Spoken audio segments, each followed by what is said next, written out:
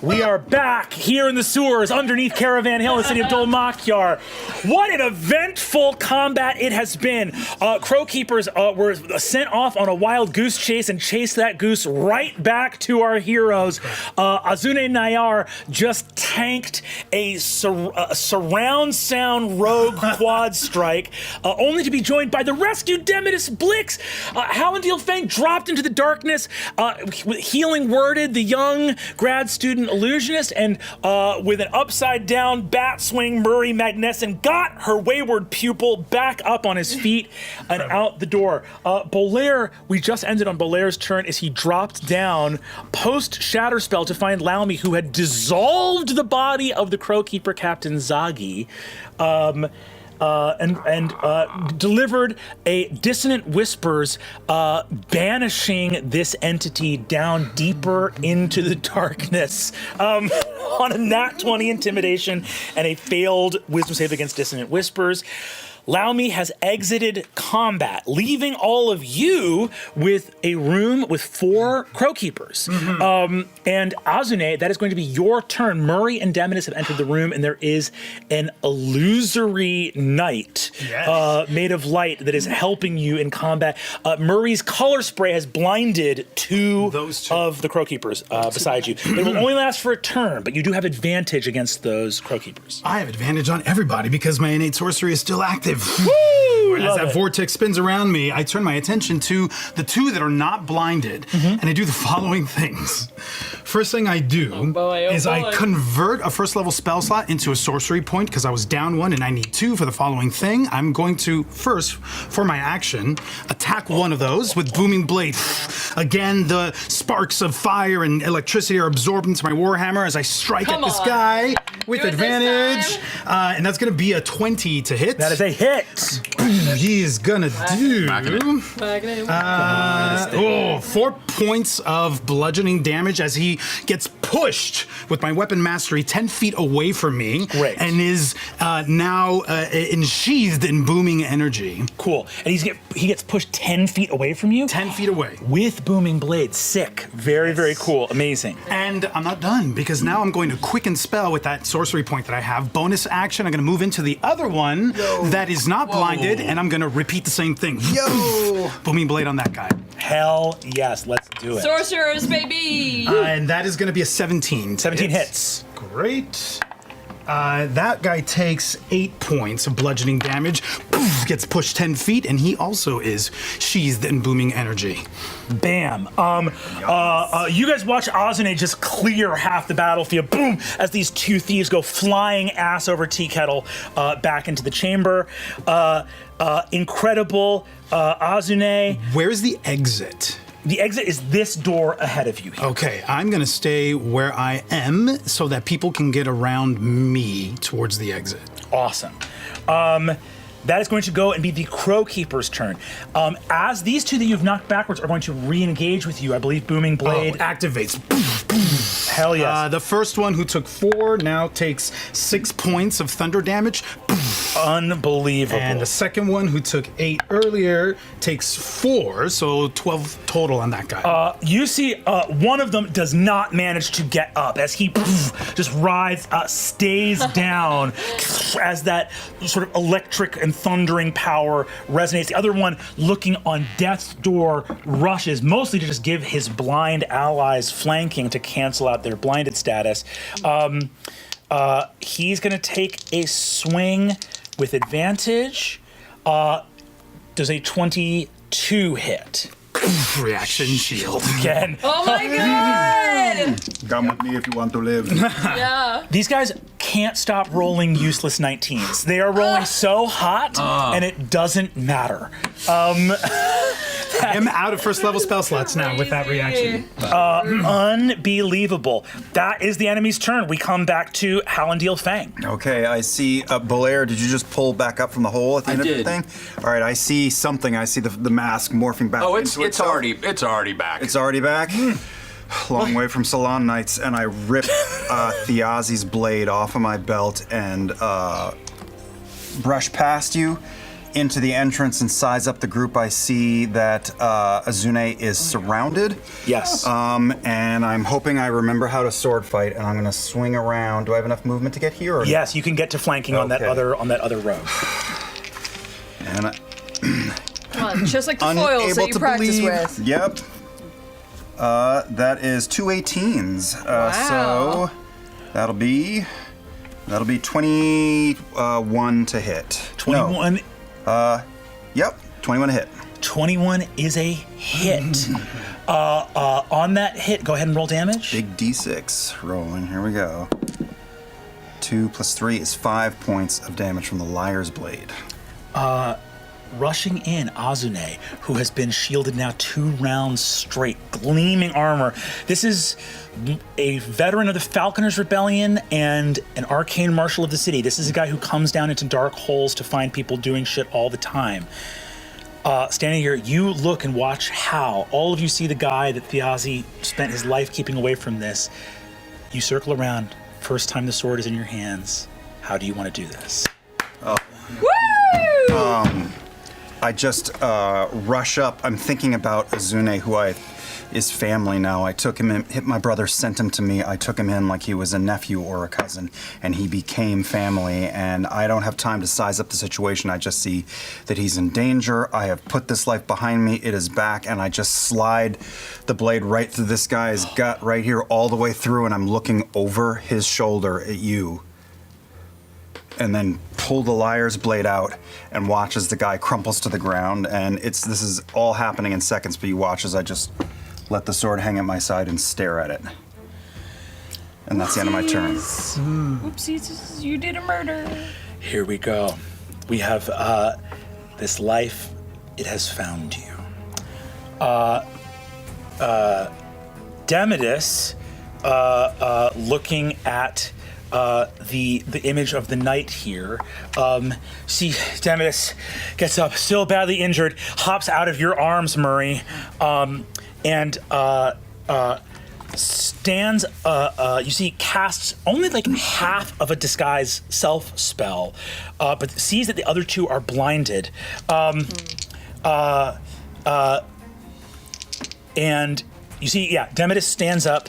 And is going to roll a deception check with advantage with a plus 6 to this roll. He'll roll with advantage, but he's looking for a DC 20, so one of these needs to be a 14 or higher. 19 and 16 on the die. Okay. You see Demidus jumps to the side and goes as an illusion just covers his throat and speaks perfectly in Thieves' Cant. Can any of you speak Thieves' Cant? No, I don't think so. You just hear like, "Hand your stickers!" In Zagi's voice perfectly. Wow. And you see both of the blinded ones toss their weapons to their guildmaster. As their weapons go flying out of their hands. Apparently he said something in Thieves' Cant that registered as Zagi asking for their weapons. I look at Divinus and I go, two college credits for that. Murray, that is your turn. Okay, so they are disarmed and blind. Mm-hmm. Are we trying to kill these guys or just get GTFO? Honestly, I think we have time to not that I'm in there. Mm-hmm. We have time to actually do a search of this place, and I'd love one for questioning. Mm-hmm. We only need one. One for questioning. All right. Well, only need one. I'm going to pull out. Let's see how this works. They updated this spell in 2024 to actually be useful. So we're gonna try it. So Murray is going to once again go to those daggers that she has on the back of her belt, and this time she is going to actually physically pull one out, and I'm gonna cast True Strike as I go for the jugular of the guy who is directly in front of me. Damn. Go ahead and roll with advantage. So basically, Is it a bonus action now, or is it? It's not a bonus action, but it's not you. You do the attack in the As a same part of it? Oh. in the same round. Yes, instead of waiting a whole turn That's and great. wasting your attack. So basically the new thing is that guided by a flash of magical insight, you can make an attack with the weapon used in the spell's casting, and I can use my spell casting ability for the attack damage rolls instead of using strength or dexterity. Oh, that's really That's way good. better. Yes, and then if the attack deals damage, I can choose for it to be radiant damage Or the weapons. or the weapons damage. I love that. They made that really good. They made it better because before it was kind of usable now. useless. Yeah. Yeah, you didn't want to waste a that. turn. A turn, yeah. Yeah. I love that. So let's see what happens. Let's Rolling with advantage because they are blinded. Oh my god, that's right. Okay. Let's go. Baby, that's a natural 19, so that's Wow. gonna put my attack at 25 to this guy. 25, hell yes. Let me just make sure that the blinded condition till the end of your next turn. Yeah, you got it. So, Oh, wow. Great. So at the end of this turn, they will come out of blinded. You hit. Okay, let's see. It's just a D4, but hey, that's 1 damage, baby. Plus your intelligence modifier. Plus my intelligence Yeah. modifier. Oh, wait, really? All right. That is 7 damage. Hell yes. All magic, that is. That's all magic. Murray, reaching out into that divinatory sense, the same thing that allows you to cast augury, the same thing that allowed you to see into the Stone of Night Song. Hell yes. In that way, you know when you rub your eyes and there's a lot of like people's multiply and they kind of zoom into one? You do that with the butterfly theory, there's infinite possible futures. But the closer you get to the present moment, it's way less than infinite. So you're like, in the next half a second, there's like 12 possible futures. Let's boil that down to 1. Blam! And watch as sort of rippling through that next little fraction of time, whoom, your dagger reaches out and you slash for 7 points of damage. One of them is badly injured. There are now, only one is at full health. The other is badly injured. We are going to move on to Bolaire's turn here. I am, and then I will just use my movement. I still want to make sure that this student that I am rolling in the sewers with, I'm going to kind of once again grab him, and I just want to kind of shift a little just so we're not base to base with this guy. If we're able to. You grab I know. Demidus and hoist him away. Because these guys are blinded, they will not get an attack of opportunity on you as you move away from them. Okay. And you scooch off with Demidus away from the living opponents. You grab Demidus, and Demidus in Zagi's voice goes, "Unhand me, cur!" Like, stop. Stay in character. You grab Demidus and pull him away. Okay. Bolaire, that is you. Okay, I'm going to walk into the room and assess the situation. Wounded. These two are no longer blinded. The color spray leaves them. You and Azune are acting on the same initiative. This one right in front of Murray is badly injured. The other one is uninjured. Which one looks? Which one has the more appetizing body size and stature? That is subjective. It really isn't. This guy right here. The one who's The one who's uninjured? The one who's uninjured is one tasty. that would not arouse any suspicion. cool. Yeah. All right, I'm going to wander in, and I'm going to. His face. I'm going to wander right by the one who's badly injured, and just pull my sword, give it a little shake, and use my bonus action to let it shatter down into a very, very fine. It's a scalpel, but like slightly longer and heavier. It's a dagger, basically, of glass that's just left over. And I'm just going to go for a straight stab and cut. I'm just going to try and end this with that one. Oh, with the wounded one. Yeah. Cool. Give me an attack roll. I haven't done this yet. I'm so excited. It's dagger attack, straight D20. Not great. 7. Oh, I have advantage because we're flanking. Yes, you do. Thank God. It's the same. 7. 13. 13 is a hit. Oh, thank God. That would have been really embarrassing. And then I know. let's just say 8 points of necrotic damage. Incredible. This slit opens up with glass, and it looks like the cut grows into the rest of the neck, just boom, and falls to the ground dead. There is one Crowkeeper left. Azune. Or is it bonus action here? That was my bonus was summoning. Just asleep when you're going to need him for questioning. And I'm gonna clobber him. Hell yeah, give me an attack roll. I am gonna booming blade. Cool. I'm flanking. Flanking him, yeah. I don't need to. Nope, straight attack. At advantage because I'm flanking. And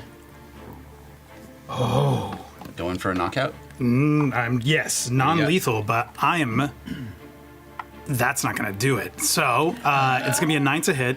Okay. So I'm gonna consume a second level spell slot. Okay. To quicken spell. Great. Booming blade. Great, let's do it. Wait. Do I keep the one that rolled off, or do I re-roll it? Whatever you apply now is the rule forever. Re-roll it. It would have hit. Keep it in the octagon. 19. Cool. 19 hits. Into the octagon. Great. I'm doing non-lethal damage. Hopefully knocking him out. That is, well, he's I don't think he's been touched. So he that's hasn't been 9 touched. points of damage.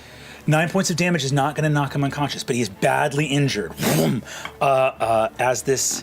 And I will push him Okay, great. 10 feet. 10 feet. He slams into the wall here. No longer blinded. He can see that Zagi is not in this room. I will tell him, you move, you die. And Booming Blade makes that. Go ahead and give me persuasion. Okay. 19 on the die, 25. The Booming Blade crackles over him, and he becomes aware, looking at his friends who died where they fell under the might of this spell, that he does not move, drops his weapon, puts his hands up. And we are going to exit out of combat as this last Crow Keeper surrenders. Well fought, schemers. First battle. First battle. Table. I love it. These pencil pushers can still fight. You look and see this glowing, radiant knight turns and extends this like 7-foot broadsword at the Crow Keeper and says, "You have wronged us, the friends of justice. That is our name and what we are known by. You will leave this place. You will get a real job. You will apologize to those you have wronged. You will make amends. It is the first step. You will, you Just look will. at Dimitris. Are you trying to scare him straight? What are you doing? He's a, This what is this is these are not the these guys beat me up. Well, we're going to need this one unconscious, my girlfriend. Okay. The glowing illusory knight goes, "Fall asleep now. 10, 9." Can I choke him out? Yeah, absolutely. Yeah, I think that's no sweat, dude. You just go over, put him in a sleeper hold. 8, 7, 6, 5. And I think that. Did it, yeah. And I just let him slump onto the ground. Can you do that to him too, as I'm holding Dimitris? Is that what you want me to do? No. I, Professor, oh my gosh. Hi. The Crow Keepers. Really? What were you thinking? Kind of poked you. Ow. I'm sorry. I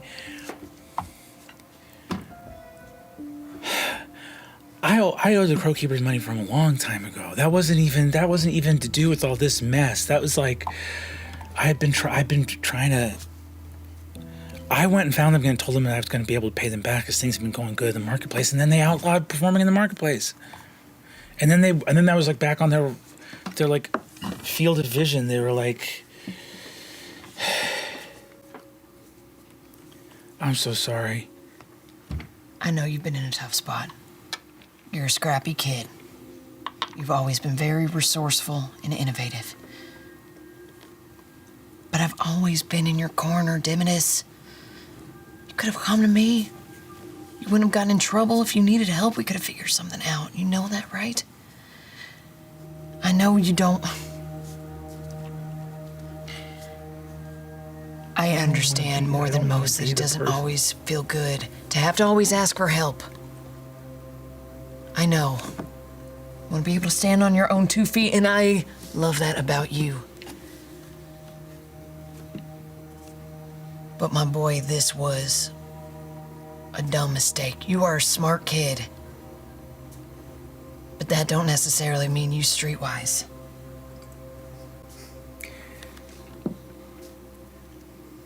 You can be, a pattern can be dumb when every instance of the pattern made sense. I didn't ever make any, like, I can look at the sequence of choices and see that it was stupid, but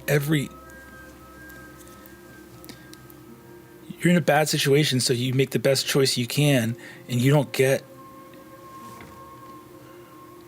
Hey, I just kind of grab him in for like a hug. It's not like it's a Murray hug. It's not super intimate or necessarily comforting. It's a little bit of a tough love hug as she puts one of her arms kind of around his shoulders and squeezes him tight. It's all right. Maybe you should have left me in the hole. I think I did something terrible. I assure you, you did not. Hey, you don't have to explain anything to us. One, because we kind of already know pretty much everything, at least enough. That wasn't stupid. You saw a gig, you saw an opportunity, and you took it. It came through the school. I know. They exploited a very valuable resource in a program that I mean, how many times have we said at the Penteveral, best training is going to be on the job training, right? I'm not mad at you for that. I truly am not. Hey, I'm glad you're alive, kid. Truly. Well, me too. I think that I'm really grateful, and I'm really sorry, and I'm really scared. You see that the giant illusory knight looks over and goes, There. I may not be real, but I think you did a great job. Can you kill the guidance counselor? You see that Domitus goes, Thanks for saying what I wanted you to say in my mind. And you see that he pulls the illusion back into his hand. He just looks at it and goes,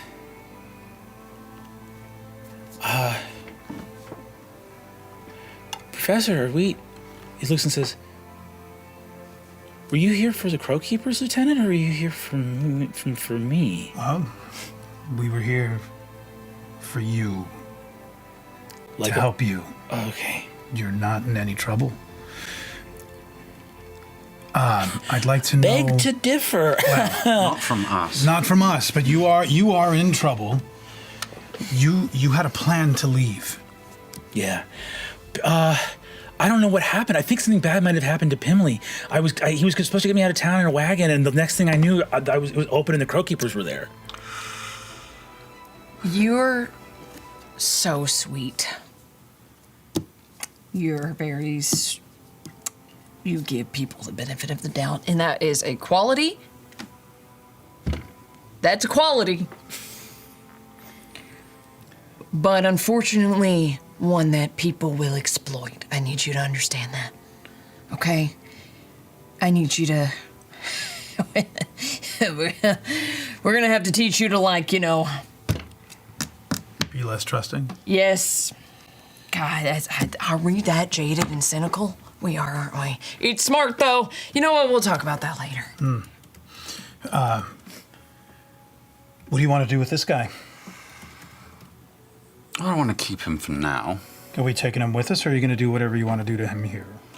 That depends on how we want to play this. We could take him with us. Are those manacles still on Dimitis? Yes, it hasn't stopped his spell casting at all, but it just connected his wrists. Oh, we won't be needing that. Well, what? For now. For this guy? For now, anyway. These also probably wouldn't fit the human. Yeah, You know, right. these are, Okay. You see that Demetus looks over and says, "Hi, Master Lethalia. Mr. Blix. Did you? Are you?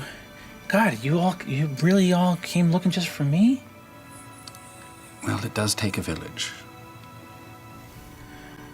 Hi, I'm Demetus. Nice to meet you. Oh, do you work with Mr. Undragor? Many years. Yeah. Oh, he's great. I talked to him.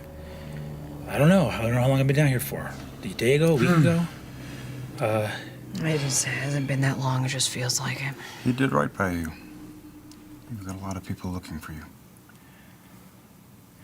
He should do right by you. It is worth noting, though, Demetus, that the Crow Keepers were honestly just a pawn. If you think these guys were bad. The Taconuses are not a good family to be on their shit list. You're on their shit list. You knew that, though, right? I swear, it was awful. What did you see? It was awful. Okay, so the morning that I found out about the job, I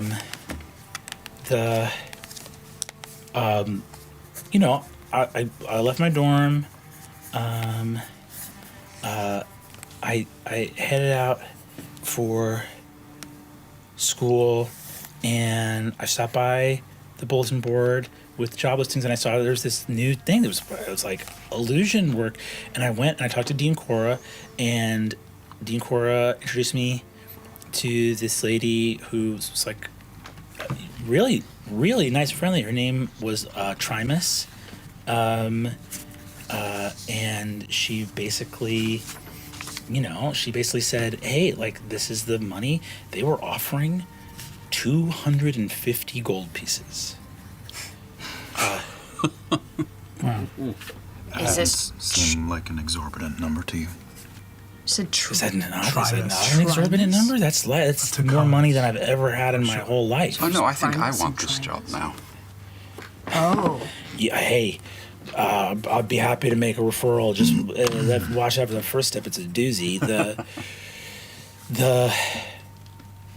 So I met her. Dean Cora introduced me to her. I talked in her office. She was like, "Hey, we have a job. We're looking for an illusionist to come in and create something really special for the Royce family. We want to do like Emery music, and we want to do Sylvan writing, and we want to do all this other stuff." And they had a big list of stuff they wanted to do. And she said, "You're going to be working with this woman, Ophelia Saramai, who's going to be there managing everything for the party." And the first thing I noticed when I got there was I was doing this Sylvan writing as like a goodbye note, and in the construction of it was like we're off to Ferry. That was the first thing I noticed. I was like, if this is a gift for the Royces, why am I writing in the? I was like, at first I thought it was like a practical joke, and then I was like, I don't know that the House of Taconis feel like practical joke people. This lady, Ophelia Saramai, she was awful. I mean, she was barking at everybody. There were a lot of soldiers there. She was screaming at some of the soldiers. And we got to the Divinos, the big Divinos house, and it was just like empty, and there was nobody there. And there were other Taconis people that I could just smell abjurative magic on, and they'd been there for a while already. Like, they were going in, and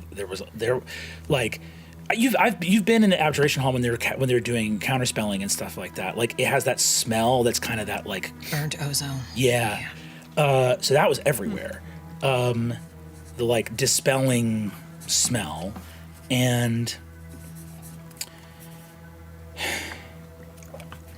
the so Trimus, you know, she was like really pretty. She had like a black gown, but like was truly really, really nice.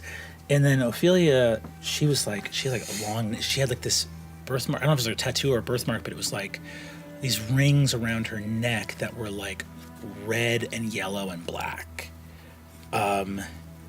And she was working with a soldier there.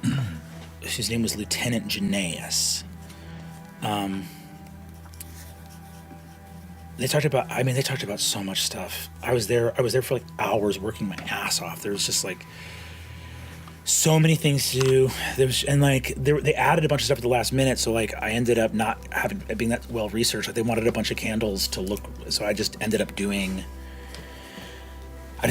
blue candles, which is not even one of the Royce colors, but I just didn't know to get the right shade, because the illusion has to track the candle all the way down while it's burning, and the movement of light as it goes down. It's just a trickier spell. So I just wanted to do something that I knew would work, even if it wasn't quite the right color. There were soldiers packing everything up.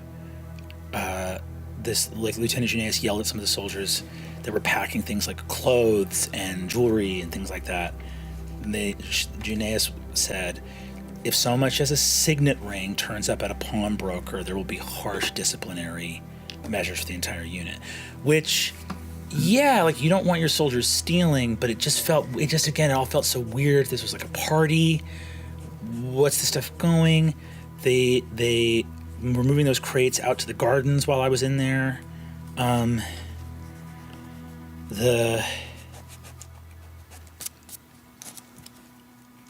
was hungry at one point, and one of the soldiers were laughing while they were looking at me, and one of them offered me a slice of cake and said I could eat 3/4 of it. And then he would take it, and I did. I took a couple bites, and then they went and like placed it somewhere to look like A party.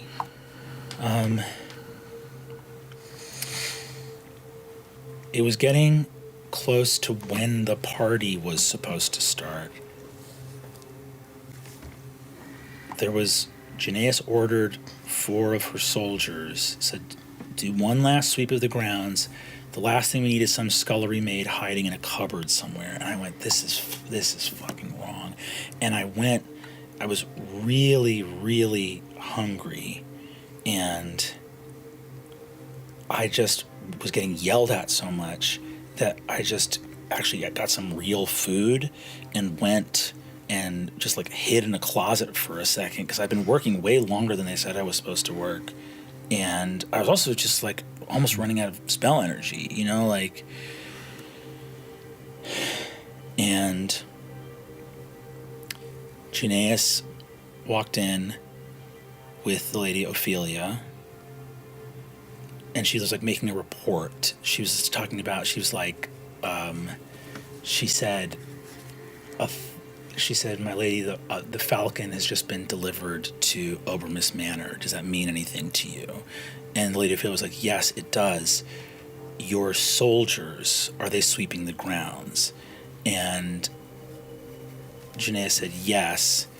And then there was a like weird long pause, and I was like, I had a mouthful of food, and I stayed really still in the closet. And then Janaeus said, they're loose ends, aren't they? And then the lady Ophelia said, so are you. And I looked through the door, and this soldier who was really tough was crying, and I saw Lady Ophelia, who's very tall, walk up and put her hand like really nicely on Janaeus's face and say, they're going to give you the scar for this. You don't have anything to worry about. And Janaeus said, it's been an honor to serve you. And then some guy barked outside. Lady Ophelia said that'll be Lord Ethrend. Come with me.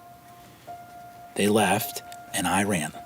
I just fucking ran. I said, oh, there. I was like, look, I'm kind of a fool, but I'm not an idiot. And To be honest, even if I hadn't heard the loose end stuff, watching someone touch someone's face and be like they're gonna give you the scarf, it's already so bad, right? Someone saying it's already so bad. They could have said all normal stuff, and the way she touched her face, I would have ran.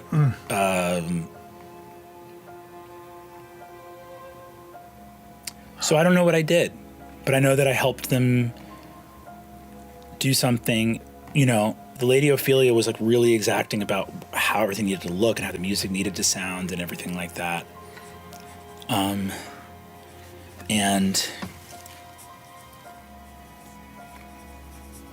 I don't know what happened to other soldiers. Didn't seem good. But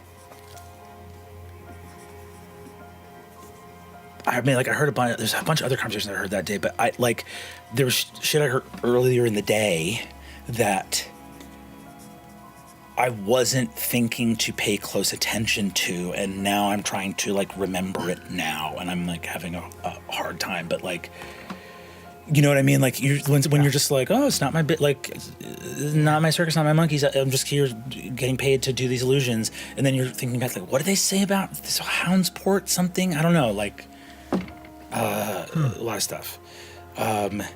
More might come back to you as time passes. You were just unconscious not long ago. Yeah. Did you see any blood? Any Blood? No. No. Clean by then. no trace of that? Nothing like that. Well, here's the thing. Like, I was sitting here, you know, you're a wizard getting paid by sorcerers to do magic. Sorcerers don't have any problem doing lots of magic. They just have their kind of magic they can do. Yeah. So, like, if they're, like, killing people, I don't know what the fuck happened. Like, I don't know what happened there, but I know it was really bad. Mm-hmm. And, like, if they were cleaning up, like, dead bodies, they wouldn't need my help, right? Like, dealing with dead bodies is like 100% of what those guys know how to do. I don't think especially you don't need to worry about any of that stuff. I think we need to figure out how to get you out of here. Where were you going to go? I don't know. You were just gonna I really don't know. The boy's not safe. He's not safe. I don't want to leave the Pentemporal. I don't want to leave. I don't have anywhere else to go. I literally don't have anywhere else to go. You certainly do. Wait. Where? We can hide him in my apartment if we have to. No one's going to come looking for him there. I think we send him with King Gus. That's a lot of faith to put in King Gus, and that also means making sure that he knows what's happening, that he believes us. That's a lot. Well, hiding in your apartment for how long? Honestly, I don't think this is going to be very long. This is moving at great speed. Well, if you're comfortable with that. Why are you bringing... Is King Gus King Augustus? Yes. They talked about him while I was there. They did. Did they? What did they say? Earlier in the day, they were like, oh, there's a one. The Lady Ophelia was. It was Trimus only just like brought me there. She didn't stay for very long at all. She said, and she was like, I have to head to a place in the city. It was some Helvarian word, I forget. Because the Argosian delegation has just arrived. And Lady Ophelia said, like, oh, they're going to be paying King Augustus a visit, and she was like, sooner rather than later, and I don't know, it just sounded like delegations of people visiting. Did they have any particular disposition about it? Irritated? They were laughing. Interesting. It seemed like, I don't know, rich people laugh when like they haven't said anything funny. Sorry to. I don't know if I don't mean to offend. You're like the richest guy I know. That's very fair. No, I'm not offended. It's like, I thought I haven't seen you in that gown since the last gala. And you're like, what the f was that? It wasn't even a joke. Okay, now I feel a bit offended. But No. I'm really. I know I should have come to you, and I'm really sorry I didn't. I just was really. I really thought that the people who've taken care of me a lot would be really proud if I could do it on my own. We're so proud of you. Well, you did do it. You did.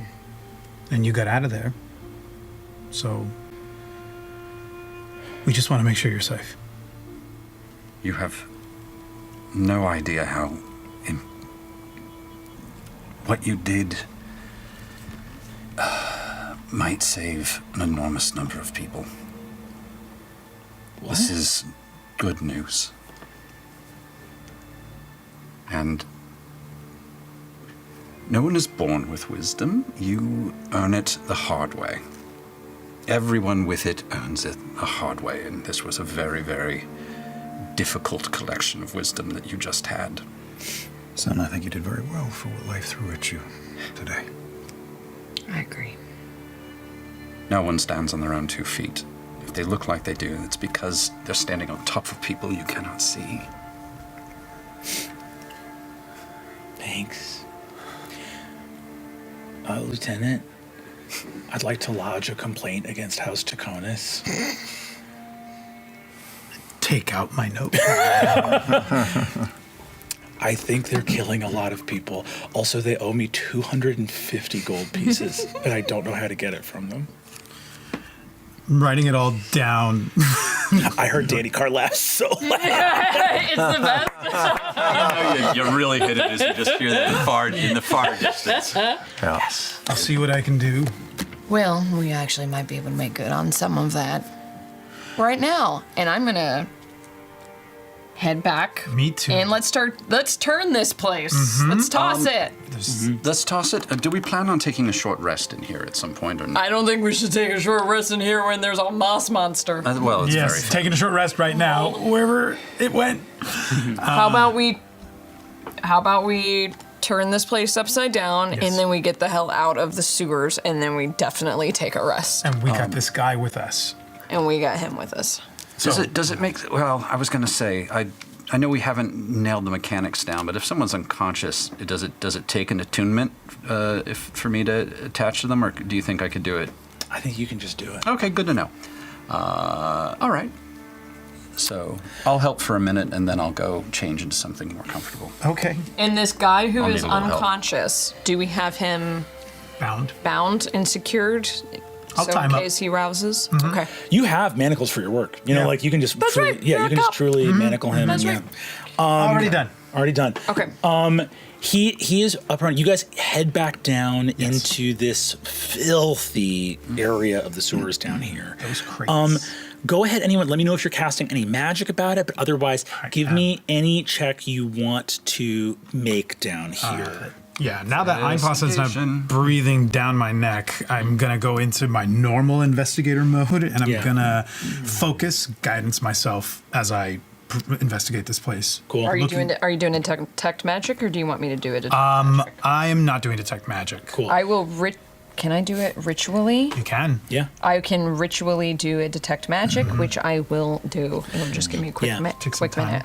minute. That 10-minute casting to cast detect magic. I think honestly, you're casting it as you're pouring over, just like literally piece by piece examining. So Arcana, investigation. Are there any other skill checks we want to make here? I was going to go straight investigation as well. Straight investigation, great. Go straight investigation. Well, I'm going to do two things. One, how's Demidus looking? Is he all right?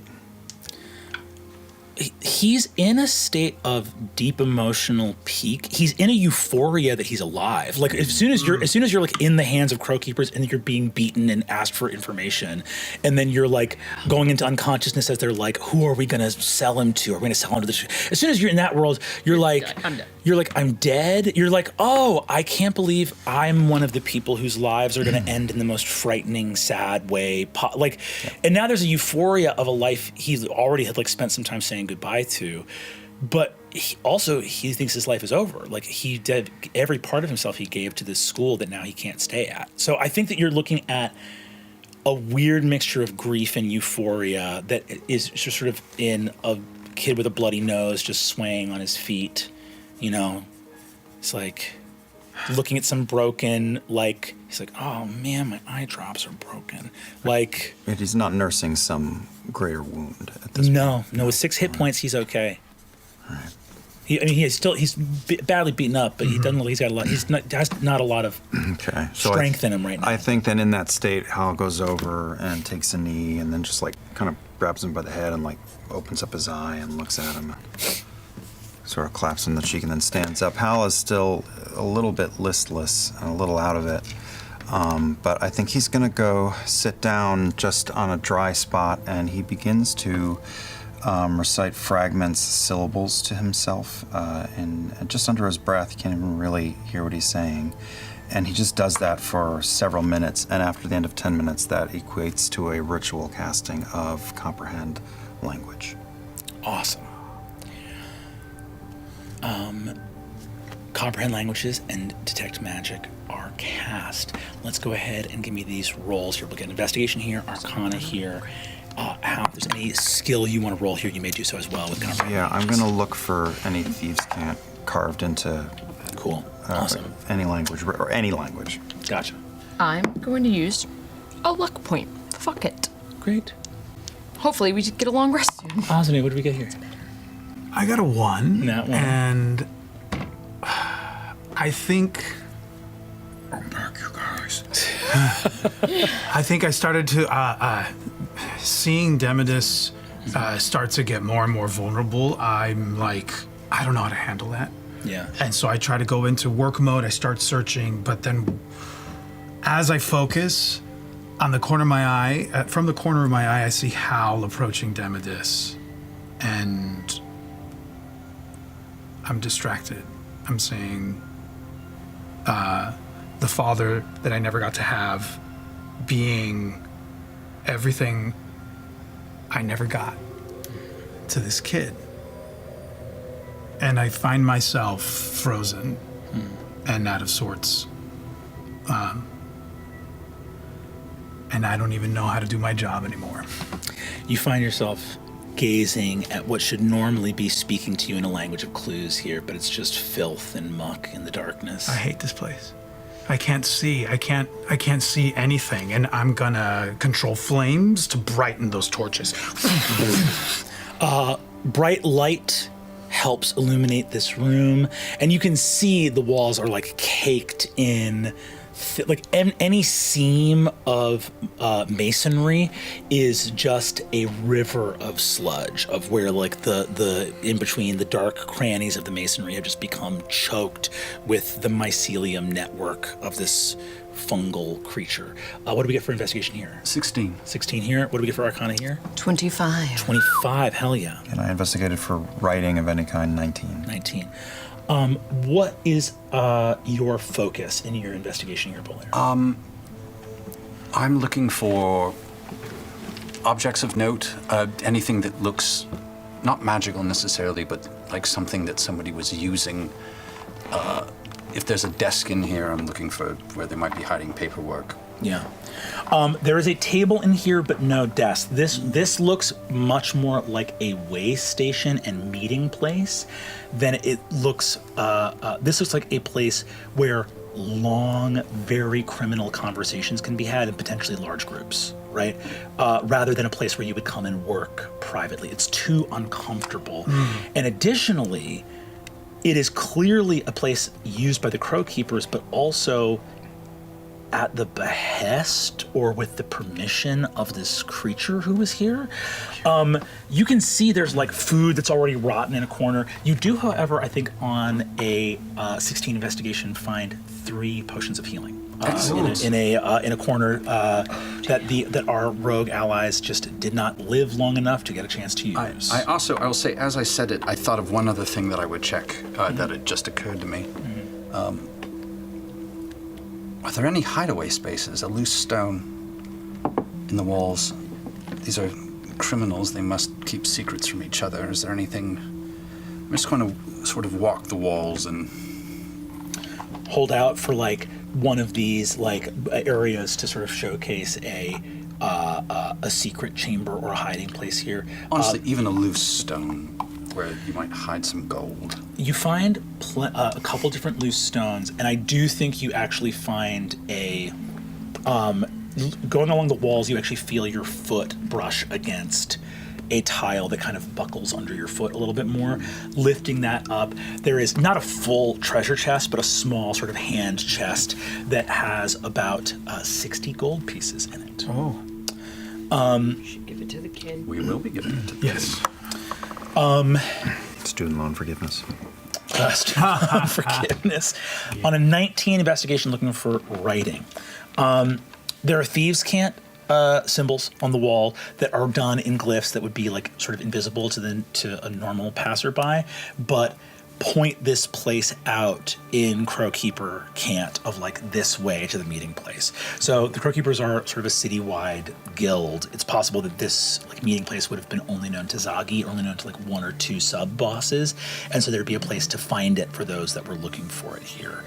On a 19 investigation under the collapsed wood and everything else like that here, I think you would see Zagi's body was destroyed, but back over here, your comprehend languages passes over a table that doesn't contain any writing. But you know that trick where detectives will scan graphite over a page to see what the page was on before Yeah, it? the, like, Oh, print. yeah. Yeah. Love that.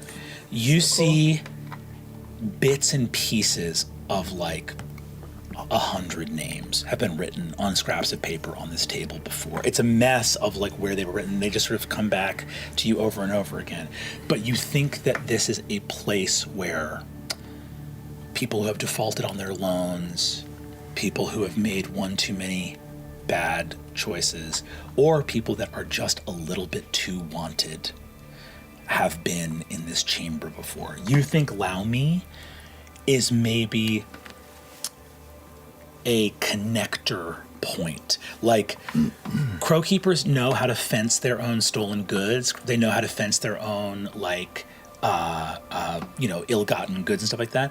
But for trafficking in, like, a magical person or, like, a certain type of entity or something like that, that's foul shit. And you think that this Laumi figure, that this may have been a way station for them when they came into that kind of thing. You also know, by the way, that the reputation of Crowkeepers, like some that lived in the Rookery, would never have done something like this. Like when you were a kid, the Crowkeepers lived by like a thieves' code or something like that.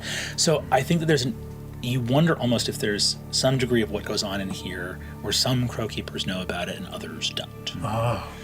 On a 25 Arcana, Yeah. with Detect Magic running, Laumi is Fey. Laumi is a Fey entity of the Fey realm of Harrow. Most fairies that you encounter will be of the various Fey realms. There are Hallow, Harrow, and Hearth. Hallow being a place of natural beauty and wonder and splendor, and Hearth actually being what wizards consider to be the closest to the world of Ahriman, to the material world, are fairies of domestic life. Those that like help tend to gardens and mend broken things, and all the legends of fairies that sweep the hearth if there is some small propitiation made to them. The fairies of Harrow are few and far between, and they're quite a bit rarer, but they're things like hags or kelpies or those kind of dark and sinister fae. You correctly clock on 25 Arcana, like going deep into the lore, that Laumi is a Ralgranath, which is basically a mold entity, a kind of putrescent, like rot creature. However, that means that Laumi is someone who got trapped on the wrong side of the doors when they closed, right? In recent history. And I think, too, on a 25 Arcana, as you're moving around, Hal and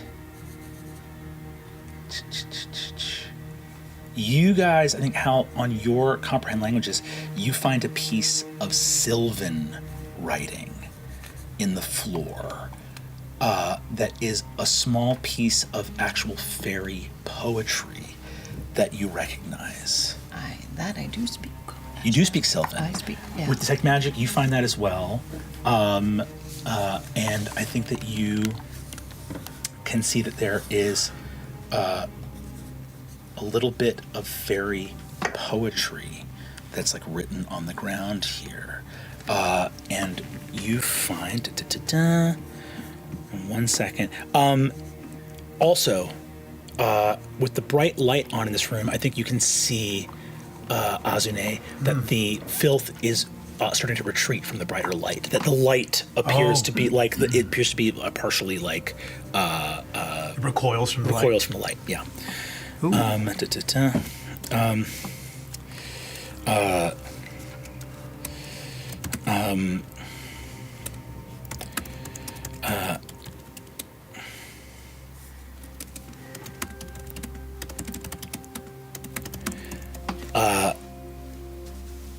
There is a bit of fairy poetry at the end that on a 25 Arcana, I think you speak Sylvan, right? There is the beginning of a stanza, but not the end of it. And this is written in a script so fine that you wouldn't have even spotted it, I think, without... you wouldn't have even spotted it. But I think Hal and Murray, you both know that the final line of this stanza is, "To love the world is to weep." That's the part that's missing. That's the part that's missing. But you would both know the Sylvan poem that speaks that. So you know that's the missing phrase. Carved into the ground? Everything leading up to that final line is carved into the ground. It's carved, though. Is carved into the ground in extremely fine, hard to read print. But you can see it through your Detect Magic, and you can see it through your Comprehend Languages, because you realize that covering the carving is this sort of mold or rot, but on the script the mold changes color ever so slightly, goes from like this sort of darker black mold into sort of a light fuzzier gray that traces the script. And is it giving off magical Yes, essence? you're detecting magic from it. Do I happen to sense what kind of magic? The magic that you are sensing here, I believe, is transmutation. Are you saying any of this out loud or no? Sure. Yeah. So do you Okay. actually say the final line of the stanza Yes. out loud? Yeah. Do you say it in Royani or do you say it in Sylvan? Well, I don't speak Sylvan, I don't think. I do not. Right. You have But comprehension. it just makes sense to me, so I will say it in common. Cool. And then I'll echo it in Sylvan and see what happens. As you say it in Sylvan, the panel in the floor opens, revealing several small silver-capped bottles, a bright silvery necklace jangling with charms. There are, you see that there are a collection of small velvet pouches. How clean it is in this chamber is the transmutation magic. It has been, it's like, it's created like a sealed pocket. There are hanging from small, like silvery cup hooks. There are 7 little velvet bags containing small, something clacking like stones or gems in there. How much of this stuff is glowing under her detect magic? Oh, it's all glowing. And all of it pales in comparison to beautifully stacked, crisp, 40 blank spell cards. 40 That's blank. what I wanted. Oh. I'm glad I used my last Yeah. hit point. Oh my gosh. I rolled that. I rolled a natural 17 with my 8 Arcana, and I call it my Padman die because they're little wizard. They're little. It's frogs with little wizard hats. So thanks, Padman. Padman Pod. Yeah. Love it. Score. I like just grab Murray and squeeze you, brilliant person. Oh, goodness gracious. Oh, my God. I'm gonna quietly, as this is happening, walk over to Hal. Thank you, Shapers.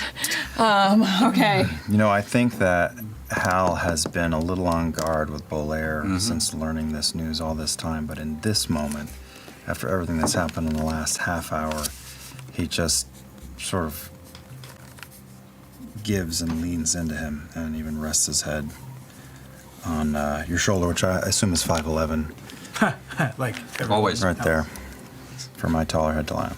And I just stare at this pile of clay discs and think about all this shit. You give a little bit of your soul, but in return you get the boy.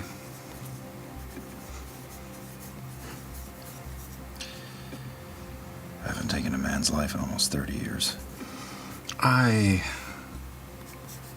cannot relate. I haven't been in this situation in many years. It hasn't felt like war in many years.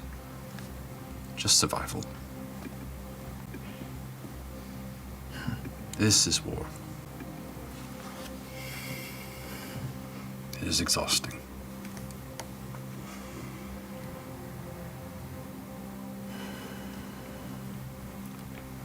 We saved the boy. Save the boy. And in a moment, I'm going to have to do something uncomfortable. I'm going to need a bit of help. With that, I raise my head and turn to you. And it doesn't have to be you. But it is an imperative that I ask you first, because I owe it to you.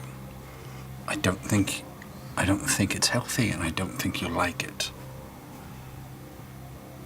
But it is not a secret it's not a secret I can keep from you. If you want to see the worst of me, you can wait. In for a copper, in for a pound. Well, this is somewhat terrifying for me as well. I'll take this. Thank you very much. And this, thank you very 3 much. for me. This, thank you very much. We can always sort this out and see what all these spoils are, but I am cleaning this full thing out. I'm there helping you. Oh my goodness, I'm more excited than a blink dog at a barbecue. Okay, gather everything. Yeah. It's knocking over everything. I know. We'll be back in a minute. I'm going to start setting something up. How? And I'm guessing, is there anything else here that I maybe missed? Anything on any lingering bits of gold pieces, magic jewelry on the thieves? Oh, on the thieves? Anything? Yeah. Unfortunately, most of the thieves' remains are like. Honestly, a lot of the gold they had on them is like corroded. Yeah. Like anything that was not, it's like it's Got pretty. the ones in the other room. Yeah. The ones in the room, okay. those ones that you defeated upstairs without sludge monsters' help, you can probably get another 12 gold pieces off of them. Okay. Great. Anything I grab, I'm just going to literally toss to Dimidus. Is- Any type of gold. Oh, great. Then I won't write that down. Oh my god. Gold I toss to Dimidus. I'm keeping whatever this nice necklace is, though. This looks lovely. We'll see if it makes sense for me. But While we're doing this, these two, did you step into the other room? Yeah. Demodus goes, Mr. Belair, do you need space to do what you're gonna do? I was just going to do it up in the other room. Okay. And stay with these two for a moment. Got it. If you need help, like, covering our tracks, I can try to help out. I think that would be great. yeah. I'm going to start setting up something that looks...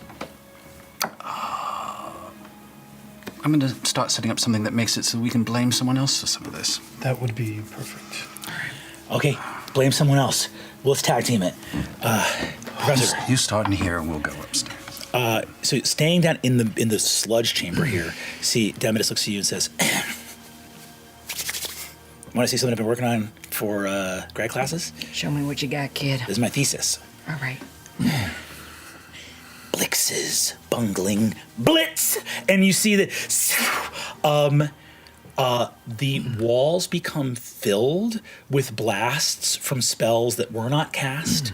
Multiple signature, like a rival Thieves Guild signature pops up, along with a glimmering emblem of House Taconis. There is a sort of broken pennant in the corner of the Falconers' Rebellion, alongside over here, like a flag of the Daradai. There's some gold pieces of the Daradai Consortium. It's just like anyone who would come here and get an investigation check would find One of these. it would probably find all of them and go, I don't know what it's the classic, like, in fairy folklore of the farmer who, like, finds the leprechaun and it shows him the one stalk of corn where the gold is buried, and he ties a red ribbon around it, and the next morning comes and every stalk of corn has a red ribbon around it. Yeah. Where you're like, yeah. oh, it's all of it. I don't know. We just want to hit Taconis. Do we You're just not going to take that want ribbon, will you? I'm not going to touch Do we it. want it to be won't touch confusing, it. or do we I want shan't it to be touch it. specific? I don't know. I I think. think it's already done. Yep, that's Do fair. we have the impression that that they were going to meet Taconis down here? Or that they were going to do the handoff here, or was that going to happen somewhere else? I guess we can find out when we interrogate our guy. friend. If you guys step to the other room, Yep. I'm gonna, and I kind of, while Demetus is doing his thing, I'm gonna turn to Azune and kind of under my breath. I can't help but have the question rolling around in the back of my head if Dean Cora knew exactly what she was sending Demetus to do. What's your gut tell you? She was very adamant about painting Demetus in a bad light, sullying his name, making him out to be a slacker, not showing up to class. So specifically, when we were talking with Bolaire about having an internship program, and of course I was thinking about Demetus, he's one of our star students, and she made a very concerted point to steer me away from him or plant doubt in my head. It didn't work. I know better. I've known him far longer than her, but if a kid goes missing and just 48 hours earlier, you sent him away with the Daconises with a sundered house, you're not gonna go and immediately ask the adults that you sent him off with? If a bunch of kids went out on a field trip to the mountains, you're not gonna ask the chaperones first? It doesn't sit well with me. It's foolish and ignorant at best, or sinister at worst. I think it's probably sinister. I think that there are some people here that are willing to use people up, throw them away. And your instincts, Murray, I think are pretty... I've just seen in the last couple days, I've seen them prove them how... You're very good at what you do.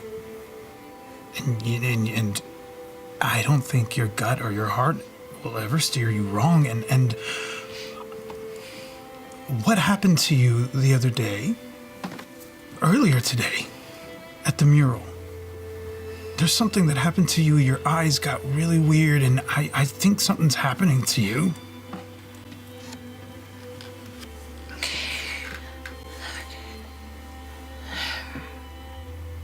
I think it was just the overwhelming realization that as fucked up as everything is in this city right now, that us, you, me, Blair, Hal, are exactly where we're supposed to be. And this crashing, overwhelming force and sense of responsibility. And that somehow the Aussie knew. Help Murray. He told Hal, help Murray is one of the last things that he said.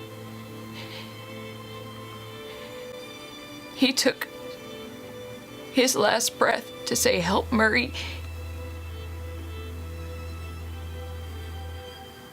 And I think it's just because he believes in me.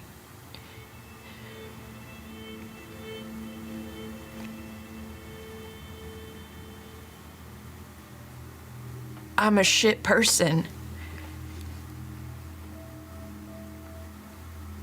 But that's not what the Aussie thought. And I don't think I ever fully knew that. I don't know how else to interpret it. But even if I didn't know it,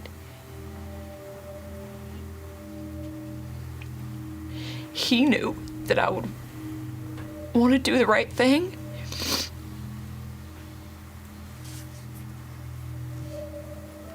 And I think that theater is going to be important. I think that theater is going to be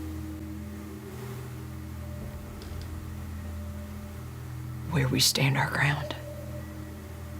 I can't put my finger on it, but it's just this overwhelming sense. I could feel the vibrations and the pulsings through the atmosphere, and it was like the clapping of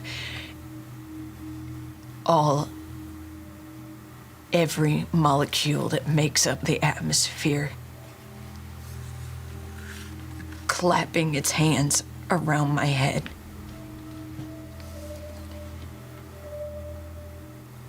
How did the Aussie know?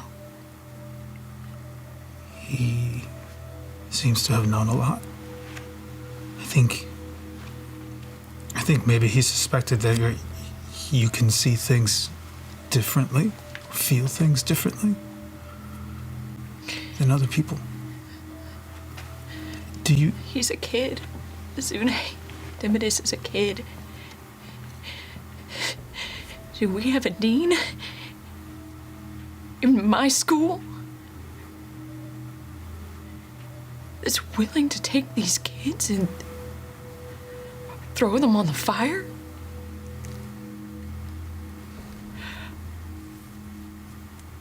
I thought that Dean Cora was just a dummy plant, just someone who would maybe do the biddings, or at least not even ask questions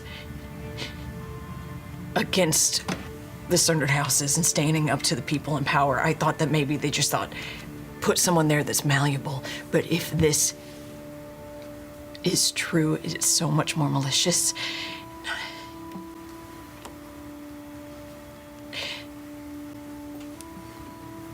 I don't know. I think I'm just...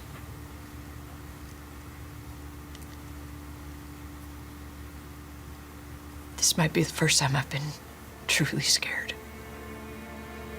in a long time.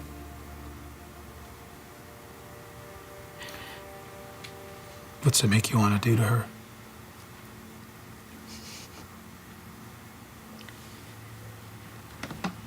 Beat the ever-loving shit out of her the way they did to Dimidus. Fair play, bitch. Let me know if you need any help.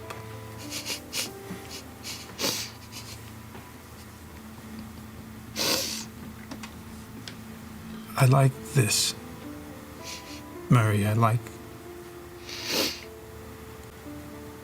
Sometimes you look at me and I think that you put on me a little bit of the disdain that you have for the institution that I work for, and it makes me feel like I might be losing you because of the position I'm in, but moments like this remind me that that's probably just in my head, and I really,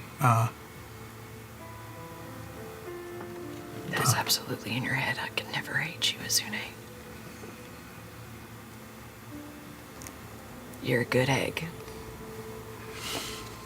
Thank you, that means a lot. I will kill somebody for you.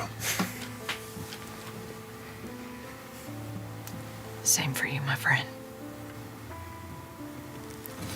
Help Murray. Help Azune. Okay. I'm happy to help. Let's go see what fucked up shit Blair is about to do. Yeah, maybe. That'd be a good show. Blair, retreating from Demidus as he begins to cast his illusion spell, you head up the ladder. Hal follows. Hal follows. The first thing I begin doing as I enter the room is I start taking off my shirt, jacket, and cloak and folding them in the corner, somewhere as clean as I can find it. Do you need anything from me? If you're up to it. If you're not, I understand. We can make it work one way or the other.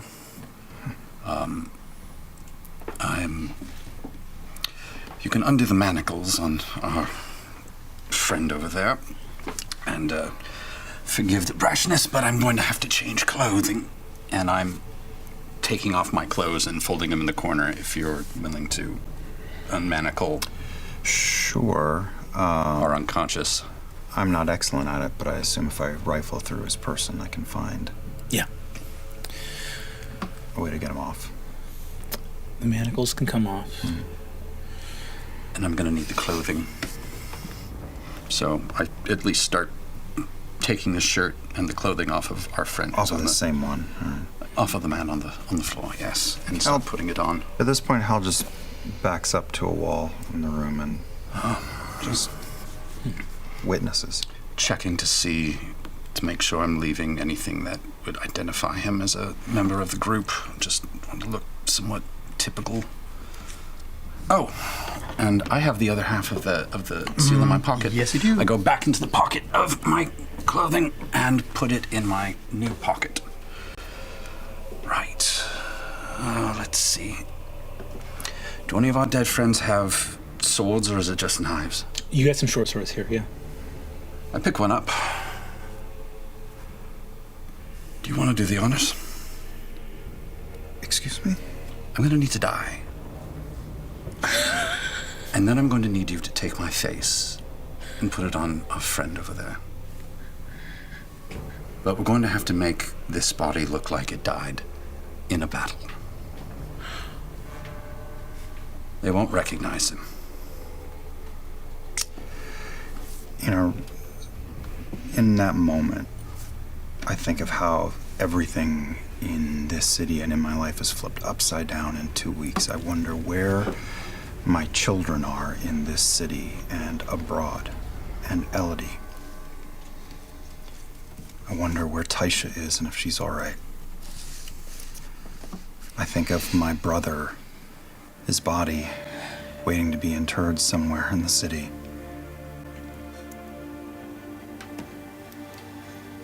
But that all takes place in just a second or two. And I stare at this mask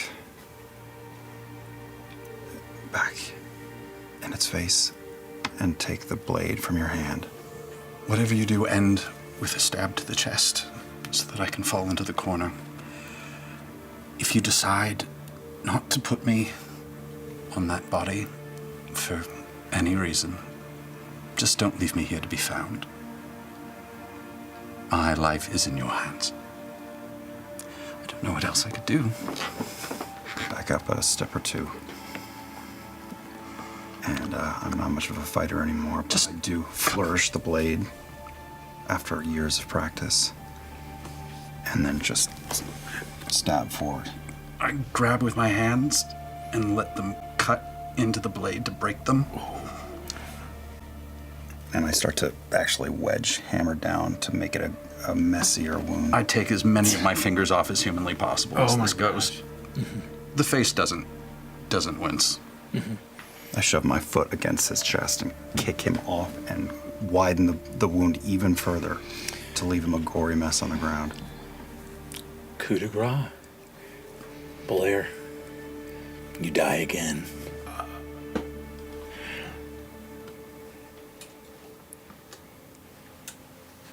Blade drops from my hand, clatters on the stone. And I tentatively step closer and look into the holes of the mask. Is there anything?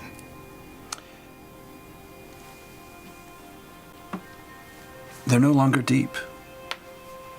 They're like a blind mask, if you've ever seen one, where the pockets that are normally those giant endless pits with the light deep inside them, are now a trick of the light. It's just been painted with a slight concave round and just tiny holes punctured in them so that whoever's underneath it can see out. It's just a theater mask. I'll test it, the edges of it, with the tips of my fingers. Does it come away? Like it was just lying there. It's actually somewhat strange. There's not even ribbons on the back or any way to fix it. It comes off so easily. I really carefully spin it in my hands to see the other side. What is on the other surface of this thing? There's a slight opalescent sheen. Just as if glue, the glue that put it together, the paper mache just managed to capture a moment of this pearlescent oil slick, and then right beneath the eyes, there is gentle handwriting. There's this beautiful cursive handwriting that is too light and too delicate to truly be seen. Like you would have to get. Is that true with comprehend languages still? Oh, it's readable. Mm-hmm. It's just very light and small, and you would have to get a lot closer to the mask to read it. Do you look more closely at the writing? I will bring it to about here. I will say, at this moment, Murray and Azune enter the room. As you see Hal bringing the mask closer to his face to read it. And we just see a dead Bolaire. Bolaire's body. Well, what you see is one of the crow keepers that you don't remember fighting is dead on the ground. Azune, give me a history check with advantage. Okay. Natural 20.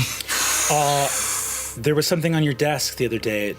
Aubris Drime, who was an informant for an arcane martial case, had gone missing and missed an appointment with one of the inspectors. Aubris Drime is dead, but he had An informant.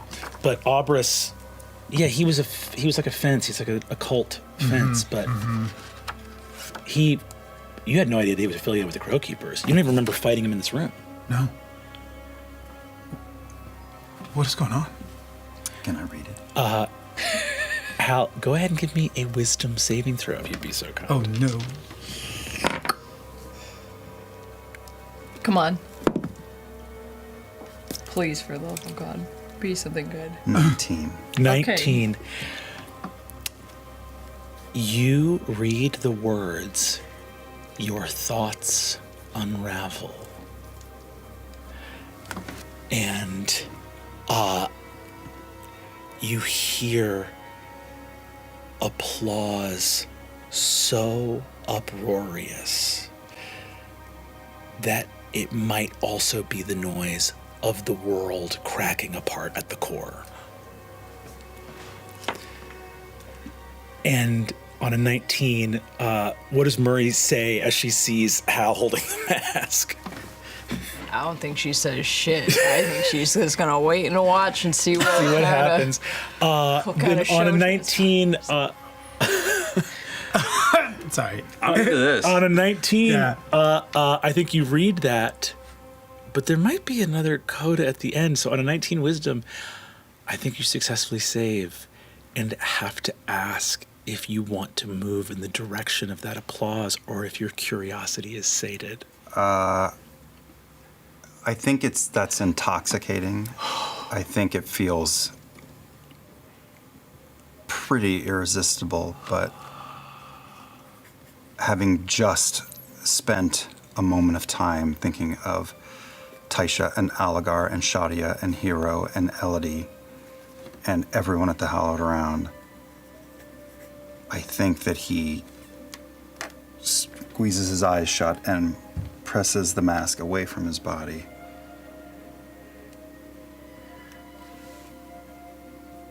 And spins it over in his hands. How? He doesn't answer, he just walks over to the new home. The unconscious crow keeper, you place mask on his face. Belair, you open your eyes, looking up at your friend Hal.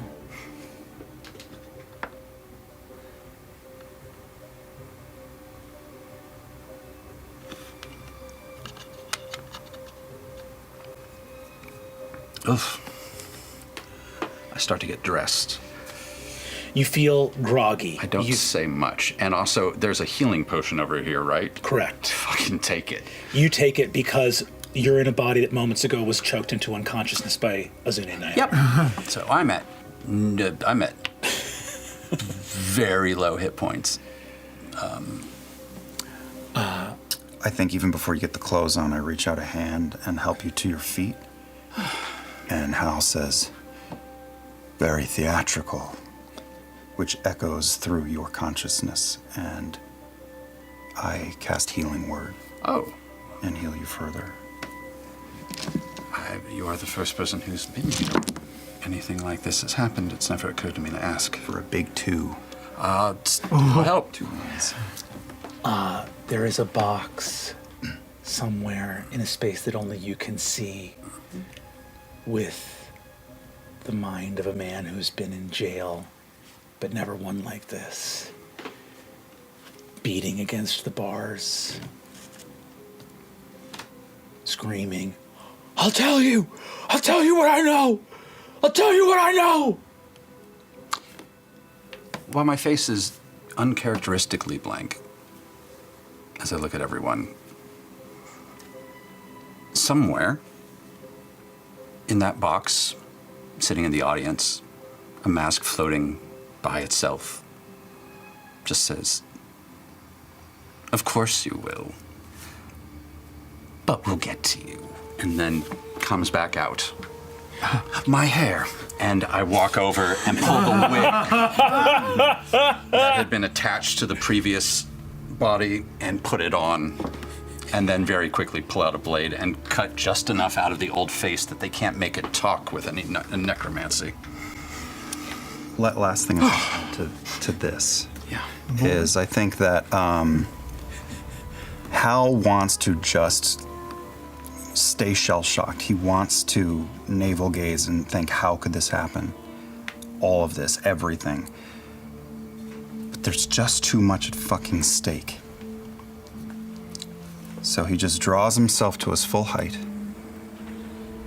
turns around, walks towards his other friends, passes Murray, squeezes her shoulder with a smile, walks up to Azune, and his hand grasps the back of your head and does a little squeeze massage, and he smiles. And he might not feel it, but he's a very good actor. Get dressed and let's get out of here. And I walk past them all, out that door. I need a drink. You all head out. Demidus comes up, having missed this entire display, and walks up and goes, everything go good covering your tracks up here? Couldn't have been better. Awesome. Yes. And you guys head out of the sewers Fuck out. Yeah. into the night. I tell Dividus, give yourself a little. Oh. Something else. You see he goes, oh, got it. And you see that he reaches in, some shattered bottle, he's got bits of glass, he does it and rubs a little on his face. It helps his sort of beard grow in, a little bit of stubble. And he illusory gets rid of his swollen up eye. Okay. Nice. You saved my life. Things got really crazy lately. And that's all for this episode. Critical Role. That was fun. That was fun. The back of the mask, you crazy person. Sorry, I'm good. My kingdom for a long rest. For a long rest. Oh Me man, too. I'm at 2 hit points. This day is, I think, maybe the craziest adventuring day. I'm looking at, I'll put it this way, in the timeline that our lore keepers are keeping, this day has a different font size.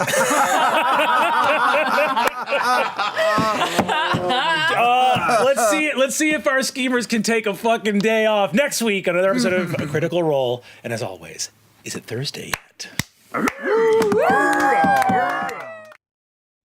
We return to the depths of the sewers underneath Dol Makyar as our schemers walk forward, boots drenched in the sludge of the city, blades wet with blood of crow keepers and foul fae alike, having rescued Pentevral grad student Demidus Blix from certain death, or worse, at the hands of Crowkeeper, or, if they had their way, House Tuconis, that still desperately, we presume, searches for him.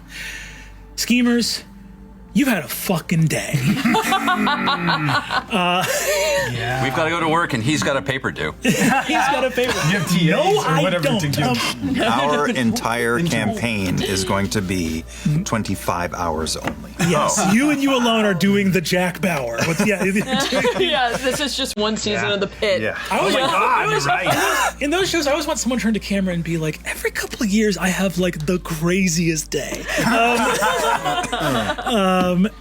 You, after the events of Thiazi's funeral, you all kicked into high gear, having chosen the aviary at the Seven Stars Tavern as your de facto headquarters, where using what chutzpah, cleverness, strength of will, or skill at arms you have, along with the pull you do have at various institutions of the city, decided to try and do something about the sudden grasping clutch of power coming at the hands of the Chamber of Lords Advisory, which is the institution that represents the will of the Sundered Houses here in Dol Makyar.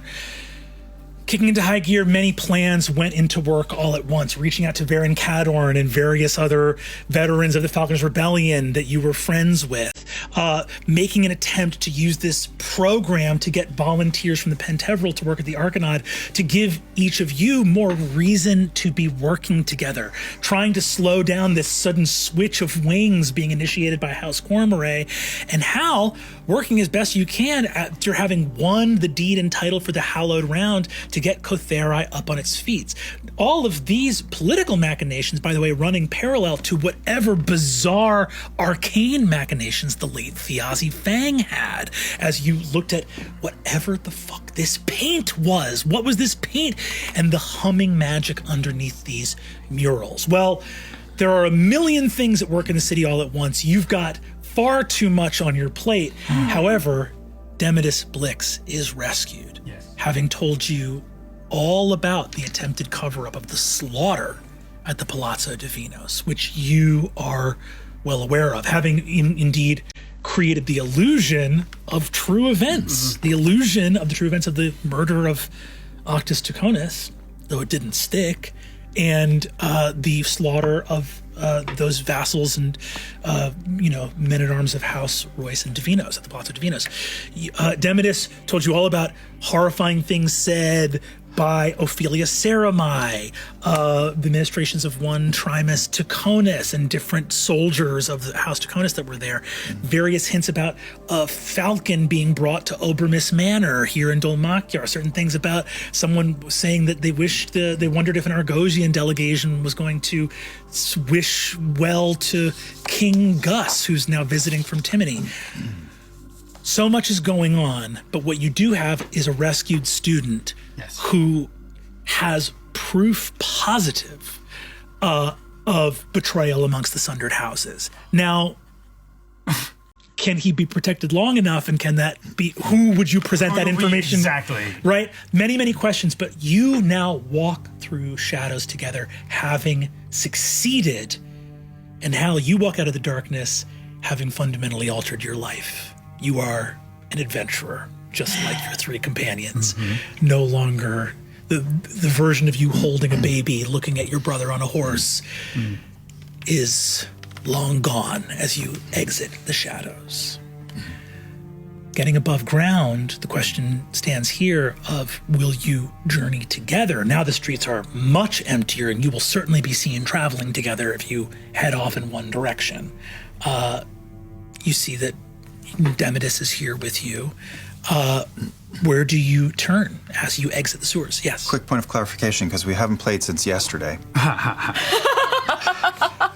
So I forgot a few details. Yeah, no one had to take a sudden and immediate multi-week break. I want to be really clear to everyone at home. Everyone at home, no one had a sudden multi-week break. It's been 24 hours, so some of the details have fled me. Demidus Blix, you said, has proof. Does Demidus have? Is it just his account, or I can't recall if there was physical something that definitively proves that there is a cover-up from that gala. I believe you actually realize that, yeah, he only have his account. There are things he can corroborate, but he doesn't have any physical evidence. We have been building a case. And we have physical proof. Some physical. We do have the ring at the very least, which we should not have. And you have what you were able to find doing your actual investigation. Yes. Right? We have a half of a glyph that's been erased, but as I introduce it as evidence, along with the drawing of the Stone of Night Song. So I think what Demidus has, standing alone, does not give us physical proof, but it does certainly help a lot, the physical proof that we have manufactured or acquired. And that's Octus's signet ring that It's we have. Octus's signet right? ring. It's a signet ring to House Ticonus. You all feel a profound level of exhaustion setting in. It is 2:00 in the morning. Stop trying to relate to me, Brennan. Yeah, I'm so spent that Method. in this moment, I'm like, that exhaustion is catching up, and I'm remembering that image of this kind of protector that seemed to step out of me as I cast the shield spell, which is part of why I'm totally depleted. The meta magic that required me to do that, and everything else that I've done has left me completely and entirely spent. I'm useless. You're not useless. Well, I am certainly a lot less useful if we were to run into any more trouble. What do we do with, and I gesture at all of the loot that we have? I'm gonna do a quick scan. Do I see Timolo, the fortune teller? Yes, Temelo is still posted up in Caravan Hill. You see that she's actually but she's like putting her stuff away. It's become so late that it's sort of starting to be time for her to like pack up into her wagon and like lock the door and go to sleep. We're past midnight at this point? Yeah, past midnight. Okay, but there's still some amount of people. Yeah, some sort of loud drunks, a few places. You can see that the places that have lights on the outside are closing, and people are going off in search of places a little bit more like Potter's Field, places that have doors and hidden areas where they're not going to be able to make any noise that will disturb the neighbors. Is Timolo seen us? You can give me a stealth check if you want her to avoid it, but if you want to catch her attention, you're able to. I feel like I recall, once again, I know this was just yesterday, but I feel like I remember giving her a nice little chunk of change, right, for information? Yes, I remember that like it was yesterday. Okay. I'm just, if I'm kind of watching her, if she happens to, if we meet eyes, I just want to kind of just see if she happens to see us come out. She makes eye contact with you as you exit, does a little sleight of hand of sort of fanning the deck of cards from one hand into another, deposits it into a small velvet pouch by her side, and nods, waiting to see if you want to close and engage with her. I don't want to engage with her, but I just return the nod and just take my index finger and move it over my mouth and just kind of give a light gesture to her to say, like, between you and me, quiet. She looks at you, and you see with a cantrip that you developed in wizardry, but which has existed amongst the Fae for time immemorial, you hit that message cantrip, and she messages you telepathically and says, "The roosts of Dolmakyar have not known crows in quite some time. This has been a city of magpies for quite a while." And she goes into her wagon, closes the door, and locks it. I don't acknowledge what she said, but I will respond with the message and just say, I trust you'll keep what you've seen here between you and me.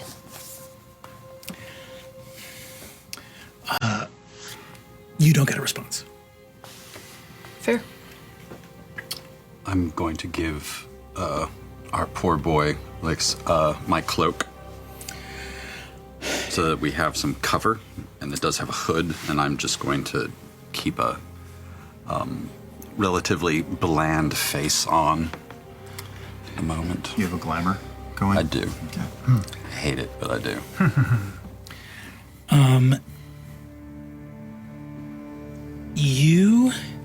As you give it to him, I think you make eye contact with Demidus, who has sort of witnessed what has like transpired here in this place, and just looks up at you, folds the cloak, and he's a gnome, so it's, you know, your cloak sort of trails behind him. Oh, that's right, he's a tiny one. Well, yeah. You see that as you put the cloak on him, he puts it over, you see that he sort of casts unseen servant, and a small gust of wind begins to sort of trail your cloak like a wedding dress behind him, with the train of a long gown. And he says, "Thanks for letting me stay with you. I appreciate it." Oh, we're going to have a lot of work to do, and we're going to have to keep you safe. Thanks. You got a good storage closet for the boy? I have a couch. He's not going to be able to stay in the city. Well, we can't get him out of the city, can we? I'm just saying we're going to need a longer term plan than this. We need a proper safe house. We should keep a lookout for something that we can use for that. He's gifted, and we might need all hands. He's a child, Azune. He's right there. He knows he's a child. I'm an adult. Your frontal lobe still isn't fully developed. You're still a kid. He's not that much younger than me. Well, I don't want to be a bother to anybody. I'm really glad. I tried to get out of the city really fast, and I did it the wrong way, and every horrible thing happened. Could have been worse. Yeah, and you need a good night's rest before we can... Okay. We all need a good night's rest. Badly. Tomorrow, before we leave tonight, what's our plan for tomorrow? Are you still trying to bury your brother tonight? Family's probably been waiting there a few hours, yeah. I can tend to that, though. Okay. Do you want me to come with you? Any of you are welcome. I wasn't at Theozi's execution. And I was late to the wake, so I'll keep you company on the walk. Late to the wait. Murray and Hal head out together. Azune I kind of linger with Folaire and Demetus for a moment. Do you need an escort? I would not say no to one, and also the poor boy has seen me at my most interesting, so he may decide to take a run for it. Then I'll escort Folaire before going home. Who has the wealth of like magical gear? Yeah. I think I do. Okay. As you guys walk and converse, I'm going to go ahead and add a bunch of stuff to your inventory, okay? Do. It's dangerous to go alone. I changed my mind. I go with Murray. I stab Murray. I loot Murray's body. Mine. Looting your friends. That's Steve. Loot that body. Yoink.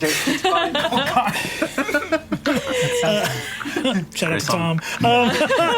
Flying then, right? As you head off, you see that there is a sort of silence as Demetus goes. So you're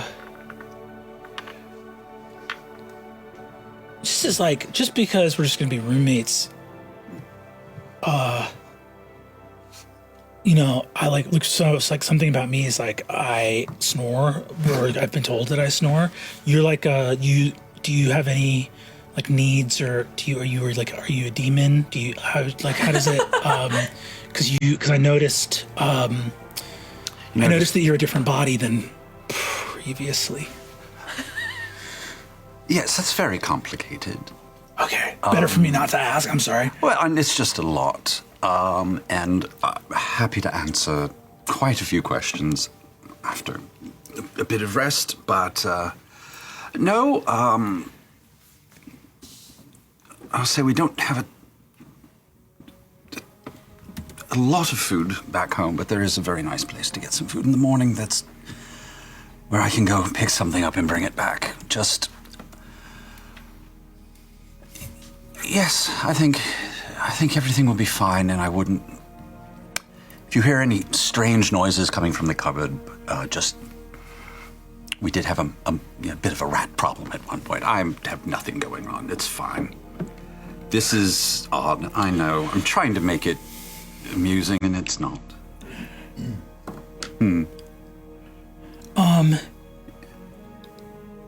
I don't have any problems because you saved my life. So but I guess I would just say is if I'm ever doing something that you feel like is going to make you want to kill me, take my body over, you just let me know. I'll stop whatever I'm doing. Well, that's good, because I do have a list. Is that a joke? That is definitely Okay, sorry. Funny. Funny. I've never had to do this before. It's very odd. Have a sense of humor? Oh, well, I mean, Me neither. I should take you over. I don't even bloody know. I was just speaking for myself. And hey, if you have a rat problem, I can make a bunch of cats. Not real, Oh, God. but rats won't know. Oh, God. I will say no magic for just a little while, although I'm going to give you a pen and paper in the morning, and you're going to write down as much as you can remember. Great. Oh, yeah. There will be coffee and tea and things to eat, and you will sit and not make noise, which I know is very difficult for you. Honestly, it's one of the things that I find most charming about you, but for just a moment, we're going to have to be subtle. You see Demeter sort of looks out blankly, kind of the adrenaline crash and like the trauma is sort of hitting. So he goes, okay, no noise. And you see that his nose unfurls and goes like a little party blower. Oh. And he goes, that's my last one. Last one, okay. As we get closer. I get nervous, I'm sorry. It's all right, I just have a migraine. Someone's screaming in my head right now. Oh. Go on. At that, he Yeah. gets truly quiet and just walks alongside you. As we get closer, before I leave you, and I'm kind of observing this, I stop you from leaving, Bolaire. It's one thing I want to say to you before we leave each other tonight. And I step very close. And I'm just scanning every centimeter of your mask. I'm very hard to read. I'm not trying to read you like that. I think I owe you an apology. The other day I looked at you and I didn't mean to try to mend your face. I saw it made you uncomfortable and we stopped, but now I'm seeing this in a different way, and the nicks, the scratches, the marks that are on you, that is the story of how life has happened to you. I would never want to erase that. You know, there's a philosophy amongst curators at museums. It's a debate when dealing with history and things that have survived history, things that are important, is when we show them to people, do we make them pristine, or do we let them show where they've been? Do you leave, at what point do you leave graffiti on a wall because the graffiti is important? Do you clean a sword, or do you leave the stains on it, the nicks and scratches? And they're perfectly reasonable arguments in both ways, and very few people are steadfast one way or the other. It tends to be in degrees. And the wisest of curators, I feel, can listen to an artifact and see what it wants to present, and can see if it wants to show its glory or show its history and where it's been and its scars. Like veterans. Sometimes you want to pretend you're one thing and not another. I don't have much, but I have a face and I have a name. And that is why I have not given those two things up. That is why I wear this, as opposed to hiding it, which I could. And I could have a fake name if I so desired, but no, these are mine. The scars are mine. And I appreciate that. It's better than an apology. Delightful wisdom. I appreciate it. Bolaire, do you think of yourself as a thing or a person? I am a thing. Can you be both? No. But I can dream, and I can live in a dream, not a wish. I can be a story. And a story, honestly, is better than being a person. Maybe. I think so, from at least witnessing all of this. And until recently, it was just a better story every day. We'll see where we go. Well, take care of that kid. Get some rest. Thank you for everything. Of course. Thank you, too. You had my back. Always. You're a good man. That's rare. Yeah. See you tomorrow. See you tomorrow. You part ways, and as you get up to your apartment, Azune, you have your long way back to your dwelling place, and Bolaire, getting into your apartment, you see quiet. Demidus looks up and says, I know you said no magic. Can I cast one ritual, if that's okay? You asked, so sure. He begins to lay out a small ritual circle, doing this sort of wizardly magic. This, you can see, does not look like an illusion, but you can see that he's doing the spell very carefully, penteveral magic, calls it, and small creature appears in front of him, and you see a tiny, dappled chameleon walk out, and he goes, "There you are, bud. Hey!" As he resummons his familiar. Oh. And you see he goes, "This is Figment." Excellent name. Thanks. I call him Figment because he's not real, but he doesn't let that get him down. Some of my favorite things aren't real. I like that. The cool thing about not being real is that you can kind of be whatever you want. I knew there was a reason why I liked you. A quick secret. I just thought you should know. Yes. I'm not real either. I don't know about that because you're real nice. So let me stay here. So is Figment. Hey, thanks.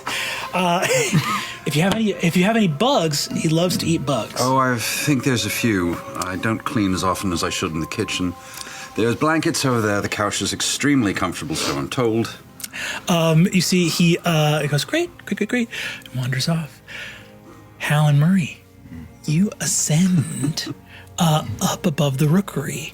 At the top of the rookery, looking out, you can see that the River Brightbrook unfolds here. My little map in front of me. And you see up above Brightbrook, there is a beautiful old orcish cemetery on the mountainside there. You see that there are a number of sort of headstones here that are kept in this place, and you can see that the headstones all are relatively newer druidic headstones that commemorate and honor the life of the people here, and there are small prayers in Rungyani inviting them to see the world again as many times as they wish, to come back in a new life and a new guise. The slant of the cemetery is it's almost at like a 45-degree angle, like the sort of soft soil or earth on this particular mountainside.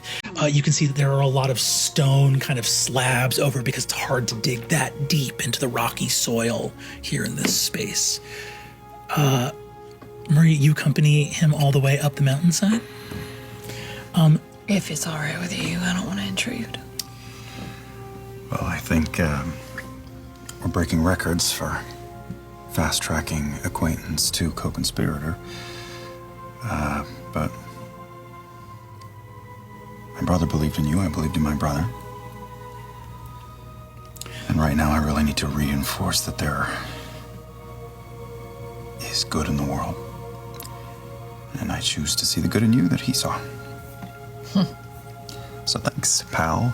Give her a little whoop on the shoulder. Gods, I'm tired. Yeah.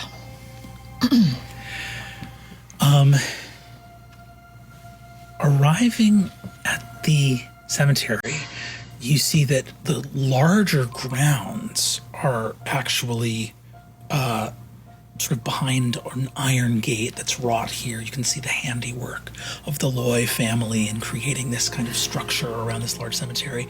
However, there is an older area way up on top of Promontory where your father is buried, sort of outside of that main cemetery.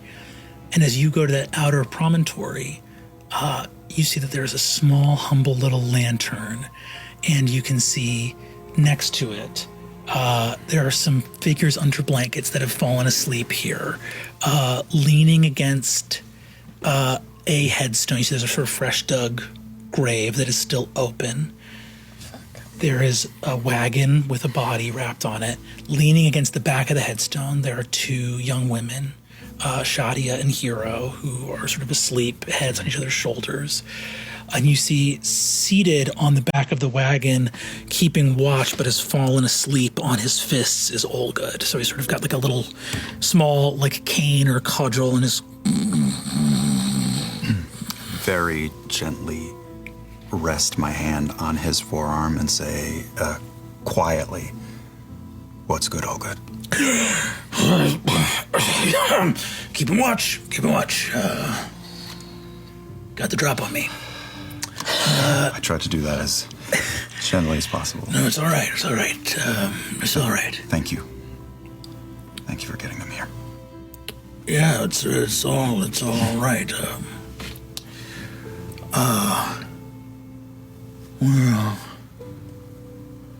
Well, should we want to wake up the girls? Yeah, I'll get them. Don't need to drag this out too long. I'll kneel down by Elodie, actually, and gently wrestle her awake. Sorry, Hero. Well, Elodie. Oh, did he just get the girls? He just got the girls. Oh, then it's Hero. Yeah. You see, Olga just got the. You maybe were anticipating Elodie being here, but you don't see her here right now. Okay. Hey, kiddo. Hey. Hey, Dad. Hey. She gets up. Shadi gets up. Hey, Dad. Give you a hug, and you see Shadi looks over and says, "Oh, Professor Magnuson. Hi." Hi, I'm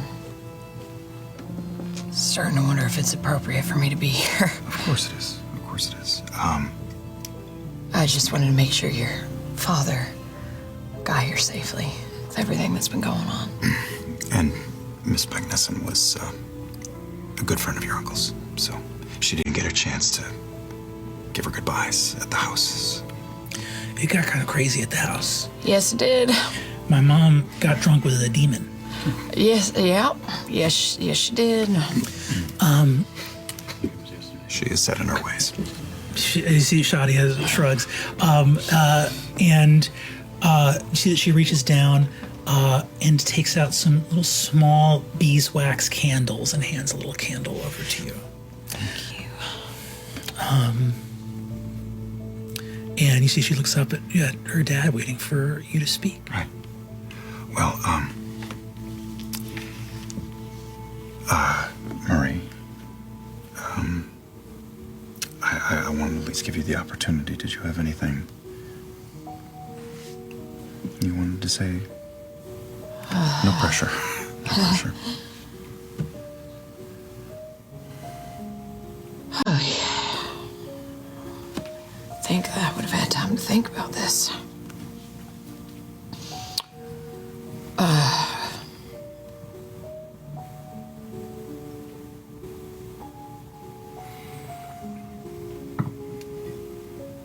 I didn't go to the execution. I didn't go to the execution, and I am ashamed to say that's because I knew deep down inside how it was going to turn out. I didn't have hope.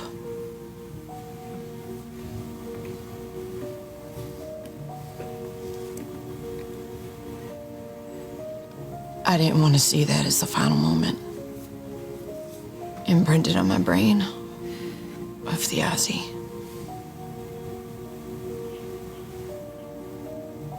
And that's something I've been wrestling with.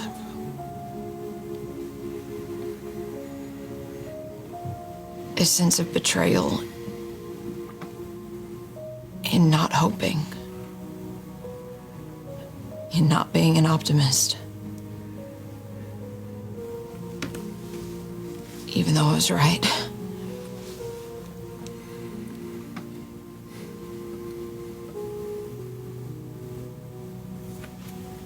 But I think the Ozzy had hope. Not in his own fate. I think deep down inside he knew.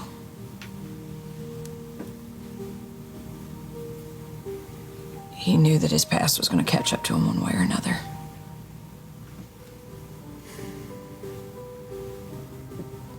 But he had hope in us. He had hope in his nieces and nephew. He had hope in the people around him.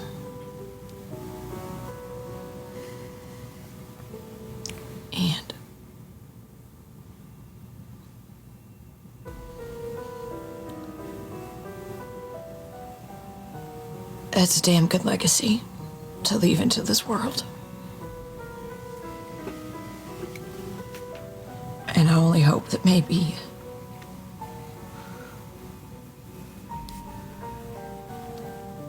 I can live up to that. We can live up to that. And,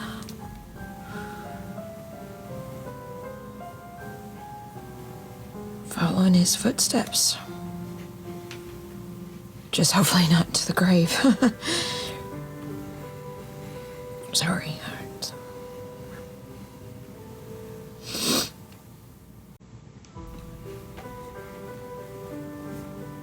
I'm sorry.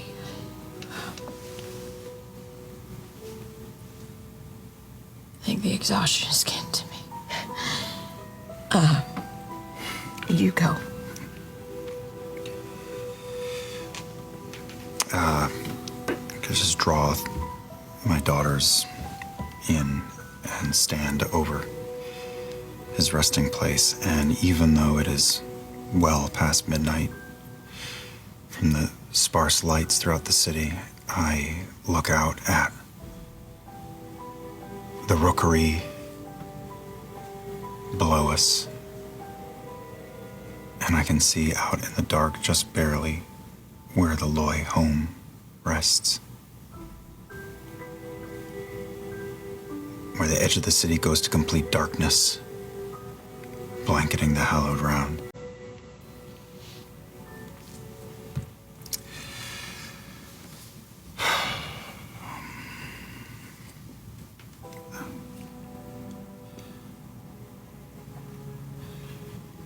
You ranged the world over.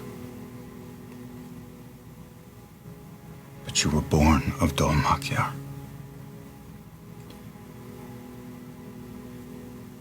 Its forests sheltered you. Its rocky climbs strengthened you. And its streets imparted unto you its lessons.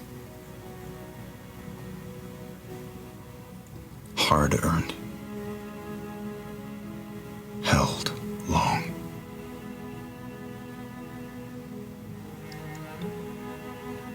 Heart of the rebellion. The Rungyani welcome you home.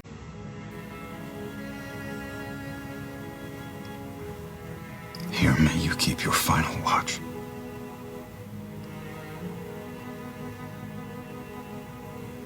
Brother of mine.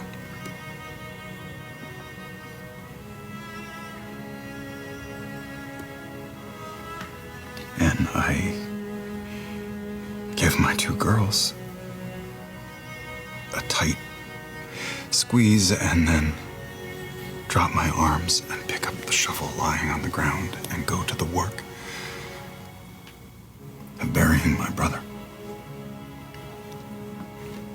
Returning that embrace, your daughters stand back. You take the shovel silently. Olgood takes one more. Body is interred, white sheet. All of the little glass gems, the bright and shiny, inexpensive jewelry that was given to him at his wake. Small flowers adorning the wrapped body as the soil of your homeland covers your brother. Once the soil is packed in, Marie runs her finger across the flickering candle, captures a little mote of light in her hand. A little gust from her breath. That light scatters into gentle fireflies that just blanket his grave.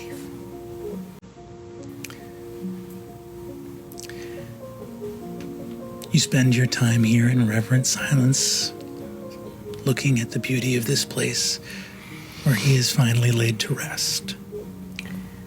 Fucker's got the best view in the city. Money Money can't buy everything. Don't tell the Sundered Houses that. You remain here for as long as you need. Hell, as the impact hits you, there is no more work to be done. This last ritual completes it. And whatever feelings were not laid to rest here, there will be no more ceremony to resolve. They will merely follow you into the waking days of the rest of your life. Shadia lays a hand in between your shoulder blades, puts a head on your shoulder, tears stream with ease down her cheeks. Hero squeezes your hand. Bye, Uncle Thiazi.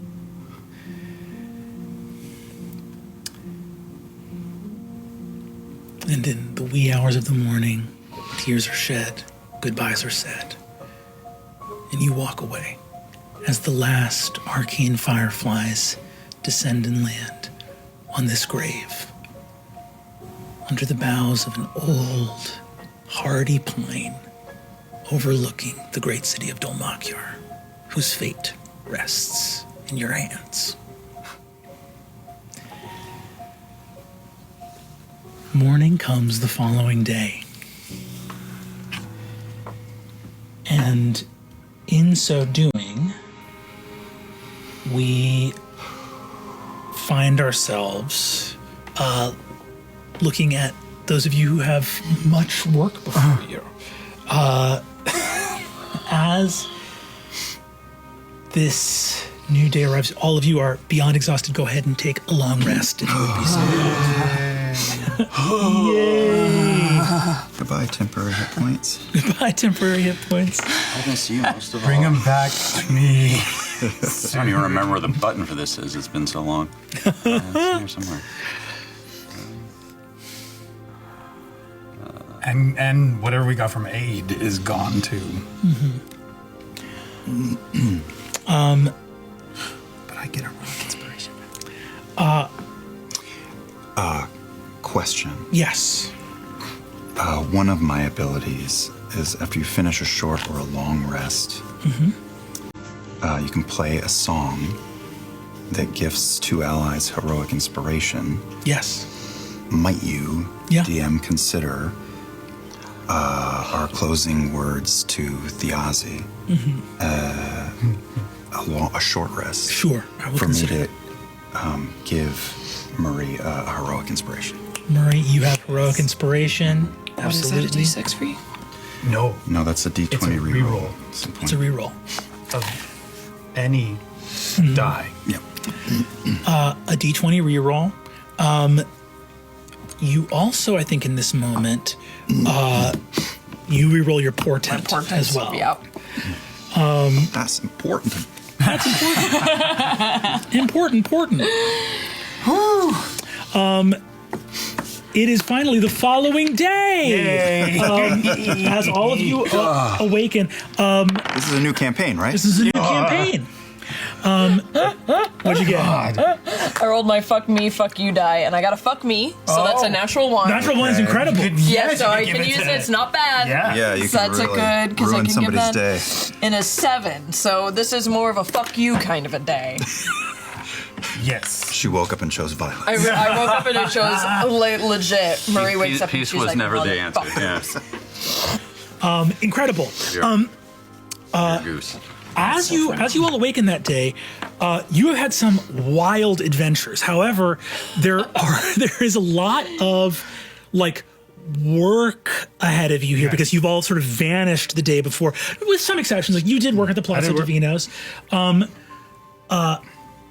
What I would like to put before all of you is essentially like a skill check for going out and doing the things you have to do. You're a few days away from opening night of the play. I will go ahead and ask for a skill check from each of you, basically going and doing your job. And I will allow you to add some D4 to the roll. You may add 1 D4 to the roll if you extend the skill check over multiple days, meaning like it represents 2 days of effort or 3 days of effort rather than a single day of effort. Right? Okay. Got it. But that following morning, what do you guys get up to?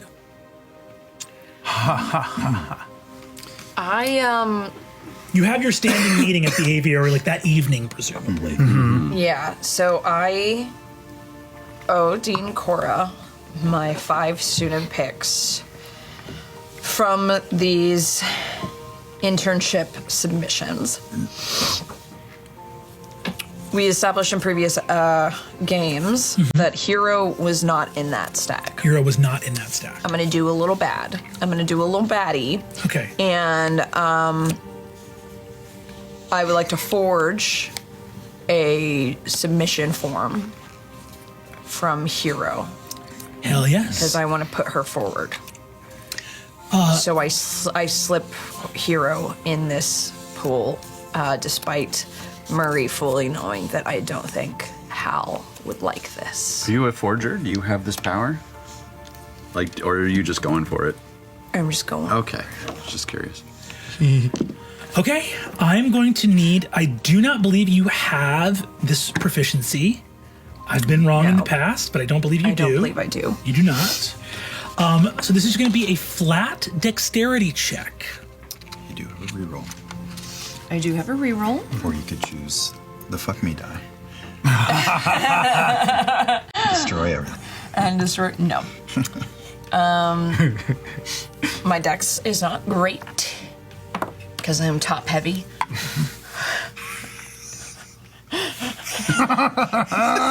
It's just the image just happens. I love the idea of you holding a pen and being like, whoa, Murray wobbles. whoa. But you don't fall Out of the down. way.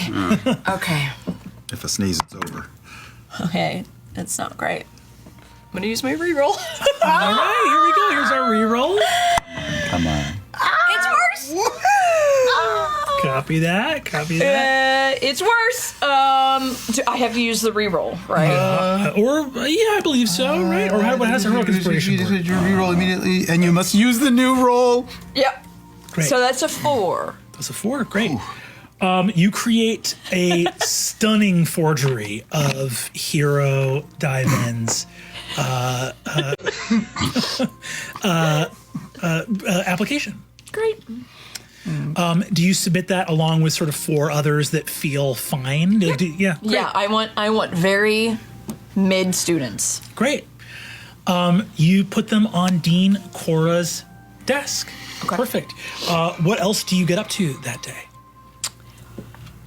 Before your check-in at the 7 Stars. For my check-in, I think I am. I think Murray does a lot in terms of making herself very seen in the Pentevril today. Great.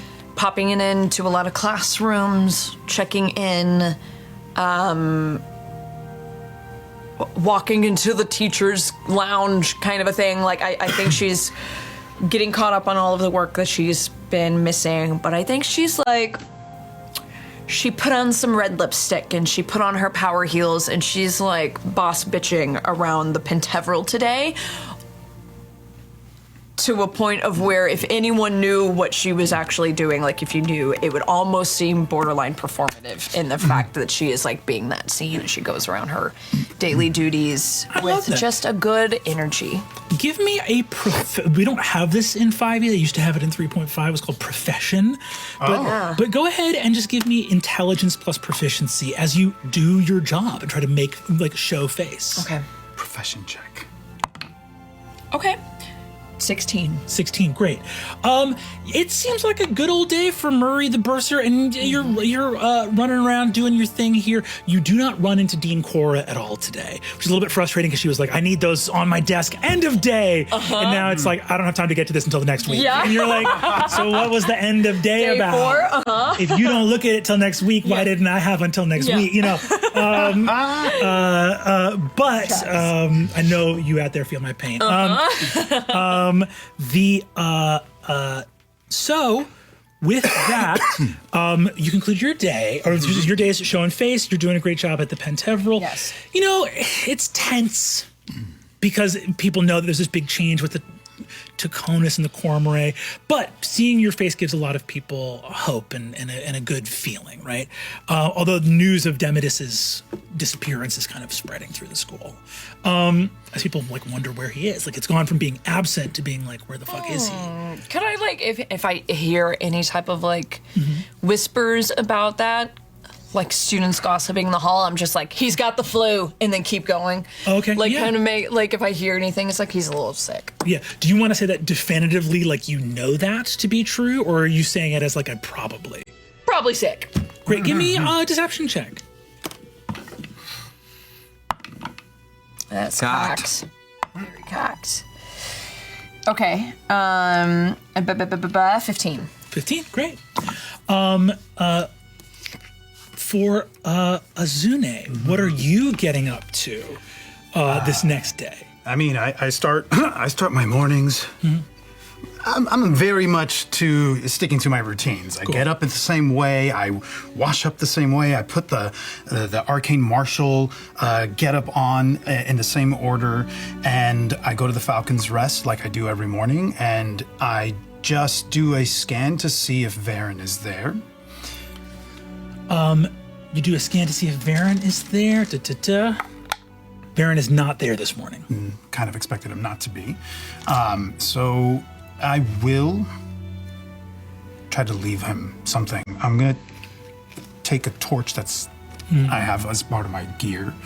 I'm gonna plant it near where I know he goes to kind of do his remembrance, and I'm gonna light a fire. I'm going to control flames, put a couple images in it. A falcon Cool. and 7 stars Great. and the sun setting. Great. Perfect. Hell yes. Those. Go ahead and give me a profession check for just doing your rounds that day. Okay. Is this... This would be, I think, your, like, probably your spell casting ability plus your proficiency. Great. Is this something that I can guidance myself on if I'm intentional? Yeah, I think if you're intentionally doing it, you can do Okay. My guidance gives me a 3. Plus my spell casting. That's a 25. 25, damn. 18 plus 4 plus 3. You're just hitting your rounds that day, following the Palazzo Divinos. Lord Einfassen is not in today, so he's not in today, so you have a lot more free reign. It seems like he's one of the problems of these grasping, power-hungry maniacs is that the more you try to control everything, the less time you have. Oh, right. Just bandwidth is real. So you can see because of the things you discovered yesterday at the Palazzo Divinos, Yes. he can't have Revolutionary Guard hat on today. He needs to have Einfassen hat on. Einfassen I hat laughed on. way too Yeah. Got What's it. that? So, you were like, yeah, you're bandwidth the I was like, That's crazy. why am I? Don't. I just don't look at Receive me. me. Don't perceive me. Oh, look at this map. Still mock here. Lieutenant Il Cassare. yeah. Is he? As I'm doing He's my into job, I just want to observe him. I just want to get a read on him, what his demeanor is. Give me an insight check. Okay. Uh-oh. That is a 9. You've known this guy for a long time. Your opinion about him is the same as you read him last time. You don't you suspect that he is not a hardliner or a zealot. He's not someone who's like, yes, the Einfassen, but he is someone who fundamentally has a low opinion of the people of Dolmakyar. He is someone for whom he is genuinely, I don't think you get any new information from yesterday, essentially. Okay. The things you saw yesterday, which is that he had no care or regard for Misha Undragor Yeah. because he fundamentally sees the Revolutionary Guard as the good guys, and therefore Dol Makyar, rather than being the city that he's protecting, is the enemies arrayed against the Brethren Hall. Yeah. I think it also, I can't get out of my head the pain that he caused Hal and Murray. Yeah. And how he treated the Arcanist, Misha. I go about my day. Great. You go about your day doing your job, Bolaire. Well, I'm going to head to the museum and begin the process of instilling discord. It is the day to close the museum for the foreseeable future while the collections are, or at least the Lloyd Wing collection is cataloged, referenced, and then brought to its new home.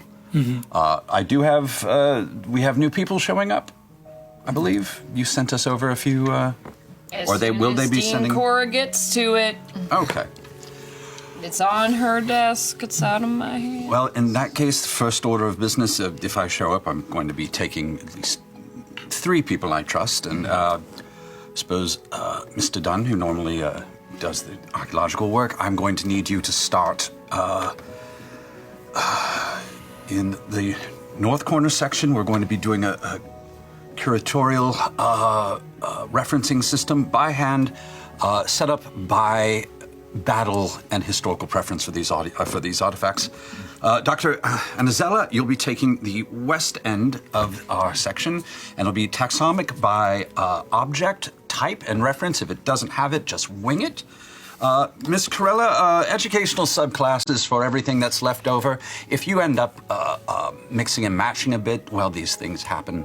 I figure 3 different organizational systems that have nothing to do with each other should be delightfully fun. You'll each be getting some help coming in the next couple days. They're young, impressionable, and I will have no idea just how absolutely fucked this is going to be. And use your own handwriting. You don't have to be particularly clear. And, we're going to need to hide. Have we already dealt with the swords? You see, this would be. I think this would be Rosadella. Okay, yes. Who says, we can. Would you like us to? And you see, she looks at you and says, we're happy to make happen whatever needs to happen. We're going to be a little bit more cautious. I would like, as quickly as possible, to have all of the swords in individual crates set up against the wall right over there. And I point to where, very, very near my little hidden office. And then all of our display pieces next to them, properly labeled.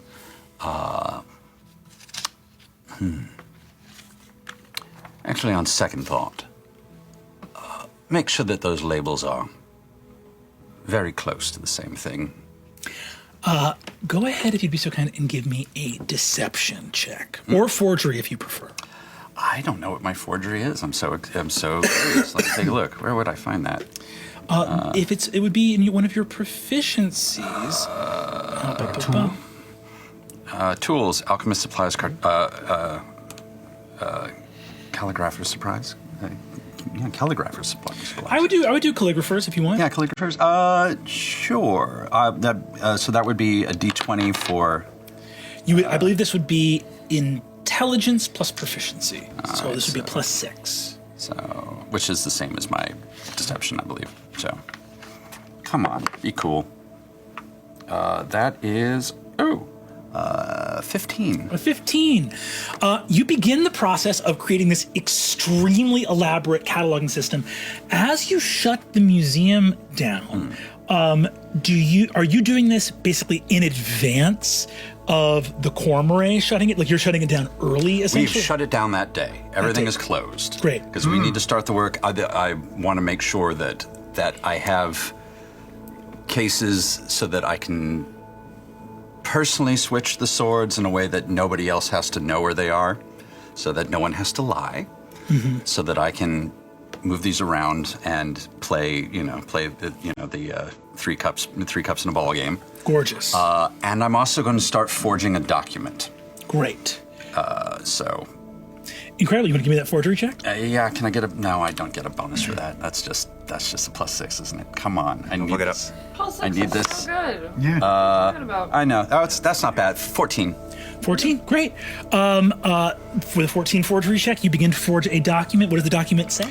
It's a document that it implies that in the event that the museum takes down the display, the swords go back to the Lloyd family since they are their property. This was on loan, Yes.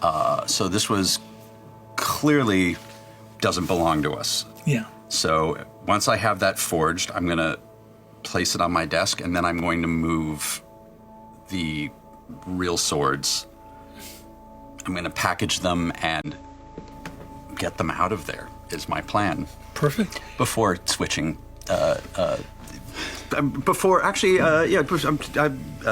No switching. Everything's going to be in its proper spot. Flurry of activity. The Loy Wing is filled with robed archivists and an armada of index cards and ink. Hal, what are you up to today? Well, I think I do the only thing I can do when the world is so fucked, which is throw myself entirely into my work. I go into full producer mode. So I let Allgood sleep in because he was so hard at work last night, faithfully as ever. I track down Nevada Anza, Grand Dame of the theater, who is directing Kotherai. I touch base with her, hear her concerns, make suggestions, and I will tell her that the theater would be lost without her and give her a bardic inspiration in saying so, as that reverberates through the base of her skull. I will spend time with Edar Gorin, who is the first position in the theater's chorus, Yes. to see how they are coming with their choreo. I will spend time with Lash, our young leading man, who's playing Mirzat in the production, and see where he is in his journey from yesterday, where he was struggling a bit. I will then double back to Allgood and go over the books and make sure that sales are going okay and that we're not falling behind or going into the red in all of that. And then I will probably close out the day by walking around the city for a few hours with Shadia, putting up, pasting up slips, advertisements for the first time for this play and touring the entire city. In doing so, and always in between conversations with 100 people, whenever there is a quiet moment, I am behind the smile and the comforting presence to so many others, am in the back of my mind thinking of Taisha out in the world, my son out in the world. I'm thinking of Azune in tears in my home in front of me. I am thinking of Murray, new ally and friend, cracking a bit on the hill in the night and fireflies in the dark. I am thinking about a sword going through some stranger's chest in the sewers underneath the city. I am thinking of a mask that is my friend and the distant echoing song of something very, very powerful and old.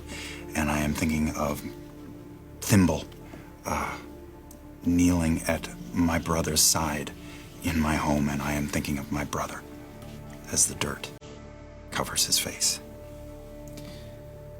Those images, every time you get a quiet moment, so often as Shadia tumbles through a square, erupting in juggling balls and ribbons as the rest of the Barker crew comes out, announcing to everybody, Kotherai, opening night of the Hallowed Round, come see the People's Amphitheater. It's a blast of fire.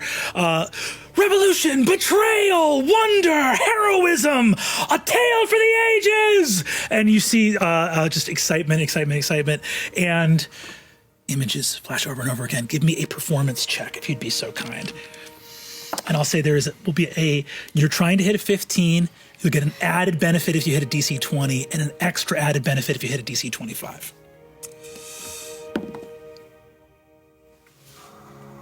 That is garbage. That is All garbage. good? That is garbage. Hard to put on a happy face. I thought it might be persuasion, but it wasn't. It wasn't performance. Is there anything I can do for myself? There's not. I'll It's remind you not. that you can add D4 to the roll by adding on extra days, but that's up to you. Well, I think I probably would be in producer mode. I don't know Yeah. what's to come in this coming week. That's but true. This is the whole week. I would say I would be doing all of this stuff for 3 days if I don't die. 3 days from now. I assume you would give me a list of some things you wanted from the museum before I locked it out, and you like anything you want for the show. Now is the time to ask. Yeah. So that I can grab it now before it turns into a giant pile of something. I'll say too, for those of you, if anything you guys do in this first day today, you know, like now, Murray, you have left these. That's on Cora's desk. You had the roles you had. But for Bolaire and Hal, if you don't want to submit that document yet, and if you don't want to sort of submit that role yet, we can roll again to add to that a little bit more tomorrow and the next day. Yeah, because I would love to bring as much stuff that you need over as soon as possible. So Well, because the total on this is a 9, which is awful, Yeah. and because he absolutely would be doing this for days, Yeah. I will hold off on. And Great. so would I mark that 9? Mark that in 9 limbo? down for me. Mark that 9 down for me if you'd be so kind. Or we can just take the 9 right now and see what that results in. If you would like to roll a new roll tomorrow. this is somehow crueler. This is so cruel. It's cruel. Fell down in the town square. Can he bleed? All right, well, let's look at it this way. What a fucked day yesterday was. Give me the 9. Give you the 9. You're exhausted. This deed coming through, this would have been a good idea if now almost 3 weeks ago that this all came through, you've been able to solely focus on this. The 2 weeks of the beginnings of rehearsals, you were at the Grey Tower in the Chamber of the Lord's Advisory every day trying to save your brother's life. This thing has been lost. It's lost. The performances are great. Everything else is great, but everything you've seen in micro is working. But for it to all come together, oh boy, doesn't feel good. The left hand does not know what the right hand is doing, and as the slips start to go up, you wonder if it's all going to come together in time. That It's night, a mystery. It's a mystery. At the Seven Stars that evening, you guys all come together after a day's work and find yourselves upstairs. Drinks and food in front of you again. I haven't put a morsel in my belly all day. Yeah, me neither. I've been eating. I eat a lot. I bought food for the boy. He's busy composing what I hope to be as a delightful document for us. I actually suggested to him that he write it as a play. Might get the wheels moving a little more clearly. Tell him to put together a pitch. You know what always helps me, though? A little bit of larceny therapy, and I pull out this small charm necklace Yeah. that we got from the Thieves Guild. And I'm going From to House Claire's. My God. I'm gonna look at this. I'm gonna cast. Sorry, thank you. I'm gonna cast Identify as a ritual. Love it. And figure out what this amulet is that we yoinked. Incredible. If you want to take a moment to cast Identify on all the loot you got, we can call that what you are doing. Yeah. We said the first hour of dinner is just you going over all this shit. Like shake out the bag, Oh, wow. So stack up the runes. that's a whole line of rituals. So we're like we're refilling your glass, we're fetching food for you Yes. because you're at work for an hour Yeah. at the table here. I don't even have to eat. I'm just nervous eating through this. Oh, it's like Are you popcorn. like Cookie Monster and you're just pressing It goes in there. It goes in there. I got a mouth underneath this. There is a Incredible. mouth underneath it. As you begin to research this stuff, you take the charm necklace first. As you identify it, you begin to pull the strands together.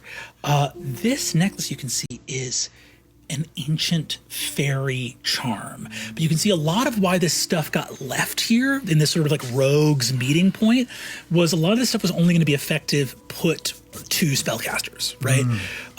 The charm necklace you can see, the jangling sort of fairy charms along it that are all these different sort of beast shapes, like a little deer, like a sort of a small like ivory hind, and there's a little gray rabbit, a small red swallow, like all these little birds sort of around it, and animals and things like that. The jangling charms have a place for a spell to be cast within it. The nature of the charm is that it has a function. When attuned to, the charm will rattle and jangle if you are being scryed on. If you are being divined on, if someone's using a spell on you, it will let you know that that is happening. Now, it's not as powerful as non-detection because it can't prevent it. Yeah. However, the receptacle for a spell to go in here can accept an illusion spell that can fool a particular type of divination. So in other words, though it cannot necessarily stop all divination, you could potentially put an illusion spell in here, and if that illusion was like a change, like a disguised self spell, it might allow a divination to actually pull up the disguise, right, and read that as being truth. So you can load a little illusion in here to fool certain kinds of divination magic. Right, so like jamming the airwaves kind of a vibe. A little jamming the airwaves kind of vibe. But you have to pick the right code Yes. to You have keep out malware. Yes, you have to kind of figure out what you think you're likely to get picked up on. So for example, if the thing you were really worried about was like, oh, paladins are going to use their divine sense to tell that I'm a fairy or a demon, you could put a disguise self spell of a normal person, and they maybe would pick that up as that. And the charm would still jingle to let you know that you were being divined against. Trip the firewall. Trip the firewall. Okay. The four potions are 4 potions of healing. 4 potions of healing. 4 potions of healing, very useful. And you have these small little pouches of gemstones. Yes. As you pull them out, Ms. Magnesson, you recognize these very, very well. You think these maybe got stolen from the Pentevral. Okay. These are metamagic gems. All of them are. So first of all, number one, they're gems. They're quite expensive. Yeah. You can do cool stuff with them. They're worth a lot. Number two, they are consumables. They can be crushed as a. The gems can be crushed as a material component of a spell and have their energy consumed into the spell. The effects that they have are different, and they are associated with various schools of magic. I'll go ahead and bring up what their effects are. The effects are very minor, but the thing is you don't need an action to trigger them. It's part of the material component of a spell casting, essentially. So it adds a little bit more kick to a spell. You have to snort the gem, though. One more ruby. Runs out fast though. That's 6 seconds. You're supposed to pulverize it first. What? I'm so Did sorry. you say? I don't. You can see that there are a small number here. One of the little satchels has 3 Voker's gems in them. A Voker's gem basically grants advantage on an evocation spell that has a single target. So if you're making an attack roll with an evocation spell, this will give you advantage on that attack roll. And on the roll of a natural 20, the target is knocked back 15 feet. You have there is a pouch with 2 Viner's gems in it.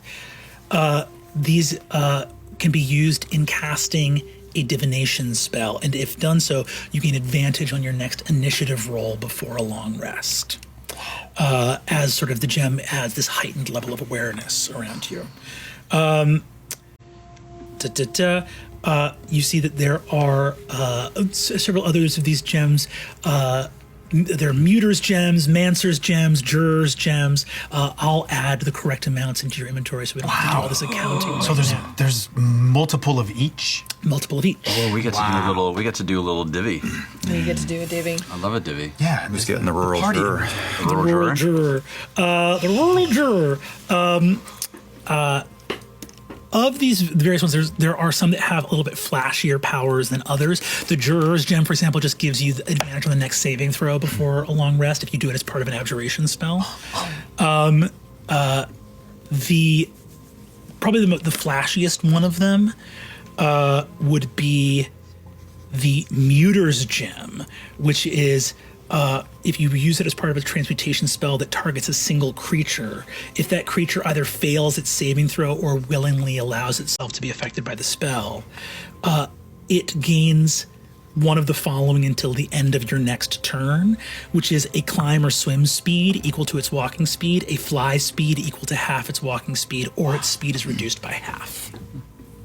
So all of these are basically add-ons to spells that you might want to cast. They're sprinkles for spells, and by putting them on there has to be a little bit of guesswork in what's going to be useful. However, you wonder if these were taken for their metamagic effects, or Just a pretty bag of gems. just a pretty bag of gems. Because what you do see is you have these 40 blank spell slates. Yes. This is the big ticket item because you think the reason these gems are here is because these gems, if you don't want to use them for their other abilities, can be ground up into the ink And imbued onto these spell gems, right? The way that the spell glyph, sort of the blank slates of the spell glyphs work, is they can only be imbued with spells that have a sort of range and area of self. Misty Step, See Invisibility, things like that, right? Because the way it works is you don't even need to be a caster to use them. You can just break a spell glyph. So that gives you a very limited, like the glyph can't do anything like pick a target, right? It needs to be like no fuss, no muss. It's a self-cast spell. When you break it, the spell goes into effect on the person who broke it, right? I have an out of game question that I'm going to put. I'm going to off camera one. So I'm just putting about how this works. Gotcha. Okay. These gems would probably go like 1-to-1 per spell level into putting a spell into these blank slates. So a more powerful spell would take more of these gems going into it. And you still need someone capable of casting the spell. You need the spell slot to go into it. So we need the gems ground up, and that becomes part of the component that draws out the glyph. Yeah. And someone that knows that spell. To be able to draw it into, and then someone with like the actual like proficiency, like you probably need someone with proficiency in calligrapher's supplies, grinding up these gems into a special magical ink, and then you need someone who can cast the spell. Who knows the spell? So is it correct to infer that these bag of gems they got and then they realized, they're metamagic gems, so they're not really useful for what we need? A bunch of rogues would have no use for these metamagic gems because they can't do anything on their own. You need to add them into a spell you're casting. But like we could put spells into these and then give them to people who can't cast, or Correct. So like anybody could use them if they're just willing to snap the cookie in half. Yep. All right. That's good. That's awesome. That's really awesome. That's good. We'll talk on the break. Yeah, we'll talk on break. Talk on the break. I got some thoughts. I have, and so just so I'm sure, these gems can only do what those gems say they can do, or can we use that and have that help us craft a spell that we know onto a glyph? Oh yeah, it's any spell we know. It's any spell we know? That's a self. Oh, okay, Any spell you know that is a range or area of self Okay. can be put into one of these glyphs. Using the dust from these gems. Yes. So no like You lose the range attack against an enemy doesn't work. Yeah. This is just a Yep. Cool. Cool. But then the gems, if we grind up the gems, they would use their meta magic components. Got it. Right? Correct. Got So it. basically, you happen to know that these gems are very useful to spellcasters. To these rogues, the gems are just useful because you can make the spell ink out of them and make these glyphs. Got it. Right? Yeah. They're not using them for their innate properties. They're using them for the raw magic getting broken down. They want to shop them into making these spell glyphs. They need more steps in order to be able to use it at all. Yes. Okay. Okay. At the end of the hour, there's a bunch of plates of empty food, and Murray, you're like with all of the new magic items that you guys have in this moment. Oh, this is what a palette. Right. Right. I'll say too, you are looking at in front of you. Yes, there's all this magic. These gems can do some cool shit. That could be the difference between life and death. Some of these like little additive effects on normal spell casting. You're also looking at thousands of gold pieces worth of value. Yeah. Between the gems and the charm and the blanks and everything else like that. There, and especially when talking about like this sort of like fired Revolutionary Guard, people like that. So there is perhaps the greatest magic of all is feeding people. Funds? Yeah, his funds. Yeah. Okay. Offensive amounts of money. It is. So we have some thinking to do about how we utilize these newfound We'll resources. talk at the break. Speaking of these spell glyphs, do we have another meeting with Oris Blade in the works? It's probably getting late for that, but something to think about for the next day, perhaps. Yeah, I think we should definitely take a little factory tour. For the hand and wheel. And is there a guild, a merchant's guild? I suppose that's something, if I don't know, it's something to ask him. Because they have a dog in this fight. That's upcoming. If the merchants. I don't know it, then Elodie would. Okay. I have a list. You have a list. I always have a list. That's very good. But before I get into the list of ideas that I have for what we might do next, I'd love to hear what your thoughts are. Well, the show was important. I would love a list of what you would like from the museum before everything goes to chaos. I'm happy to grab anything you need. Anything. The paperwork no longer really matters at this point. And we have that box that has been gnawing at the back of my head. I was almost gonna hope that you would bring it here. I can do that. I can definitely do that. That sounds dangerous and reckless and probably the best option, yeah. Yeah, I mean, I don't think. Yeah, how's the museum these days? Oh. Safe to do anything like that at your place? I'm currently calling it the circumlocution wing. It's a disaster. It is incomprehensible, pure chaos and madness. It's just delightful. Anything dangerous is being very well hidden in a sea of poorly written paperwork. Sounds like a beautiful piece of abstract art. It is the abstract art of hiding value. Did the Cormorants give you any type of timeline? Did they push a Fast. deadline on you? They said very, very fast. They didn't say anything specific, although they did say money is no object. And so I'm using the speed at which we're moving things forward as a general disguise for just creating chaos. The faster they do it, the more it's a mess. I'm just encouraging it. Is there any use in squeezing a little bit more gold from that stone? Oh, yes. Anything you can think of. That's really not my specialty, but you clearly are conscious of the best ways of getting a little more coin out of a stone.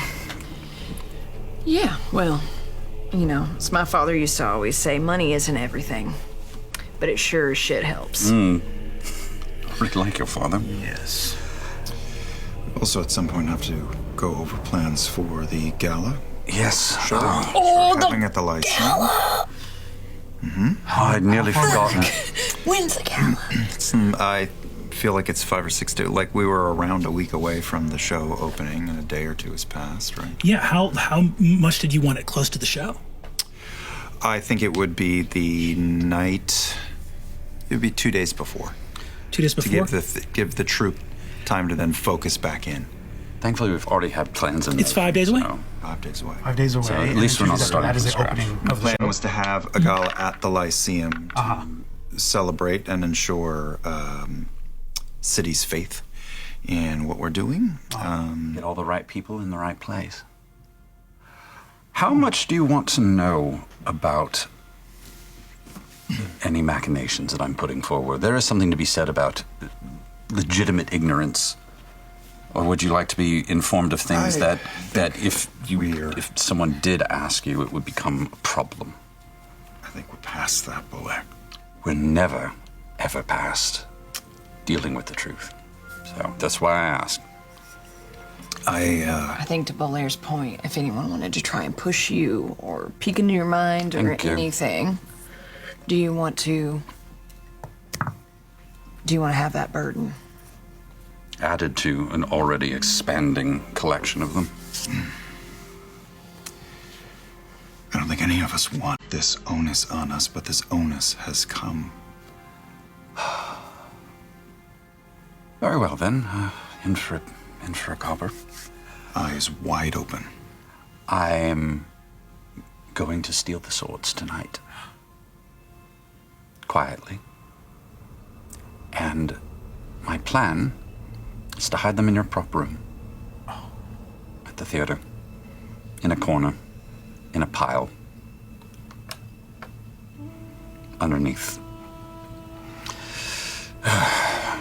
Whatever other junk I can find on the way home. Yes. We can do that. That's good. We can do that.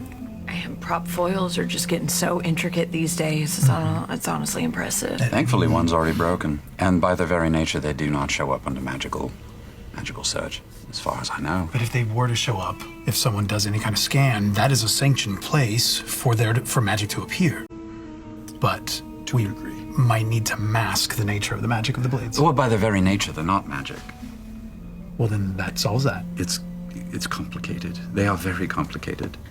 I've forged some paperwork to make them legitimately disappear. And the trick will be making sure they can't steal them. And you happen to own a very nice needle stack for us to hide a bunch of very expensive needles. Sorry. Above table, I'm thinking of which one is the cup of Christ? Oh. We are there. I mean, we're literally hiding the world's most basic-ass swords in a room full of basic-ass shit. So, yeah, it's gonna be the one real Hamlet skull. In a pile of fake Hamlet skulls.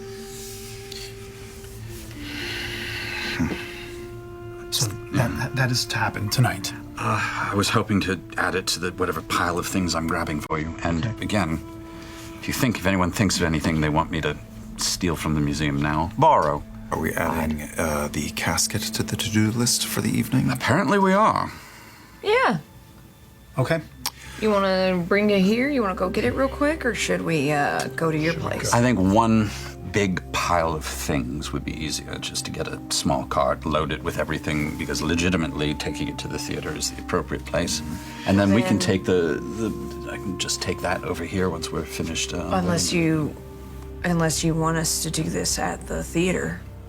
That is up Just to meet you. you there. Well, above table, to make sure I'm following, there's the Hollow Round, which is massive, and there are now a few buildings built into the sides of that ring where things would be stored. But there's also the Rookery, which is the smaller theater which still operates, not right now because we're so focused on this large production. But there is still a humble theater where where dance rooms and magical theatrical arcana are studied and practiced, as well as like our main prop room.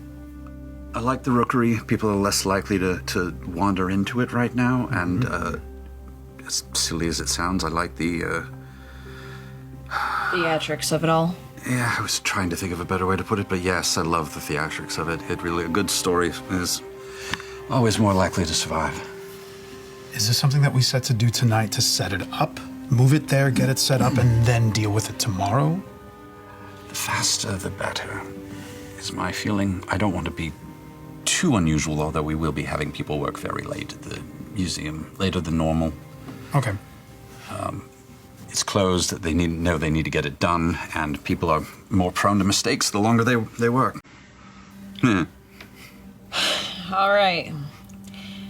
Who wants to go help Belair move invaluable weaponry that sundered the Shapers and are completely irreplaceable across town? How do you make that sound like more fun than it is? I mean, We have to make it seem as normal as possible. I don't know if an arcane marshal accompanying them is a good idea. Fair. no, it should feel Like a normal transfer of props. like normal transfer of props. It should feel like wheeling your grandma out to the park to get some fresh air. Do you want to come make a list? Grandma's a prop. I can start. Never met my grandma. No. I can start, and then you can rummage. Oh, we are the theater people. Hal and Bolaire, it sounds like you're going to make your way to the Arcanaut. We are going to. Azuni and I will meet you at the Rookery. Yes. Brilliant. All right, so as they head off, are you guys staying here, or are you headed to the Rookery right away? I think we'll maybe, as per usual, wait 30 minutes. Yeah. Make it We're not not all seem like leaving we're it. not all leaving Yeah. at Margarita? once. Margarita? One more round? Sure. All right. I will, when it's just the two of us, I will produce the candle that was a part of the ceremony. Oh. Great. And I'll just plop it right on the table. I don't think we should burn it, but you seem to have a way to peer into things that have yet come. And I'm curious to see if there's a way for you to somehow peer into what would happen if that thing were to burn all the way.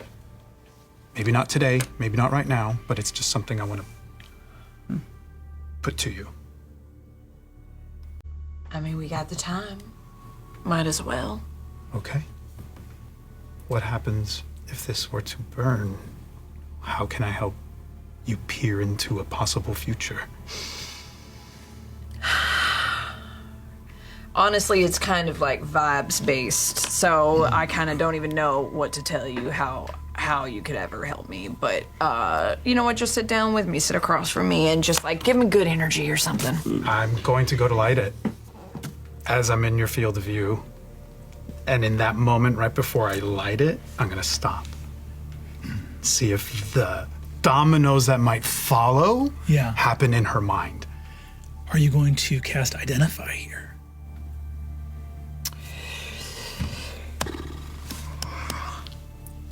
Yeah, you know what? Let me first do an Identify. Great. And then I will determine off that Identify if it makes sense to do an Augury. Yeah. Awesome.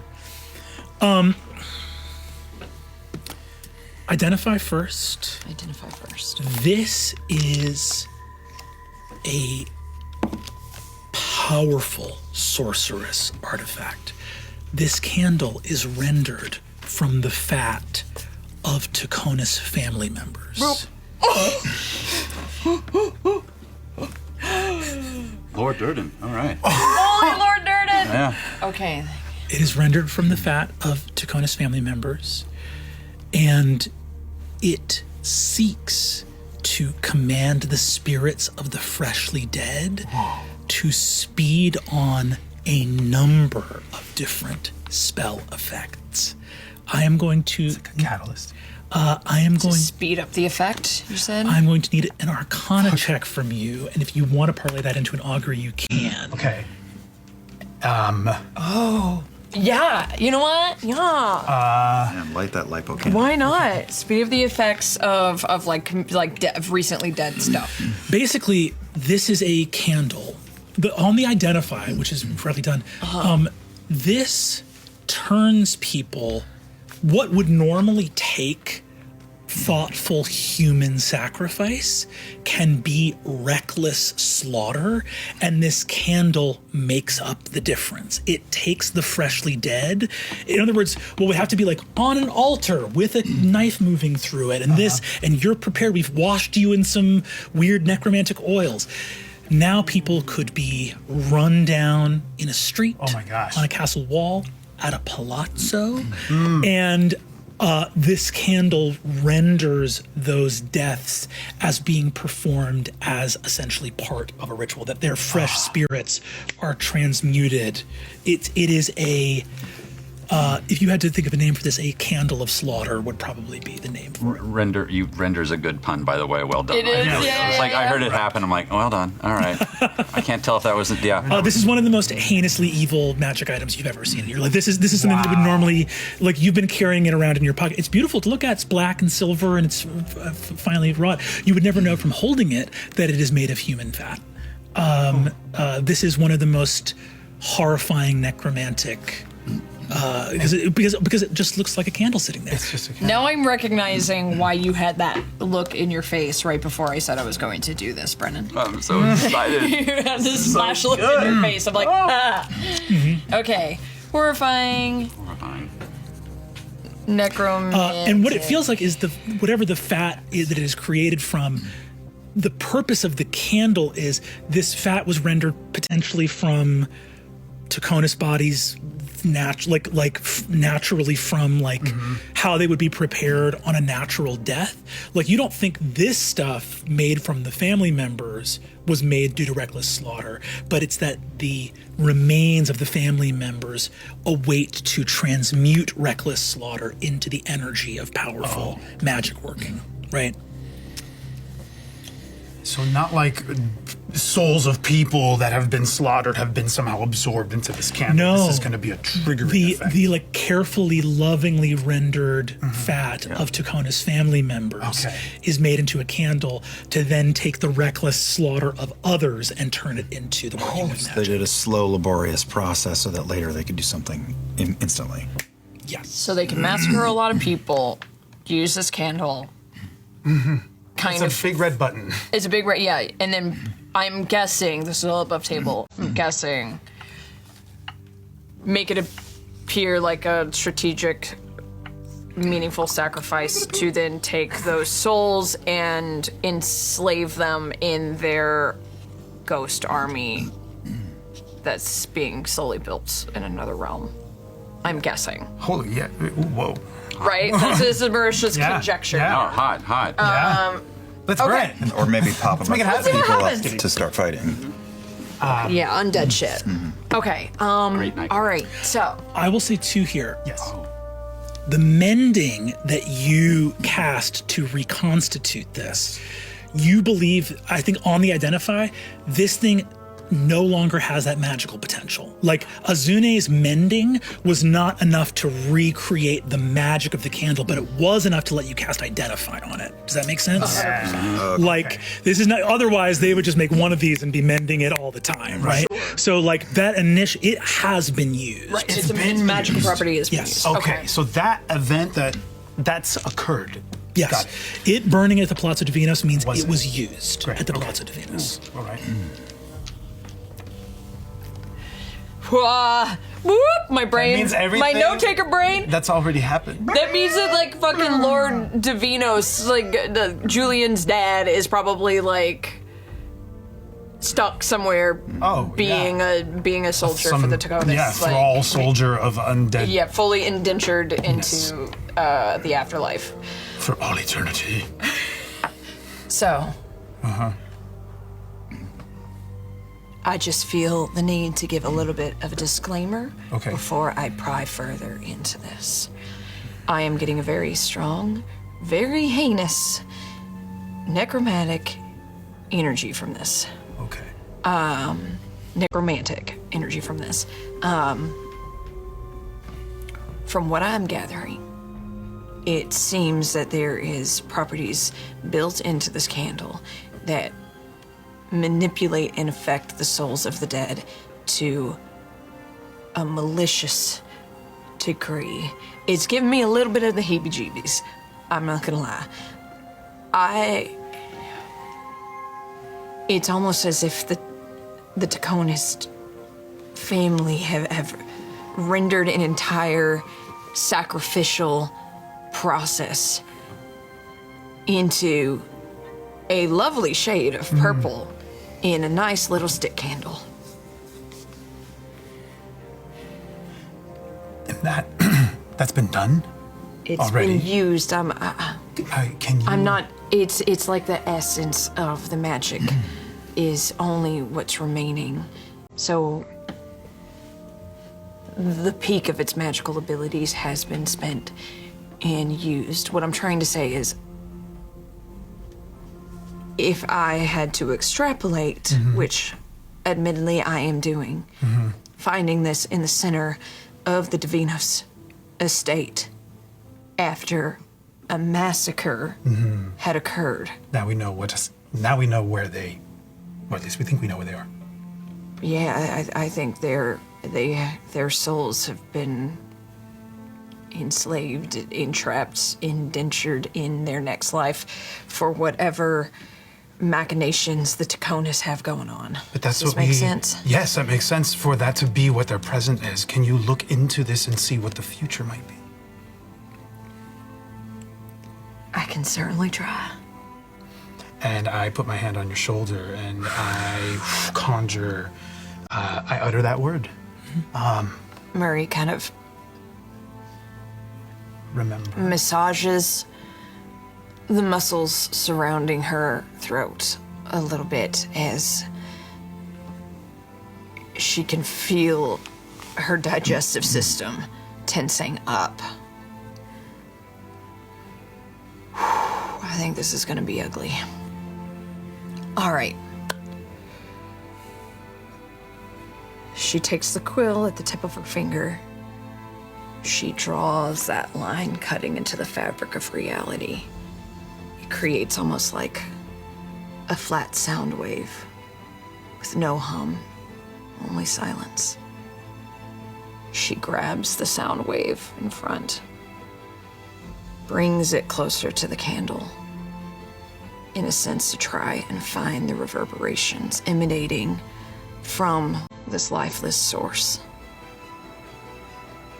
Azune can probably ever so slightly sense peaks and valleys in the string as if it is starting to pick up a hum. And Murray's eyes go white as she taps in and casts augury. What is the question you are posing with your augury? What knowledge do you seek? And as a reminder, augury tends to ask if some proposed future event would be ruinous or yield fruit, would be beneficial.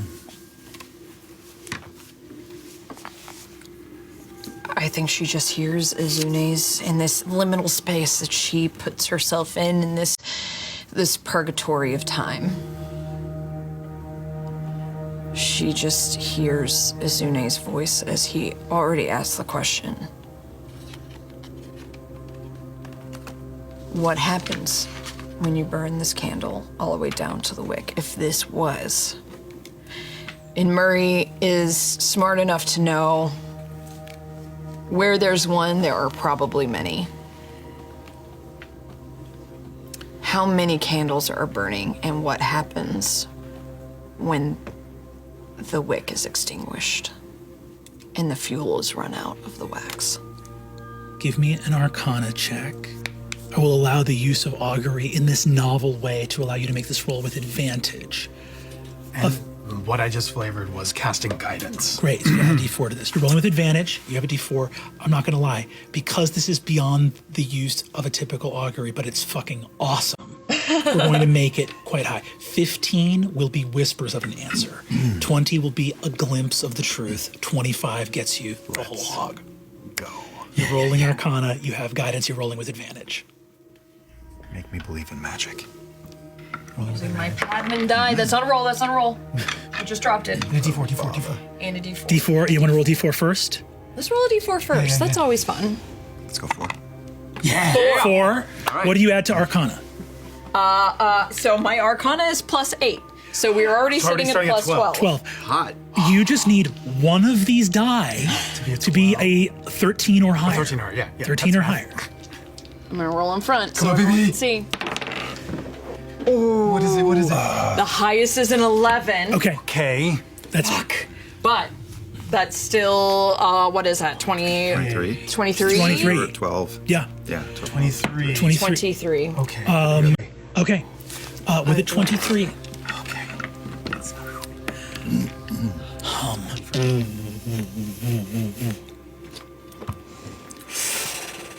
Images flicker in and out of control. You are asking about what happens if this candle burns. This candle is burnt. It cannot burn again. Even reconstituted as it is by Azune, its magic is spent. You get an image. One other such candle exists. The dead bodies of the House Tuconis are not easy to come by. It's not a resource that they have an endless amount of. And it appears they have used many throughout the history of the house. There were many of these at one point that all got spent throughout the Shapers' War. When the House Tuconis was fighting on behalf of Tunsil, the god of the sun. Yeah. It needed armies. You look throughout on a 23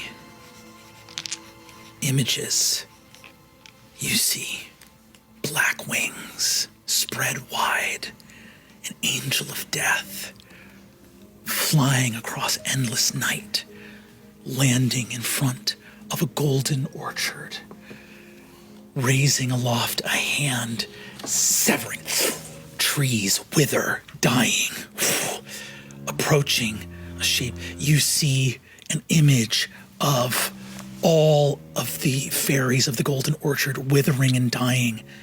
An angel's face turns, hollow white eyes. The face of Octus Tuconis looks right at you. You look in here and see this candle did not burn all the way to the wick.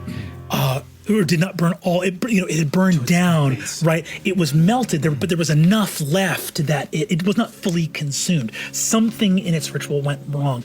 You hear the howls of Tuconis spirits spurring on.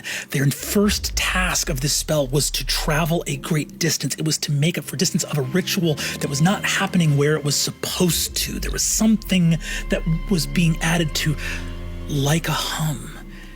Murray, you get an insight. Magic can work across great distances. Frequencies can travel vast distances. And you see yet another insight into a fabric or weaving of magic across the face of Ahriman. And you see the howl of an ancient spirit across the tenebral reaches.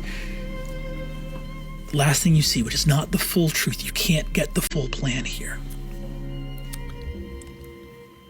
Something went wrong. And a backup plan was triggered. Their first thing, the thing this was supposed to do, failed. But something else has been kicked into gear to make up for it. They wanted to do this the quick and powerful way. Instead, they will have to go the long way around, but they are going there right now. You see rows and rows of sarcophagi. You see stone statues posed, looking out, but with a strange visage of horror across all their faces. To the dead draw near, and all of the statues' eyes glow white. And you see ships sailing into the mist as a voice calls out from darkness. Raise high the white banners. What has failed in life, let be made right in death. And that's where we'll take our break. Wow. Oh my god. Sweet fuck. Spoopy! Spoopy! You had to poke the candle. Had to pop the candle. Hell yeah. We'll see you all after the break. Smells of pumpkin spice. We return to Dol Makyar, leaving our friends in their horrific vision to instead venture off to the Arcanod. Bolaire and Hal. The evening has worn on. After a long walk across the bridge, you guys arrive at the Arcanod. And what I would love is a luck check from Talus. What is a luck check? A luck check is us seeing how unlucky you're about to be. Sure. What do you want me to roll? I want you to roll a d20, and I want you to. D20? And I just think you don't want to get a 1 through a 4. Let's try this one. All right. 1 through 4. The dice. 1 through 4. Oh, 16. 16. Sorry. There's one. You arrive. You arrive at the Arcanod. You've been out for a little while, but you spent the whole day there. As you arrive, you see that one of your staff comes up, who's here late. Most of your staff is here late because it's a crazy day. She runs up to you. This is Rosadella, Archivist Rosadella, who comes up and says, I'm so sorry, Master Lethalia. A message has been left for you by the Lady Dason Cormorant. Has there? She was quite cross, and we were forbade from doing any further work. And she said to put everything back. And then I had to explain that because multiple systems of taxonomy were occurring simultaneously, that it would be impossible for us to put anything back without continuing our work. And she asked me to explain that, and I did, and she looked very cross again and said that you were to speak to her at once, as she's confused about why the work was begun so promptly. And I spoke on behalf of the Loy Wing and said, we endeavor always to begin promptly. And she said in the future that we should wait for direct instruction, at which point I said, instruction from whom? And then she sort of looked at me and smiled and walked away. I want you to know and think very carefully upon how well you just did. Really? Just continue to be you. Phenomenal. Let's put a hold on certain things in a moment. We'll put a hold on things for a moment. We actually have to pick up some things for the theater really quickly. Why don't we send everybody home for the evening, since clearly we're supposed to stop production anyway. Everyone can go home and start having some thoughts about how to start putting everything back. Don't think too hard on it. We're really not going to do it anyway. You see that Spiro raises his head. He's got a massive, multiple lenses contraption of, glasses to closely inspect things. And he says, are we being sent home right away? We did think we were working late and did send out an order for dinner. That's very fair. Relatable. I'm sorry we did it before you come, but you... Oh, Forgiving Master Lethalia, you've never eaten with us one time. No, I usually have better company. Kidding. Love you all. Since there is dinner coming, you might as well continue, have the dinner, and then go home early. All right. You see that everyone says, all right, well, we don't have to continue work if it's not necessary. Everyone pause work. We'll wait for dinner. And you see that they all sort of head off, leaving you and Hal in the wing here as a couple folks. Even some of these people leaving, Rosadella looks and says, Hal, good to see you again. Hello. Evening. Excited for the gala. Assuming that we are working that night. I'm of the opinion that you will not be working that night. I think my opinion is this is an event. Everyone should enjoy the show, one way or another. Lovely. So are we our staff invited to the? Not officially yet. I've got to deal with whatever this insanity is, but it is my hope, and I would hope that you know that I am pushing for it. If there's space, absolutely. No, I won't be pushy. And you see that they talk. I will be. Everyone deserves a little revelry. Echo. And you guys are left as the archivists and curators sort of funnel out. It is absolute fucking chaos in the lawyering right now. You see the main doors are closed. Everything's been pushed into the centers of the room. Everything is sort of off the rack. And you can see that a place that is normally kind of sparse and has lots of distance between these massive exhibits is now cluttered with stuff that's been dredged up out of the vaults to be sorted and resorted up here on the main floor. You still have closed carriages and wagons on premises? We have one ready to go. Then let's rob this place fucking blind. Excellent. Go ahead, if you would be so kind, and I'd like you guys to give me a group stealth check, which means that because there's only two of you, we'll just take the higher of the two rolls. Okay. And then a group perception check. Okay. Start with stealth. Ew, yours will be higher. Nope. Sure. Nope. Oh no. For me, it's a 6. Great. You're higher. Gotcha. I'm a 1. As you guys are moving through, the have all of the pariah blades that you have access to been brought up to this main floor?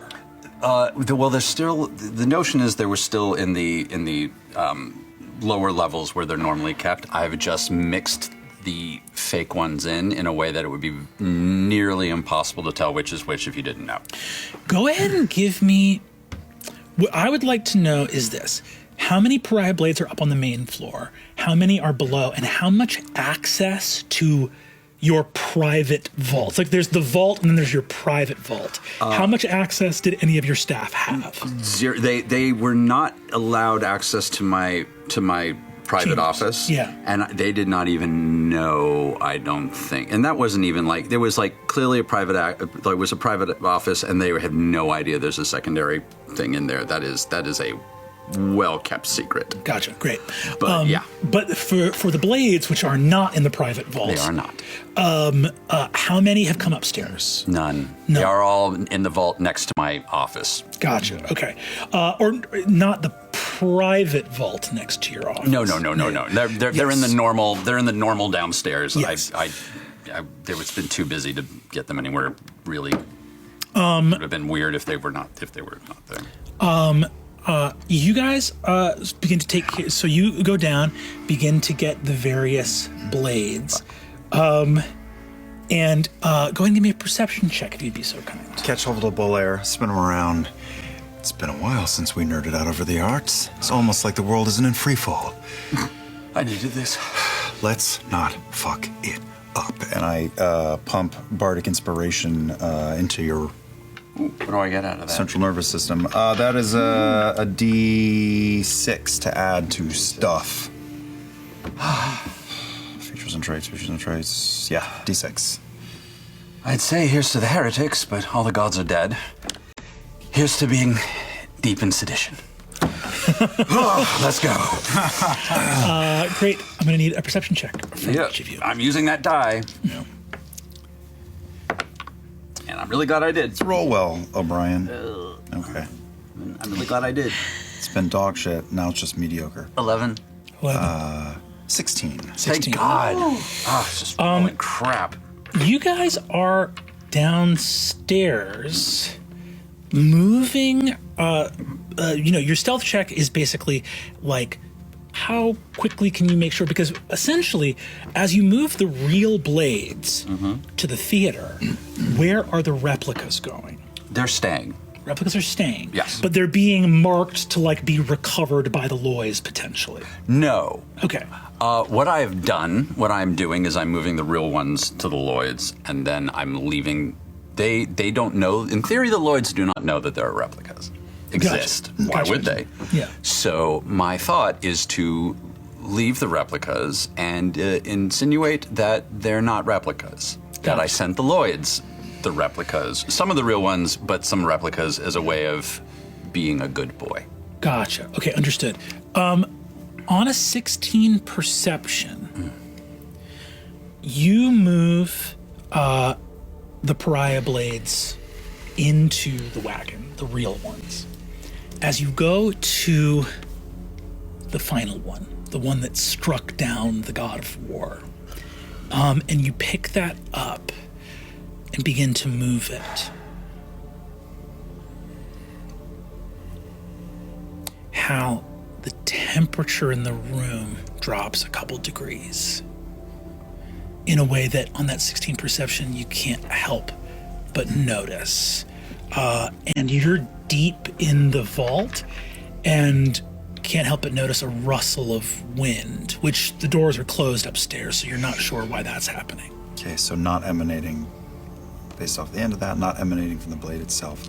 Quick question also, how big is the blade? Is it a sword? Is it a sword? It is a longsword. You look and see the blade that was crafted by Taisha's great-grandfather, who, you look at it and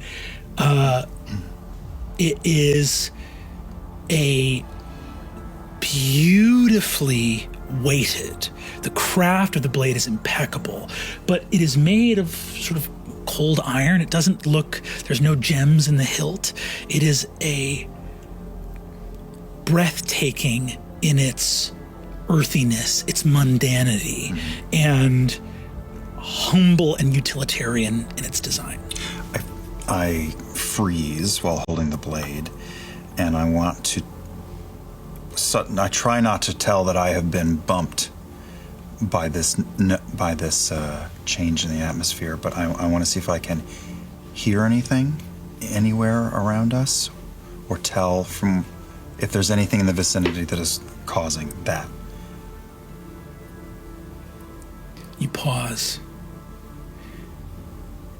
There is wind up above you in the main hall, which there should not be. But you can hear wind blowing. So the layout of this place is that we have to go back up the way we came with this stuff? We at least have to go up into the labs. I think that would be up to you if there's a way to get out. Normally there would be a way to get out without going through the main, but there's no way out of here. There's only one way out of this. If your carriage is in that sort of back loading dock area where Thiazi dropped off the paint, you will not have to go back up the way you came. I do have to get the box from it, at the very least from the lab. It's not the main part of the museum, but I do have to go get the box. I quickly also, quite a bit quicker because of that change, grab some other period historically accurate non-god killing blades and like headdresses and garb of the time to be used in the production, or at least to say they will be used in the production. And are we, when we're moving these things, do we have some sort of like a librarian's cart, or the equivalent of? Yeah. All right, so Fancy Home Depot cart. So I make a little bit of clutter with other lesser blades on top of the important ones. Gotcha. But all of the blades have made it into the back of the carriage. Yeah. Well, like a cart, right? Yeah. Moving to the, and we're talking about there being a carriage or wagon outside. Right outside. Like going to a con. Like the dealer's room. Great. Get in the golf cart. You get in the golf cart. This is go ahead and give me an acrobatics check, both of you, for how swiftly you are able to assemble. Come on. Acrobatics check. Or sleight of hand if you Better. prefer. Still shit, what do you got? Dirty 20. Oh, thank God. You load up the appetite. cart and begin walking. As you get to the place where the hall diverges, one staircase going back up to the main floor, and another that heads off towards the loading dock where that paint originally was from Thiazi. Both of you give me a perception check. Ah, fuck. Come on. Yes. It's. Nope. Oh my god. It's 21. Fucking done with that. Yes. The footsteps are walking through the hall. None of them are the soft, slippered feet of curators. There is a clack of refined raised heel and elegant design that is marching towards the staircase. Antechamber. Where? To hide? Yes. Let's go to my office then. If we're at the back, we can just load the cart and go, and I'll try and come back for the box later. This is your museum. They're coming from upstairs? From upstairs. So that's a no for. Not at the moment, I don't know. Well, there's other people here right now. I don't know. It's gonna tomorrow. I'm gonna start pushing. Tomorrow. Yeah, I say it's better to just get the fuck out of here then. So you guys are going to abandon the cart? No, we have the cart. We're gonna. You have the cart? Okay. The footsteps are coming from behind us, right? So we can just push the cart and get it to the. You've pushed down to where pigeon all the along. path splits, one going to the loading dock and another headed to the staircase that goes up to the main floor So, and the footsteps are coming from upstairs. from upstairs. So let's just go to the loading dock and pretend this is not our problem. Okay, you guys go towards. Coffin eludes us again. You head to the loading dock. Get this ready. As you arrive there, Oh God, oh no. I'm going to need initiative from both of you. Well, fuck off. Who can get the fuck out of Dodge quicker? It's a 6 for me. 18. Hey, My God. flip. Great. 18 from Bolaire. This is so cinematic in my head right now. Yes. I'm going to need, as you guys arrive at the carriage, now, Bolaire, you can hear the footsteps too. They're coming down the staircase. The loading dock is not a secret area. No. And I am going to need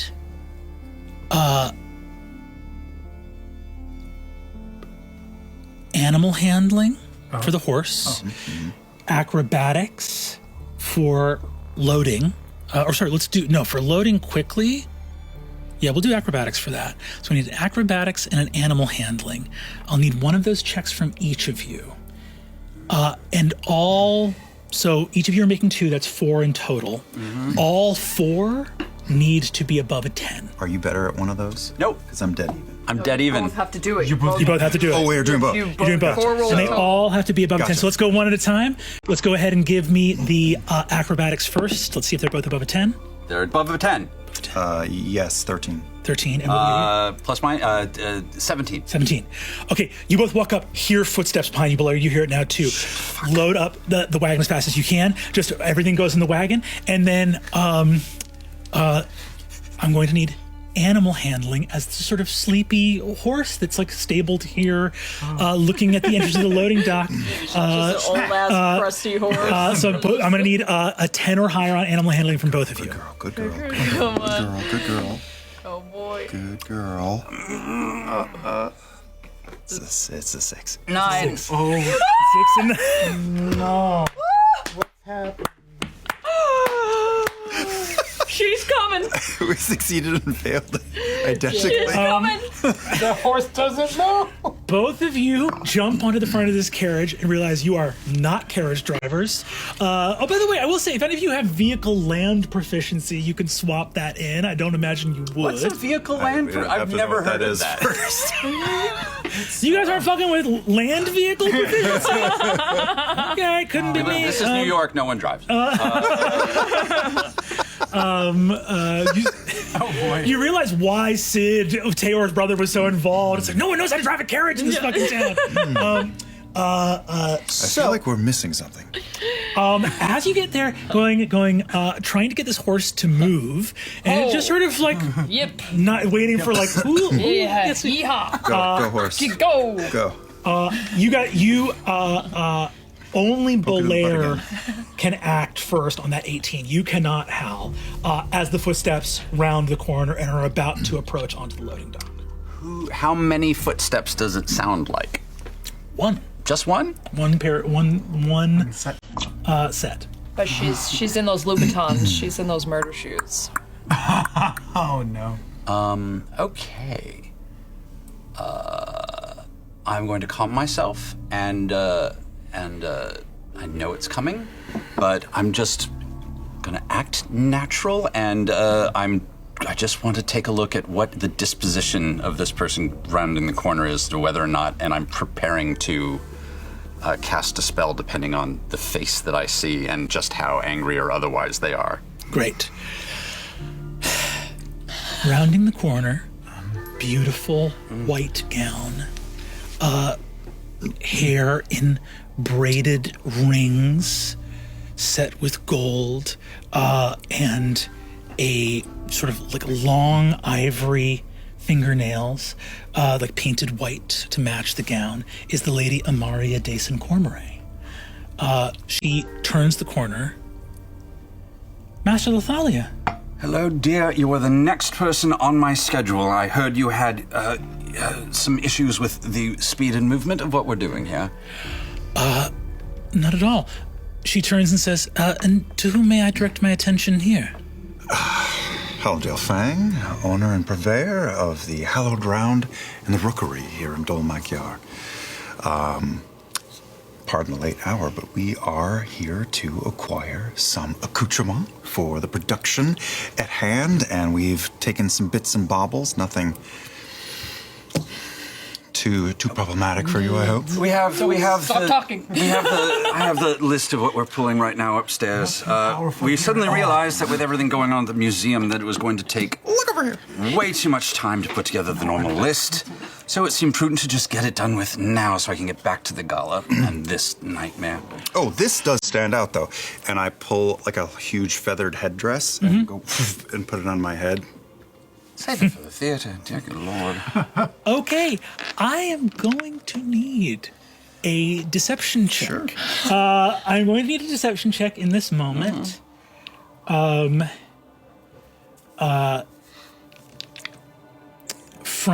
I think from both of you actually. So both of you go ahead and give me deception. That's an advantage for me. Ooh, terrible for me, 9. 9. Why am I? Oh. No, it's good because of Silver Tongue. Anything less than a 10 is a 10. So for me, That's on advantage? That was an advantage. So just 2 10s. You have advantage. I don't have advantage. 18 for me. I don't 18. have advantage. Okay, that's crazy. 18. And you had a bardic inspiration that you've already used, correct? I already Yes. burned that.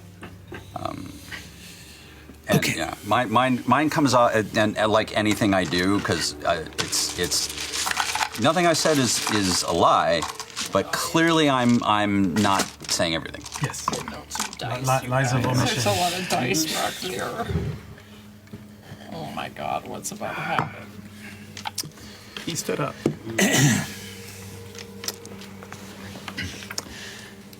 I'm about to roll an insight check. Sure. Okay. I like it when we react to what the numbers are. You rolled an 18, correct? The Lady Amaria Dason Cormoray has a plus 12 insight. All right. So you need a Get out of here. Under a sink? Get out of here. you need a. She is a lady of a sundered house, remarkably powerful. You're looking for a 5 or lower. Oh, God.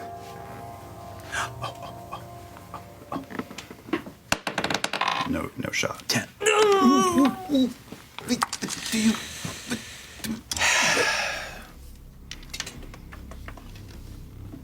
not there. Oh, you have to be I'm there. be able to see her. I know. I'll see you down there. Okay.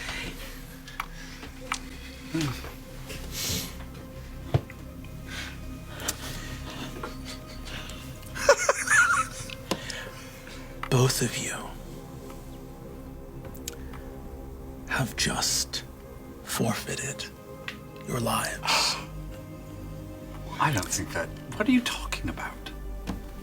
She raises a hand, and the last pariah blade shoots out of the wagon into her hand, gleaming with the blood that she left when she cut herself. Tried to clean that motherfucker. God damn it. I'm personally of the opinion that She lowers the blade to point directly at you. there's a piece of paper upstairs that'll explain what's happening. Take me to it, Belair. You too, Master Fang. Are Luis and Marsha under the table? Yes, they're talking down there. We were talking about making a pillow fort for safety.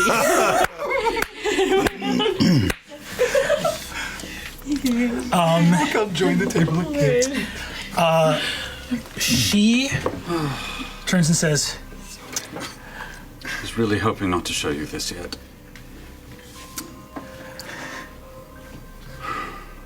I do not know what form of sedition or conspiracy is at play here.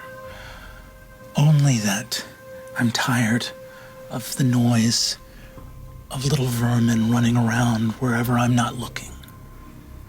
So, you'll take me to wherever this explanation is, Bolaire. And might I assume it's in an area of the museum I've never been before? No, it's actually, honestly, it's just... it's up in the archivist's workroom on one of the desks. Stack of paperwork. Go ahead. And to what is Bolaire referring in this I'm moment? referring to the document that says that the swords don't belong to us. Gotcha. Do you lead her there? Oh, yes. She walks with you to that office. As she does so, you arrive there, and she investigates the document in front of you. Oh no. I am so sorry. No, I'm excited. I did just roll a nat 20. Oh, so you know. She takes it and says, "The lawyers have requested the pariah blades back. Apparently. Are you so easily fooled by a forgery?" And she burns the letter in front of her. You think? I am going to need a wisdom saving throw, and she is going to heighten spell to have you roll at disadvantage. Okay, God, I was just gonna fucking go for a thing. God damn it. Okay, that's on me. That's on me for holding to before casting a spell for too long. Mm-hmm. That's on me.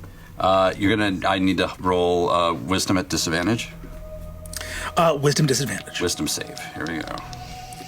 This is just a woman in like a beautiful dress. Yeah. Now holding a pariah blade Yeah. in hand. Okay. With really cool hair. Super cool hair. 18. 18 is the lower of the two. Yeah, I got a nat 20 on the other one. Hell yeah. She casts a spell, and you can see that she's beginning to pry into your mind. I'm curious how that would go, genuinely, but because that's never occurred to me. Do I know that she's doing this? Yeah, she makes no bones about it. She just, you see, takes her spell, takes a hand and begins to cast Detect Thoughts on you. I'm going to cast Suggestion on the other direction. As you go to cast Suggestion, she is going to counter it. Roll initiative. Oh no! I have to go home. I thought I could get away with it, but no, never mind. All Why right. are we there? Why Are you rolling initiative too, you weirdo? I did it. 13. Shit. Gonna meet them. Okay, hold went on down. one second. You're gonna get Die down. killed by a very hot blonde. That's terrible. A 5. That's absolutely terrible. Oh my god. I had such a great roll at the earlier one, and then this one just went to shit. Okay. So I don't make it to this, do I? Or no, I burn the. If she gets the reaction, then I burn the spell, don't I? No. Go ahead. Well, she has her reaction ready. She's not using it for any reason. Okay. So I don't get the spell doesn't get countered then. Well, what? Let me go ahead. What's your initiative? My initiative is 5. 5, and for Hallandale. 13. 13. Okay.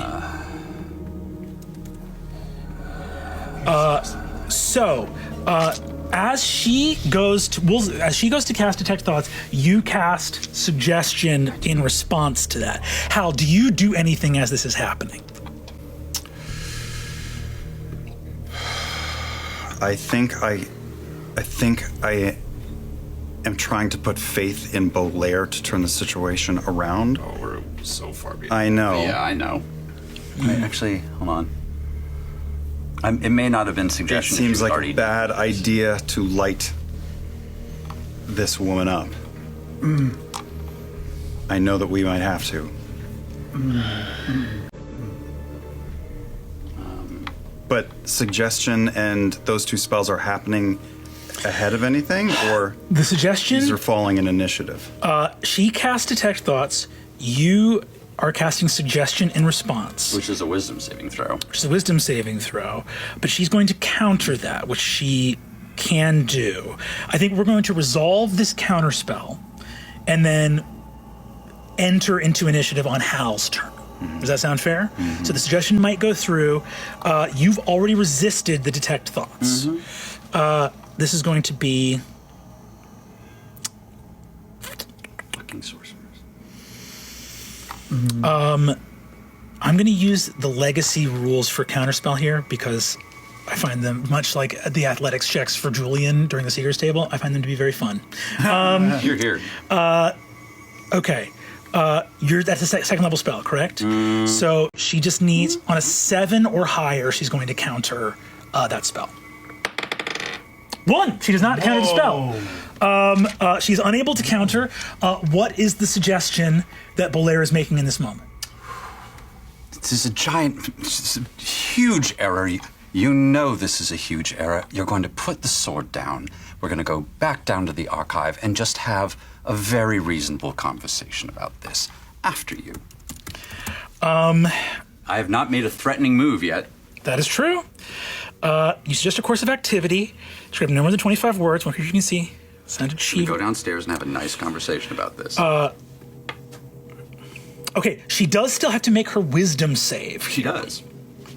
I thought she just did. That was her counter. She was going to Oh, that was counter. a counter. Okay. So now she gets Oh. a wisdom save That's against fair. it. Sure.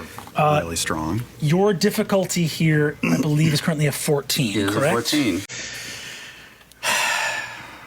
You're looking for a 7 or lower on the die. I'll take it. 4. Oh my god, what is happening right now? She, Bolaire, I need to tell you, as this magic works its way onto her, you have just, this woman, you realize, flew here alone. The moment someone touched the pariah blade, some magic that she had on it alerted her that it had been disturbed, right? When you detected that the temperature of the room dropped, that was her on her way here, having immediately felt that the blade had been touched. You have caught a tiger by the tail. Oh my God. The fact that that counter failed and then her wisdom save failed is an unbelievable stroke of good fortune. As she lowers the blade, she says, "Finally, you see reason. Impudent to resist the spell in the first place." I just want to keep my job. Honestly, I just want to keep my apartment. Both of you have been lying to me. Take me downstairs at once. And Bolaire, I want to see. She grabs the lapel. You realize that she believes, part of the suggestion working is that she believes she defeated it. Yeah. Like, she thinks for suggestion to work for the duration of this spell, right? Because the suggestion must sound achievable and not involve anything that would obviously deal damage to the target or its allies. It's like she's under the charmed condition right now. So, She buys it. she buys it, but you can see the way that's manifesting in her mind is that she overcame whatever. Yes, this she's magic won. was. She thinks she's won. So she goes downstairs at once and let us converse. Part of your wording was to put the sword down. Yeah, she's lowered it. Okay. She didn't put it down. She didn't put it down, but she has lowered the point. Yeah, there's a couple little things I put in there that we'll get to. Yeah. But I am. Hal had inhaled to unleash, if need be, and just quietly goes. As I I'm dizzy. I very specifically put forward the after you to her so that she can walk ahead of us. It was part of the suggestion. It was part of the suggestion. She takes off down the hallway. I follow. I'm just going to make a little to you to. I'm just. We're going to have to deal with this. Prepare. So as we walk down. Wait. Before you start walking. Yeah.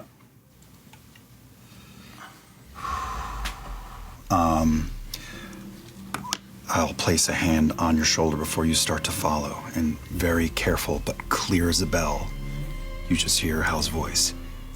Careful. And cast Aid. So 5 hit points, target max and current go up by 5. Myself as well. We are, as long as you know, we are about to get into this.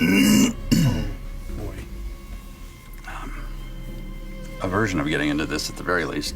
Yeah. She takes off, headed back downstairs towards the vault. I, following, Yeah. as I do, I am going to open my office door. You open your office door, and this is to the real office. To my real office. She smirks. Suggestion lasts for 8 hours. Yep. 8 hours. She smirks and says, I always knew you little officiants had your hidey holes. Look at this. I'm trying very, very hard to give you a gesture of good faith. She begins to walk down, seeing the massive, stone giant's hand. Oh, we're not down there yet. Oh, sorry, gotcha. Yeah. We are not down there yet. Gotcha. To the big vault. Yeah. Oh my god. Hidey holes. Now, I'm going to need a little bit of. I need some trust on your end because I'm going to be laying out a little bit more than I ever have before. I want this job. I want to keep it. Well, of course. I understand that both of you are now very much negotiating for your lives. I open the door to the secret vault. You open the door. Refresh my memory. The upper real office, that doesn't have the coffin in it. The coffin is all the way down. All the way down. She begins to proceed down. Oh, no, well, sorry. I offer her the big fucking spiral staircase down. The one that doesn't have a rail, by the way. Yeah. Maybe she'll trip on her dress.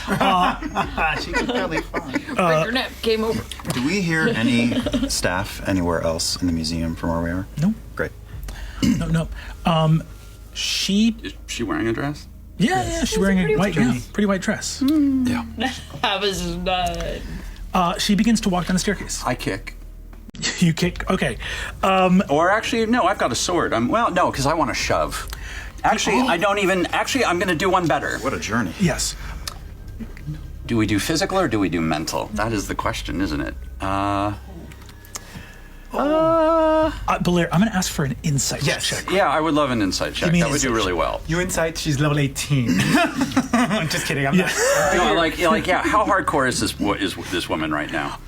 First of all, this woman, you can tell from the how windswept the gown and everything else is. This woman flew here under her own power. Oh, okay, she's that good. All right, Yes. that helps. Yes. Hold on, I'm just trying to get a sense of where I'm at. Thank you for that.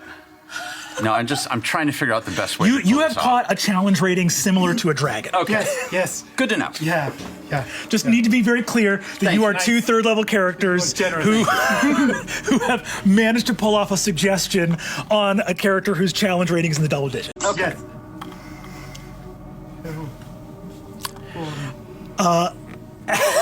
As she proceeds down the staircase, walking with you, Belair and Hal, both of you watch again as she, holding the pariah blade, moves down, sees the massive stone arm. You've got your suggestion on her. She's charmed. You have the fact that you have averted death is incredible. As she gets down to your real office, she moves past the handle and says, "Treasures unfold. Look at this. Wonders never cease." And she walks into the office, points. You can sense the pride of pointing with the pariah blade. She points at Olbalad's coffin, which is on your desk, and it seems to be the thing you were last working on. Oh, I thought it was upstairs. Shit, that's okay. She. Yeah, fuck. No, this will work fine. You said. Yeah. I know. She gets down into the office, points at it, and says, "What is this?" I have no idea. It's mine. It doesn't belong to the museum, but I have no idea. I was just starting to. Honestly, this was what I was going to be working on tonight before I was interrupted. Go ahead and give me persuasion or deception with advantage because she is charmed. Basically true. All right. Persuasion or It's the same. deception. It doesn't matter. It's the same. 18, 19, 24. 24.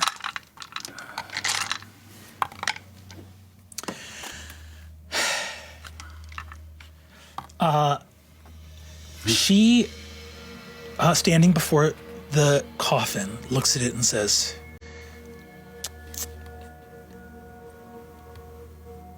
"Halfling, Yes. what are you, Blair?" A very tired veteran. Not a halfling, obviously. She turns and says, "And are you aware of what you are guilty of, Mr. Fang, in this moment? Stealing from the Arcanaut?" We're discussing a family heirloom. She looks back at the coffin. Wood, taken from the wastes, Salandri. Fascinating. You see she casts Detect Magic, Interesting. looks at it.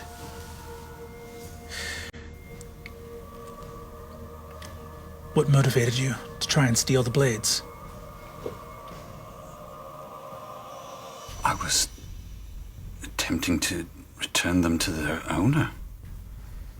So you had this theater proprietor help you return them to their owner? I was moving a bunch of things out of here. It's a fucking mess right now.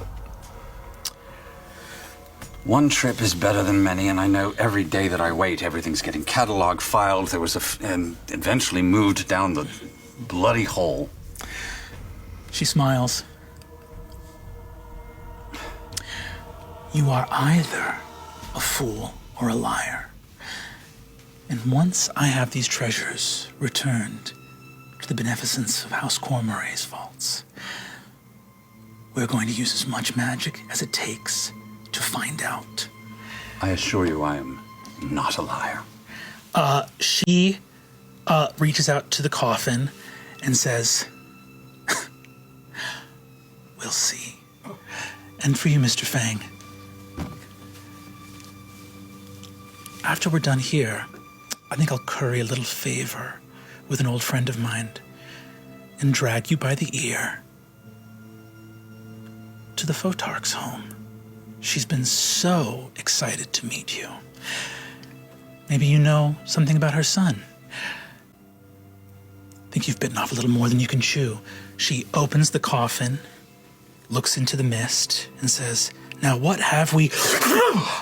A cracked black mask shoots out onto her face, and she stumbles backwards, goes, hits the deck, and falls into a row of things behind her.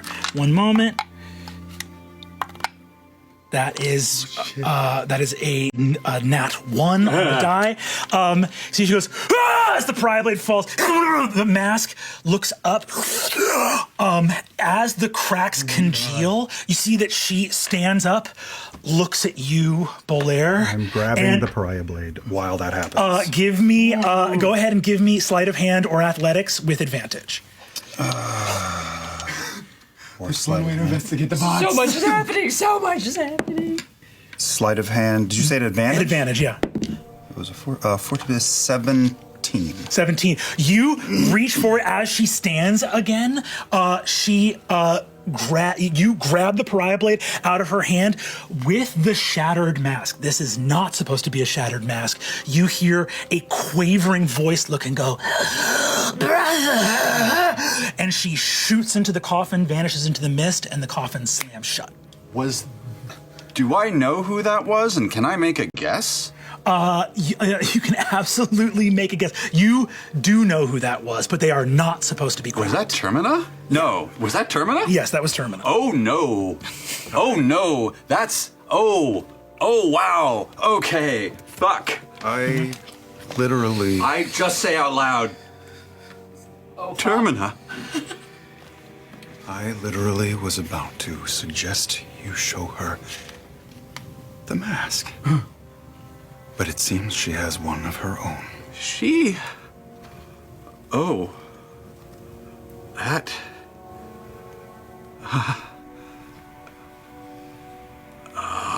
that was my sister.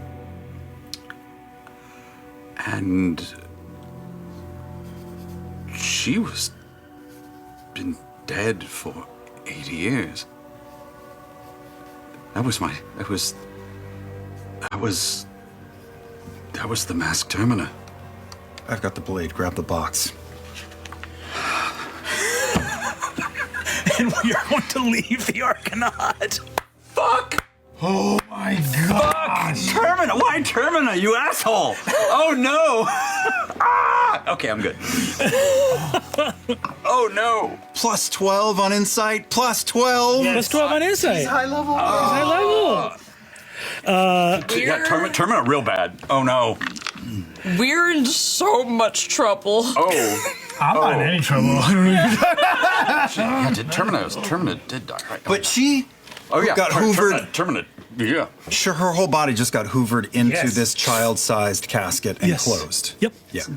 Yes. Who put the Okay, no. Okay, that's gonna be a whole explanation later. Shit. Dude, you fucking Lady Cormorant just got sucked into a box. By Big Sis. Yes. Yeah. I am. Yeah. Oh no. Oh wow. All right, settle. Yeah, I'm good. Settle. We return to Asune. Act casual, guys. You don't know anything. Anything. We're about this candle. You guys are like, we're about to blow their minds. Yeah, whoa, we made some discoveries. Whoa. Okay. Pumpkin spice. Oh, God. Are we at the rookery at this point, waiting for them? I think you're at the rookery waiting for them. We'll just cut right to the rookery. You guys, I've explained everything that I saw. the vision. My mind is blown. Yeah. So I will explain. The vision you saw, right, was not a vision of things that have happened. Yes. No. Your identify mixed with your augury happens to work extraordinarily well because the magic item you were identifying is a source of potency for great workings of magic. As such, in identifying it, you were able to catch some residual waves of what this was being used to power. And essentially that augury cast it slightly into the future. So like once this angel of death is created, what is it supposed to do? What it was supposed to immediately do did not happen because the ritual failed. Right. But the phase 2 can happen the hard way. And what you saw was sarcophagi, stone statues, glowing eyes, and a voice calling for the white banners.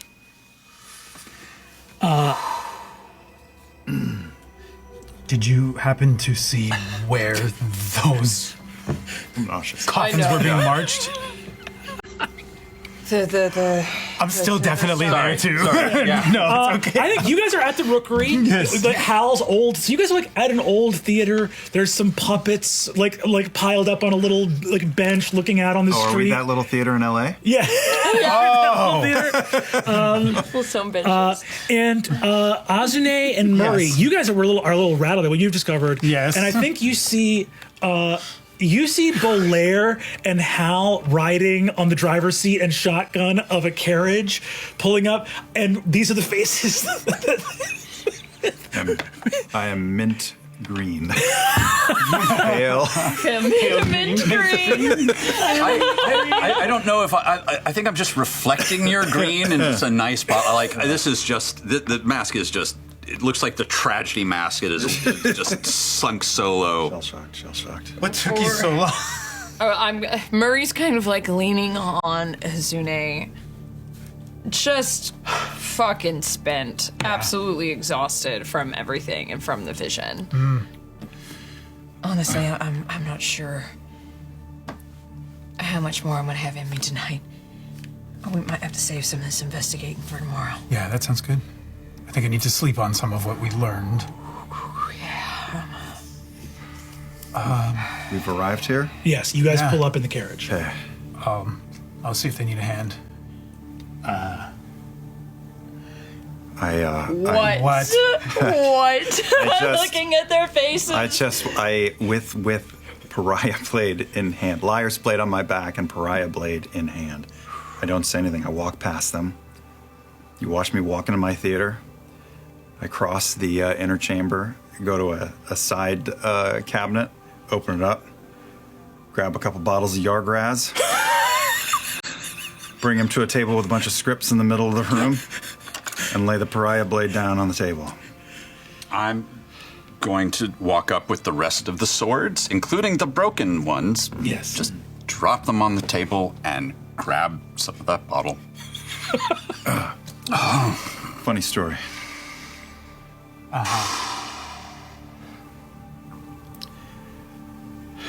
Shit is fucked. It's so fucked. Yeah. What? that's- We know don't. that. I mean, Well, we no, do. you don't know. You don't know what I saw. Yeah. You don't know how fucked we are. What did you see? Who goes first? I'll flip you for it. Boulder parchment shears. Little Persian shears. Oh wait, we're not going on shoot. Oh, Are we doing 1, 2, I'm 3 the 1, 2, shoot? 3 shoot guy. You were. So I it's was bump, compensating. bump, bump, bump. Shoot. Okay. How come we don't get to play? I get to choose. Okay. You go first. I take a huge slug of Yargraz. Yeah. Got the pariah blade. All of That part worked. Yeah. Whole we family. got the cuff. We've got the box. Got the coffin comes with a catch. Yeah. Why is your mask sweating? Well, we got caught moving. Good news is we handled it. Okay. The bad news is we didn't handle it. Someone else did. The box opened up, and Vispa? it did. And my best way to describe it, I suppose, is my long dead sister hopped out, took over someone's body, and sucked them back into the box. Oh, Cormorant. yes, Cormorant. yes. Who's now in there? Which Cormorant? Lady. The Cormorant. Cormorant. Who was going to kill us, maybe, possibly. I don't know. Wait, so You okay. murdered Lady Cormorant? No, my sister did. No. Is she Had nothing murdered? to do with it. I told her not to touch the box. I was very, that was my box. Don't touch my box. Oh my god. She I'm opened sweaty.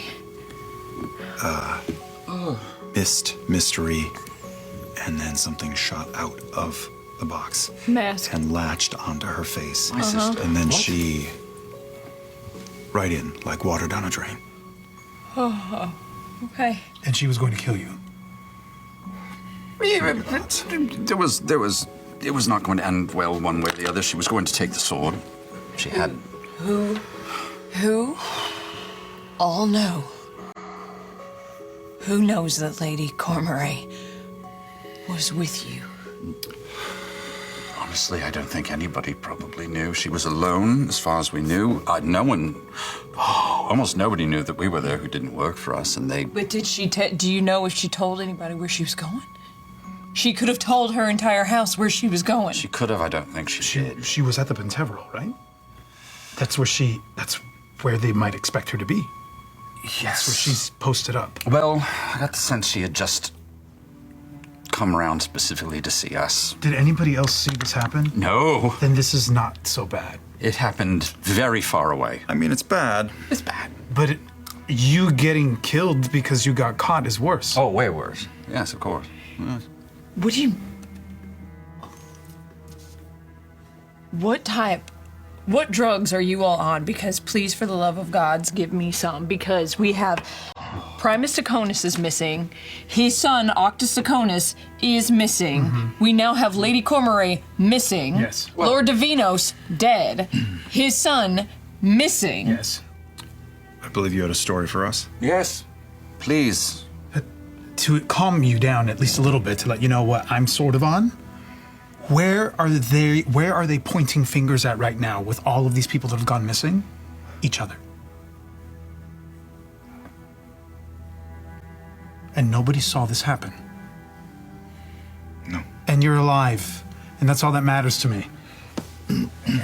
When we were at the loading dock area, you would have called out if there was gawkers around. Nobody that you saw. The only loose end is depending on who was having dinner upstairs. Right. She might have passed other people at a different point earlier. They might have known she was in the building. So she could be also- placed in the building. But she also, there's a need. She's in the building a significant amount, right? I'm talking above the table. Oh, yes. Oh, yeah, and also there's an easy way out of the building anyway. If she was going to see us, she could have left by the back. There's nothing unusual. And there's no, honestly, there's no evidence that, everything bad that happened so far away from prying eyes that it couldn't be more I don't secret. feel foolproof, but I think we're all right. Question Find mark. out soon enough. But at least you're here. She got possessed by a 100-year-old god-killing mask and then sucked into a tiny box. Okay. I don't think that leaves a lot of clues. We have to get through some things here. Yes. Yes. You don't. You can try and be more pedantic about it, Belair. What? How much control is she under? Is it like your situation? Oh, no, my sister, no, my sister is a much bigger issue than me. She's a about god it. prison. Tell us all about it. She's a god. Yeah. What you know, Belair, is nothing in the process of what you and your sister and your other 4 siblings did cracked her. She never broke. Like, you don't remember, what was a success did not result in her breaking. So her breaking is a thing. You would associate her breaking with her being destroyed. Yes. So the fact that she was broken and speaking to you, and her voice didn't sound the same either. It Okay. sounded extremely unusual. Okay, good to know. Yeah. Because, she was the first part of that trap. She was the mask that captured the goddess. You convinced the goddess to wear your sister, and that was the beginning of how you. Yes. She was the thing that locked her into the story. She was the part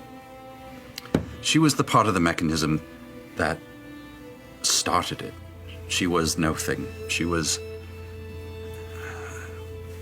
I don't know how we work. I don't.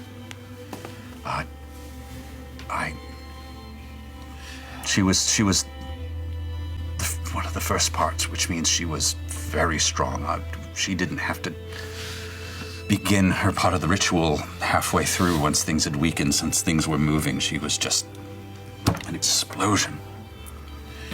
And she, at the end of everything that you did, she survived. I didn't think so.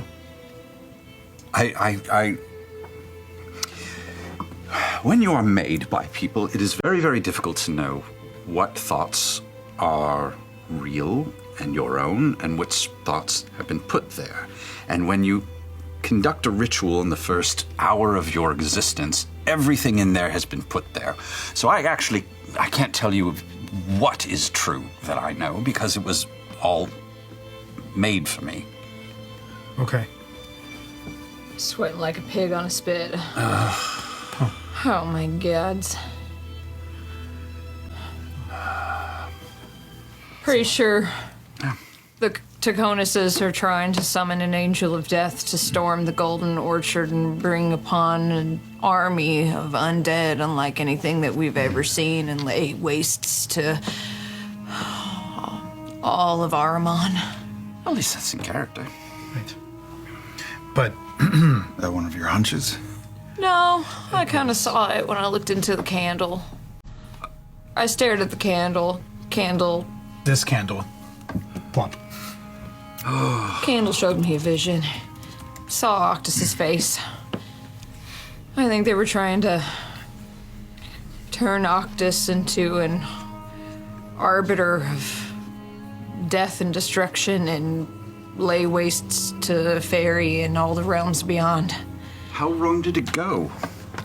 Didn't work, obviously. It was interrupted, Okay. but they have a backup plan that's meant to take, well, it takes longer, Just but take longer, but they're trying. and they're already on the move. This is very upsetting. And there's another one of these out there in the world as I point to that candle. It seems to be like a shortcut to what I assume is a very complicated ritual. Is any of this ringing a bell with anything I would have seen in the museum or otherwise? Give me Arcana or Religion. All right. Thank you.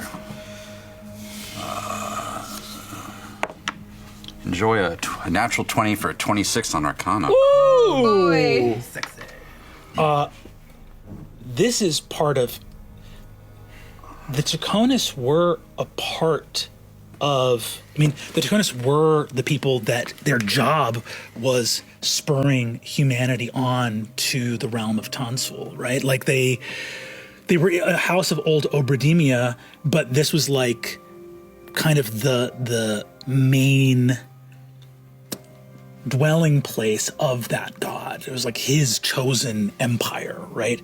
And I think on that nat 20, you see that this candle is a corruption of an old inheritance, right?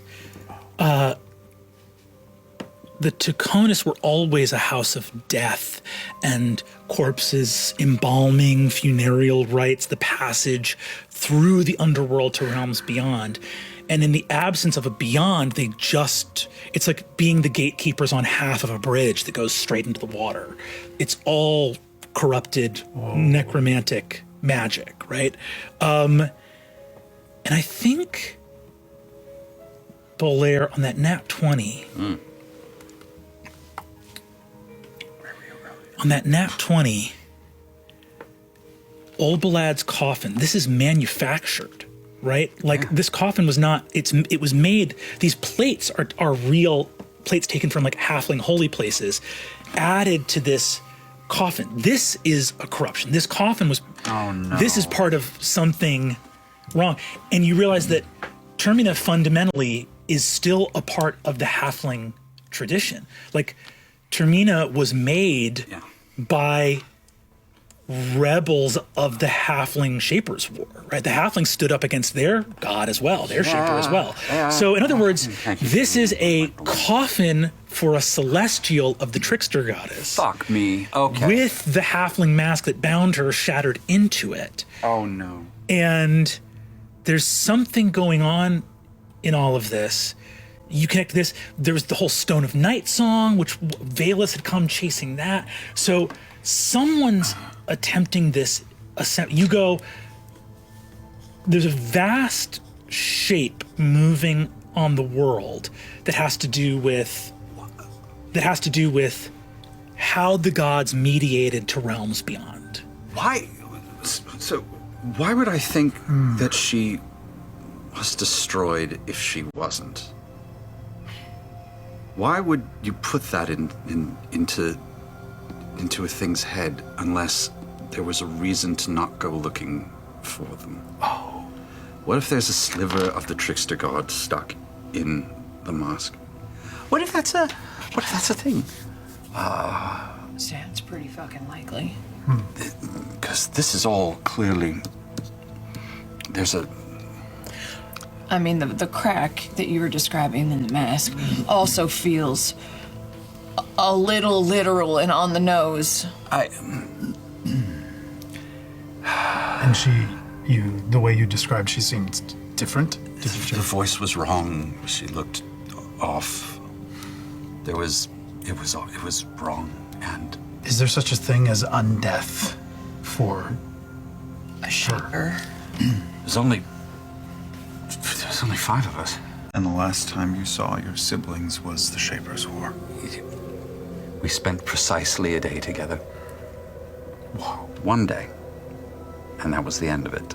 Does this casket have any kind of clasp or mechanism? Does it seem like it could just easily be A very humble latch that can be lifted with a finger. I see repeating patterns. This is what I do. On that nat 20, the coffin has been crafted quite recently. Not only since the Shaper's War ended, but maybe in the last 10 years. It's just built of older pieces. Built of older pieces. It's a Frankenstein. And just looking at this candle, you look at the candle is a Frankenstein of an old Taconis ritual that used to mean something sacred and now means something profane. Yes. The casket, the Stone of Night song was that like, why would an elven artifact be made to get put into Octus Taconis' chest? And then there's something else. This is a power play. Why would they need the sword? It's the sword, it's the candle, it's the mask, it's... You've seen an elven, one of the Stone of Night song you saw with your own eyes. You've seen this coffin of Old Balad. You have seen you've seen Octus Taconis, who is himself like anathema to the original intent of his house, which was to speed the passage of an afterlife. So he's actually, Octus is kind of the third in that line. And on a nat 20, you can't help but feel like you've seen a fourth. There's something in the magical signature of the coffin that feels like the hum of what Murray saw at the Hallowed Round. There is some magical connection, though you can't be sure, and I think you dwell again on those amphora, the paint that showed up from Thiazi,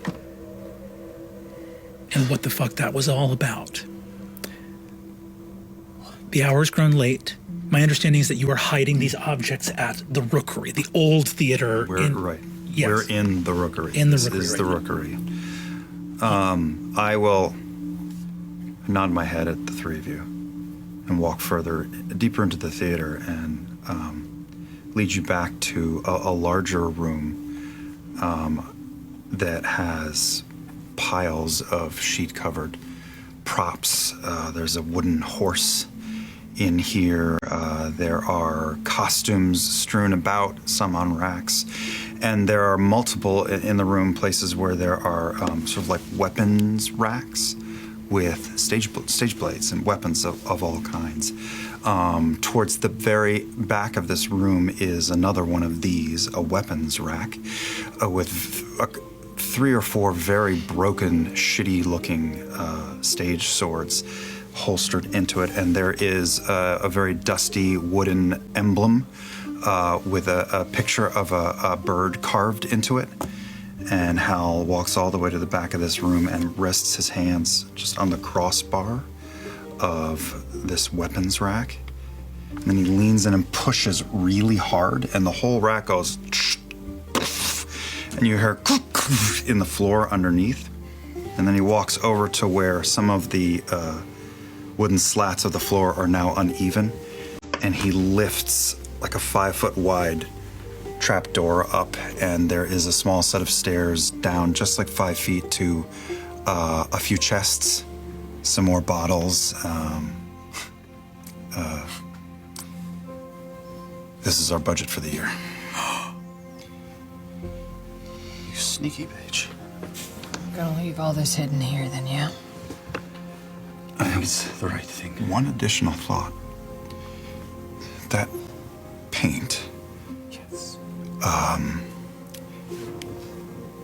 presents a low-level nothing, right? Almost auspiciously so. Right. Yeah. There's something else to it. Do we want to put the coffin in a box and paint the box? I want to put the coffin in the box.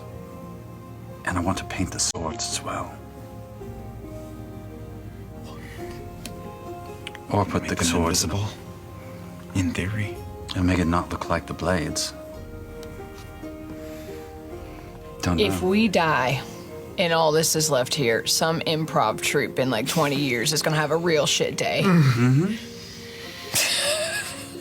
They're an improv troupe. They're gonna have every day do shit. It's their fault for getting into the business. Honestly, that's on them. This is how it's done. Can I, this feels like, All ideas welcome. Yes. can I do an Arcana check to see if what they're talking about is It would a probably be terrible better idea? to Give me an Arcana check. Yeah. I'm Painting with the you. box is a smart idea. I think we might Just be. because for the first portion of this story, the paint was like, nothing to see here. Yeah, We delved into Totally. it and we We're just learned that happy there is underneath a layer of really something powerful underneath it, Yeah. and it feels. I'm gonna say, like, because it came to me before, like it's meant to be a component for something, and if we're mixing components and Yeah. mixing things I think with different powerful at the magical very stuff- least, I think don't wanna putting it on the accidentally box make that mustard gas. that the Yeah. coffin is in is not a bad idea. But Just lead box. Boop, boop. Okay, this is going to be Cicine. Hang on. Oh my god, my brain, you guys. less is often more. Why? Everything's great. 23 total, 14 plus 8. Yeah. 14 plus 8 is 24. 21. Wait, 14 plus 8, 14 plus 8, 14 plus 8 or 13 plus 8? 14 plus 8 is 22. is 22. Yeah. Good number. Some math. On a 22 Arcana,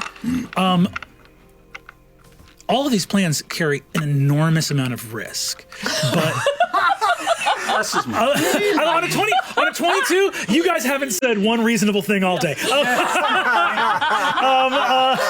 These plans are stupid. But you're not doing a common sense check. You're doing an Arcana check, and an Arcana check says that is a good idea. An Arcana check says this. The magic that you sensed in the hallowed round was so foundations of the earth strong that the light illusion on top of it was truly some of the best spellcraft you've ever seen. Yeah. You have no doubt that it would cover up this coffin. You have no doubt that it would cover up the pariah blades, and it might even prevent them from being located with something like locate object, which is a second level spell. Which if it is if someone just needs to be within 1,000 feet. So if you don't figure out some way to stop that from happening, I think it's a great idea. I don't know if it's a perfect idea. There's We no- do not have a maximum security X-Men vault. yeah, you don't have a Faraday chamber. So Yeah. like, Yeah. All right, and you let's don't- do some stagecraft. You Let's don't paint some hide. Yeah, you don't hide so antiquities. that means in a- you're gonna have to in a get in the vault. carriage and go to the hallowed round where the paint is, essentially. Yes. Yes. You guys rock up to the hallowed round.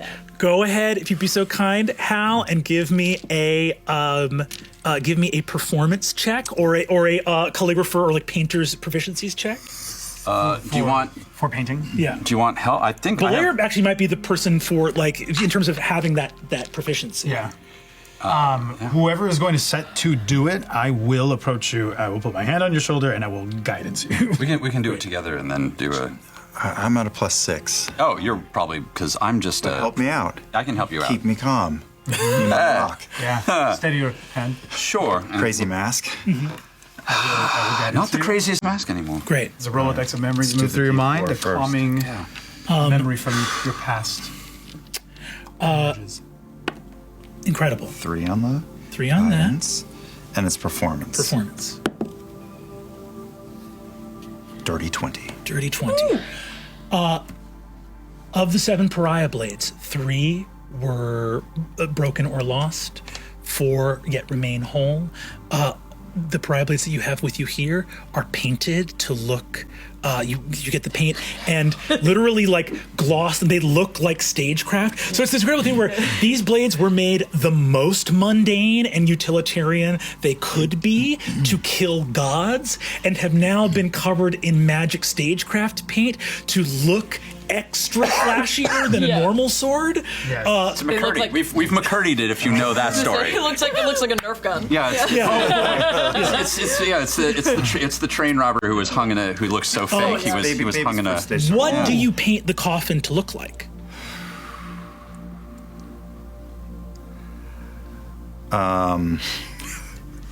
Or I guess you could put it in a box and then paint the box. That's what I do, and then I paint in simple words, extra wigs. Yes. Extra wings. Yes. Extra wigs. Incredible. Great. Wear the We paint- leopard. Well we paint done. extra wigs. No. Don't. It's not in wig. It's not in extra wigs. It's in regular wigs. Don't open extra No, I wigs. put extra wigs, then in parentheses I put maybe lice. Extra wigs. Old. Maybe I love the idea of in the future someone's like, we must find the coffin of Olberlad. Check everything. Sorry, this one says it's maybe lice. Ooh, no. I'm not bathing my soldiers anymore. Take the handful of dust and just toss that on top of everything to give it a nice sheen, and let's. It is once again 2:00 in the morning. You are covered in paint. Why does this keep happening to us? It is once This again. was our easy Tradition ain't day. easy, man. This was the Tradition ain't easy day. We gotta sleep. Go back to sleep. I think we're gonna do the fastest of this, and I'm gonna keep pushing us along. Yeah. I walk up to Belair and I say, some days you just have to embrace the absurd. And I've got a bunch of soot on my hand, and I rub my thumb across the mask and I make a little mustache.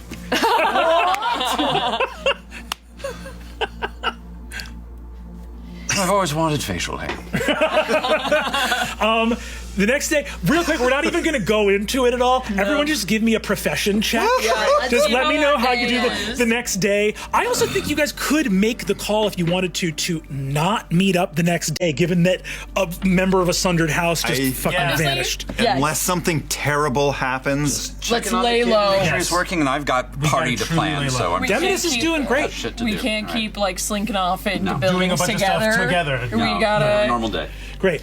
Everyone go ahead and give me a profession check if you'd like. What's a like for that roll? Give me just primary spell casting. Okay. This isn't. Sorry, Brennan. Give me. I would say give me whatever skill you feel you most use in the day-to-day course of business. All right, that's easy. This is a new day, so I would roll new portents first. Yes, that's right. correct. Yep. Let me do that. Hey, long before rest. I do this. Oh yes, this is Long the rest. Everyone next take long day. rest. This is the next day. Okay. I use persuasion all day long. It's a 24. I also, if this is the next day, Murray, you have a heroic inspiration, because if I already have heroic inspiration, the next day I gain it, I can give it to someone if I already have it. Okay. Now Great. let me see. Perfect. What's up? Okay. I get a which is I'm gonna re-roll. With my heroic. Okay. Murray is so tired. It's 11 for me. You see, you got an 11. I think you get one thing from Cora, who comes over to you at a moment on that 11 and goes, She's kind of like Murray's kind of nodding off at her. Jesus. "Sorry, Murray. Just want to pop my head in. Hi, it's Cora. Hello. Sorry. Hello. Where did you you submitted Hero Diven for the internship at the Arcanaut? Yes, I did. Well, I just had invited those students for a celebratory brunch to begin their program, and Hero informed me that she hadn't applied. You know what, Dean Cora? I think she could be more of a go-getter. I see something inside of her. But you know, she's a little shy. She's a little introverted. Sometimes... Murray, hello. Hi. Who put in her application? I did. Give me persuasion. She's so tired she can't even be bothered with any bullshit. introverted. Natural 20. Yeah, finally. You see, Natural 20. she looks at you and goes, Unrested, bitch face. You submitted a student without their knowledge because you thought that she would be right? For the Sometimes magpies need to be shoved out the nest. They're not going to do it on their own. It may look like they're falling and flailing, but that's how they learn. She looks at you and goes, and this has nothing to do with how influential her mother, Elodie Diven, is with the Merchants Guild. Oh, you are naughty. I love you. That's a great call. And that's exactly the kind of effort that I want to see us taking, is thinking about long-term effects for the Pentavral. I like it. I really like it.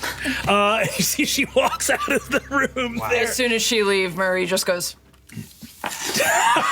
Wham. on her desk. What did we hear get the thud. for profession checks elsewhere? 19. 19. Okay. 19. Once again, you're doing your job just fine. It's just Same patterns. same pattern. You actually get assigned that day to review the Arcanod for any arcane. You see that Lord Herondus Einfossen says, House Cormorant has reached out. A member of their house has gone missing, and she was last seen at the Arcanod. If you can investigate and see if you discover anything. Lord Einfossen? Yeah. Oh, good. I will, of course, agree to that task. And then I'm going to, because I've been holding on to Il Kafsare's report. And as I have been looking through it, does he have any mention of getting paid in his report for the release of the prisoner? Oh, the bribe he Bribe. I mean, did he put that in the report? He did not put that in the report. Well, what I saw him do was, I saw Hal post bail, and he didn't. And I'm so to Einfossen, I'll say I've reviewed Il Kasar's report for the prisoner that's been released on bail that Hal Fang posted. In this report, he has no mention of it. On a 19 of profession check, go ahead and give me deception with advantage because of your high professionalism roll. Great. That's nice. It is a 23. Oh, yeah. Mr. Fang posted bail for the release of Misha Andrago. Yes, Il Kafsare. He's actually on house arrest now at the. He reviews this and says, understood. Thank you very much. Yes. By the end of that day, you see that Il Kafsare's desk is empty. You see him look out in the courtyard and see he is being dragged away as the Lord Einfossen holds up the exact bag of gold that was given to him, being like, corruption in the ranks of the Revolutionary Guard will not be accepted in any way, shape, or form. Absolute adherence to protocol will be demanded. And you see Il Kafsare is out of there. You don't have to face him if you want, but you just see by the end of that workday, you do that earlier in the morning, he's gone. I carry on. Carry on. Need to add to that. Belair. 22. 22. 22. You're able to. You spend the day helping the good Lieutenant Nayar review the Arcanod for any trace of anything that might have befallen the Lady Amaria Dason Cormorant. I can honestly say, are you looking into that or no? I am. This is my job for the day. Oh, well, I can honestly say that I've already talked to Azune, and there's nothing that I know about it that he doesn't already know. Great. So you're able to review, and you find. My report is just as we want it. Incredible. And Hal, you got a 23, you said? 22. 22. Great. On 22, when the performance check for opening night arrives, on a 22, you can add an extra D4 to that roll. Please mark that down on your sheet. Okay. For the opening night of For the opening night of Kotherai. Okay. assuming you survive long enough to Not confident. not confident. Incredible. I'm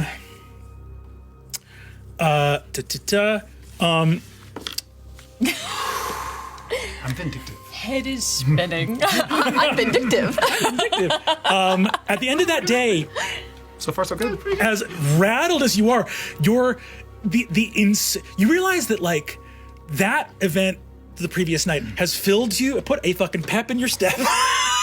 Like the feeling of like I'm alert.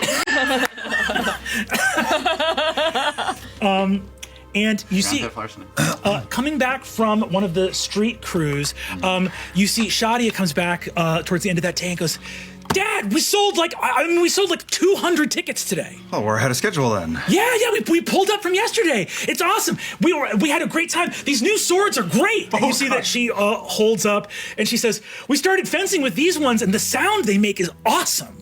Did you pull up those out of the back? Yeah. Well, the old ones, because we were doing it, and the old ones, because the old ones were sort of padded, and so they didn't make like an exciting noise. But these new ones are like some flashy kind of metal, and I don't know. Every time we banged them together, everyone just paid a lot of attention. Show me.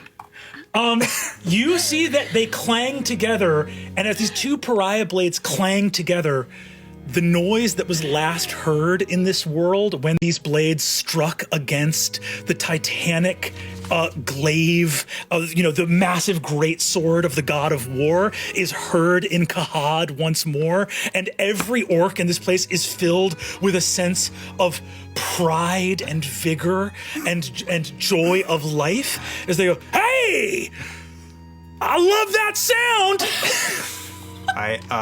Hal, he almost can't talk at the sight of his daughter wielding her ancestor's god-felling blade here in the rehearsal room at the Rookery.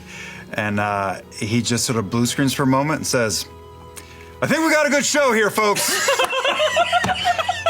That day, none of you sneak into buildings or commit any crimes. Boo! Boo! Boo to that. Food.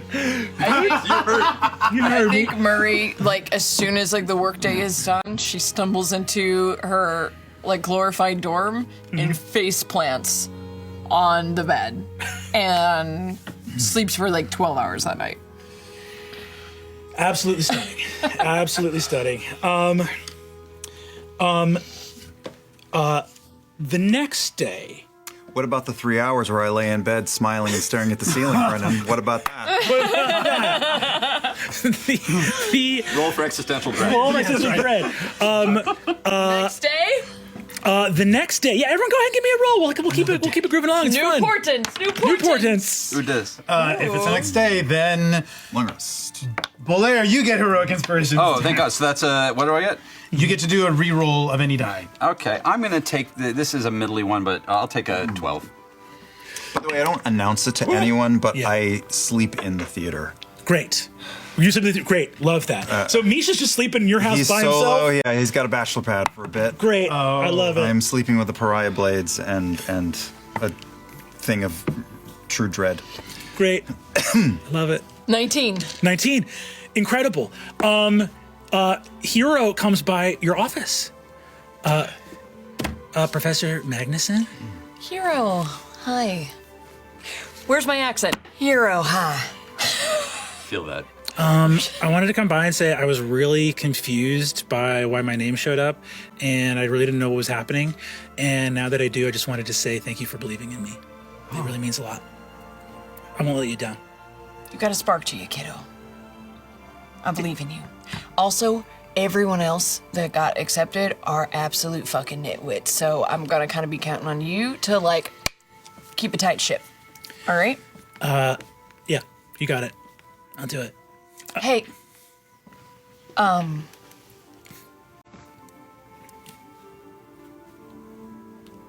hope you're doing all right. I'll assume a leadership position amongst the other interns. I'll whip him into shape. I'm not going to let him slack off. If you need anything or run into any problems, you come and find me.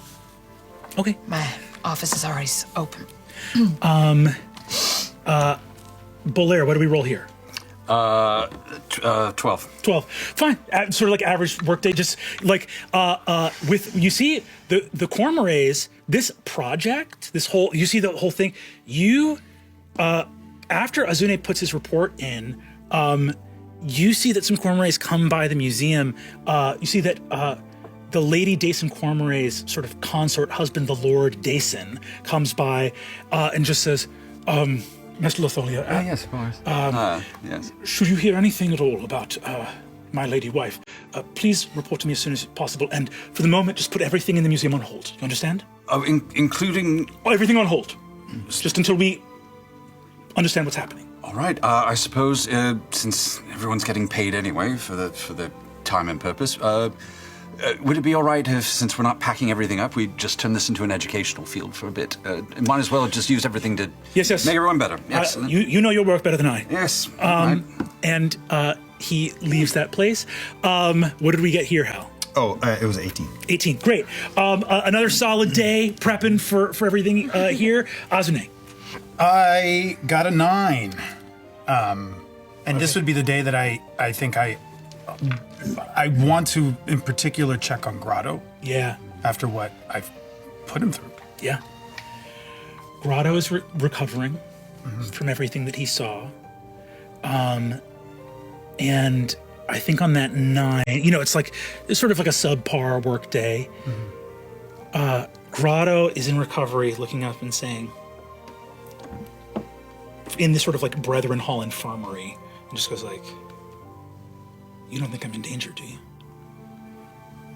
I think we're all in danger.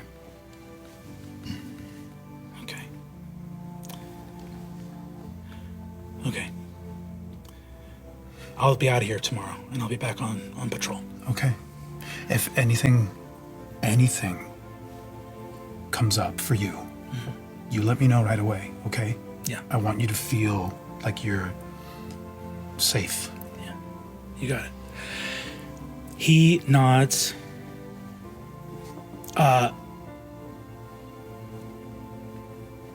Looks up at you. I'll tell you. Don't worry. I know what I saw, and people need to know. They do.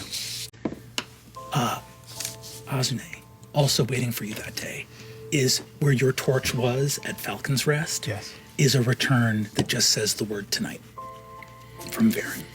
Okay. That night, all of you, having taken your day off, rejoin at the Seven Stars. Waiting for you out there at the front is your old friend Varen Cadorn. Varen. He looks at you. You guys are all arrived. He says, "There's somewhere good for us to talk?" There is. Okay. Yeah. He walks up. As he walks up, I tap my tooth and bite my nail and I whisper to Azune. What is this about? Do you know? This is my contact. He is who is recruiting people for us. All right. He's got an update. Okay. You guys walk up. Varen, head shorn, sort of thick facial hair, veteran of the Falconers Rebellion. He's probably 6 or 7 years older than Azune is. He looks at you all, sort of shocked to see, I think, Azune, you in the company of academics, and but he just crosses his hands and says, "It took me a couple days. I've already put in my notice. They paid out the rest of my wages. I'm not with the Elbrendi anymore. I put out a few feelers to a few guys that I trust, saying if people that were thinking about going to the Sons of the Dawn, mercenaries trying to sign up for sundered houses, I said, just give it a few days before you do, if you're interested, if I can drum up something else." I got about 350 guys that are interested. Wow. 3. Might have gotten out of hand. No. Oh my God. I got chills. I mean, this is it's incredible. It is. And also alarmingly excessive, She potentially. looks and says, I didn't say shit. They don't know a name. These are guys that are willing to give everything. They just need someone to say when. And that's all for this episode of Critical Role. Oh boy. Let the nightmare begin. Begin. I know, right? Weren't you through enough? I am ready for more. Woo, baby! Yeah. How about it, gang? That felt like being on a roller coaster with one wheel off the track. We have so much to unpack in the cooldown. I know, we certainly do. And we will. And for everybody else, the only question I can think of is it Thursday yet?